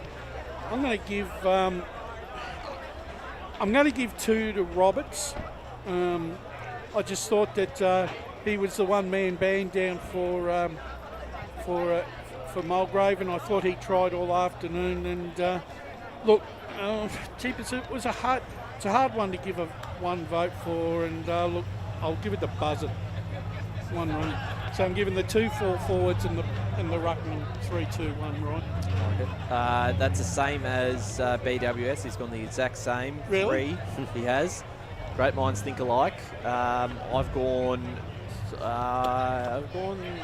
3 to Playstead, just over Vickers 2. Buzzer 1. I've left Roberts out. Oscar, have you got the 3-2-1 from today's game? Yeah, I do. I've gone 3 votes for Buzzer. I've gone 2 for Roberts, and I've gone 1 for Vickers 3. Yeah, that's good. Yeah, good call. And I believe Chris is keeping tally. Yeah, I'll add on mine. I've got 3 for Kyle Vickers. I thought it was very good today. 2 for Nathan Buzzer, and I think it would have been a bit stiff to not give Fletcher Roberts a vote, so I've given him 1. Give me a second to tally them up. Is that all of them? I've got mine to give. Daniel Playstead is definitely getting the 3 for me. I got to say, Kyle Vickers was very active around the ground and not just with the goals today. So he's got my 2. And I actually really liked the game of Nick Fresher. I feel like he was quite a presence throughout a lot of the contests. Moved into the midfield a bit, did some clearance work, and I think he played a good game. So does that leave us, Chris? We got our... All right. Yeah, I've got your top 3. Oh, we're not tied. No, not like last week, which is pretty fortunate. But no, Daniel Playstead takes it out with 12 votes from all of us. And it's Nathan Buzzer in second with 9 and Carl Vickers in third with 8 votes. Beautiful.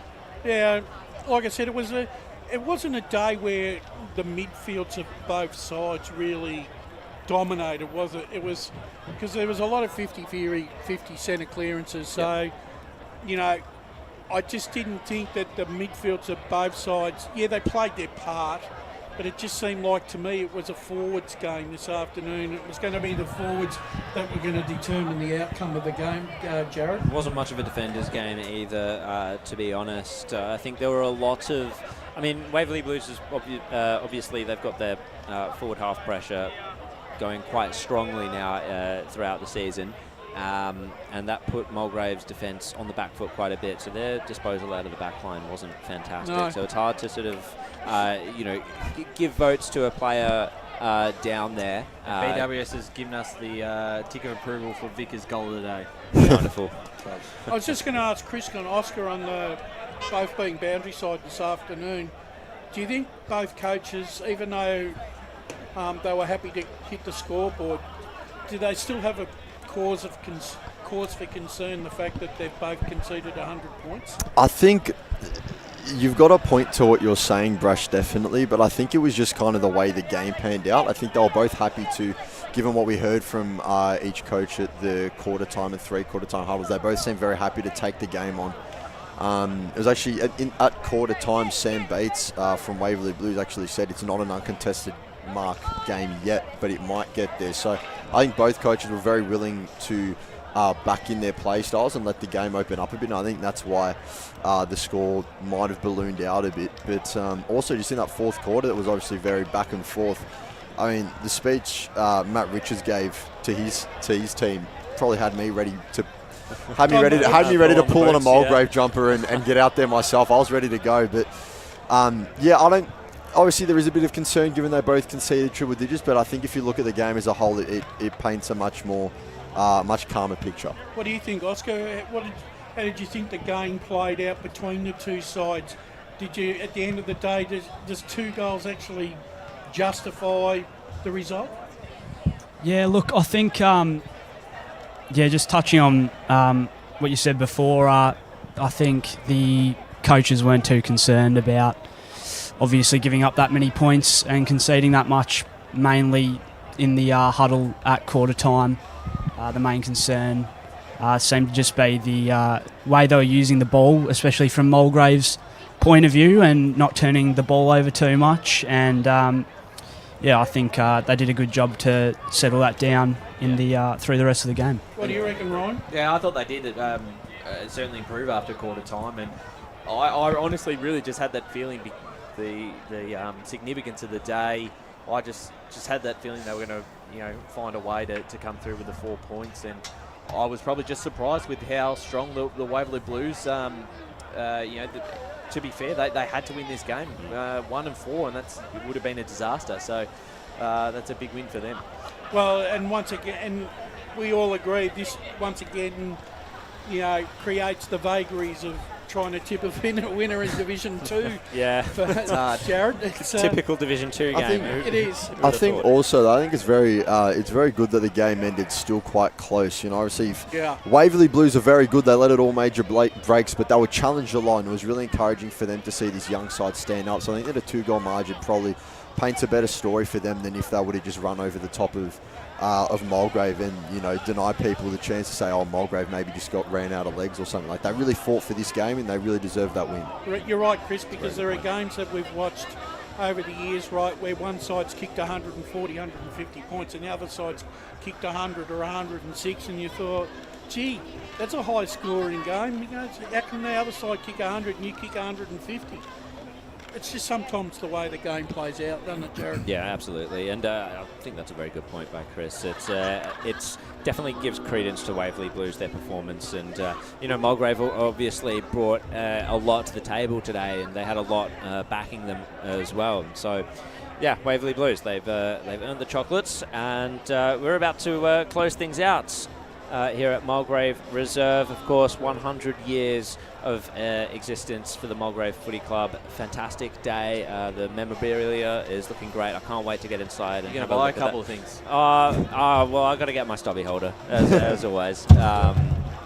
But yeah, thank you so much for joining us on Eastern FM 98.1 and the Facebook and YouTube streams. My name was Jared Beanland. I was commentating alongside BWS, who had to jet off, of course. So thanks to Ben Warren Smith. Wayne Brasher, thank you very much. Thank you, Jared. And the special comments in the scores, Ryan Long. Thank you, Jared. Chris Cordis and Oscar as well on the boundary line. Congratulations on your debut. Cheers. Chris, well done to you as well, mate. Thank you. Good as always. It was Mulgrave 15-10-100, losing out to Waverley Blues 17-10-112. Important win for the Blues in the context of the season. So long. That's all right.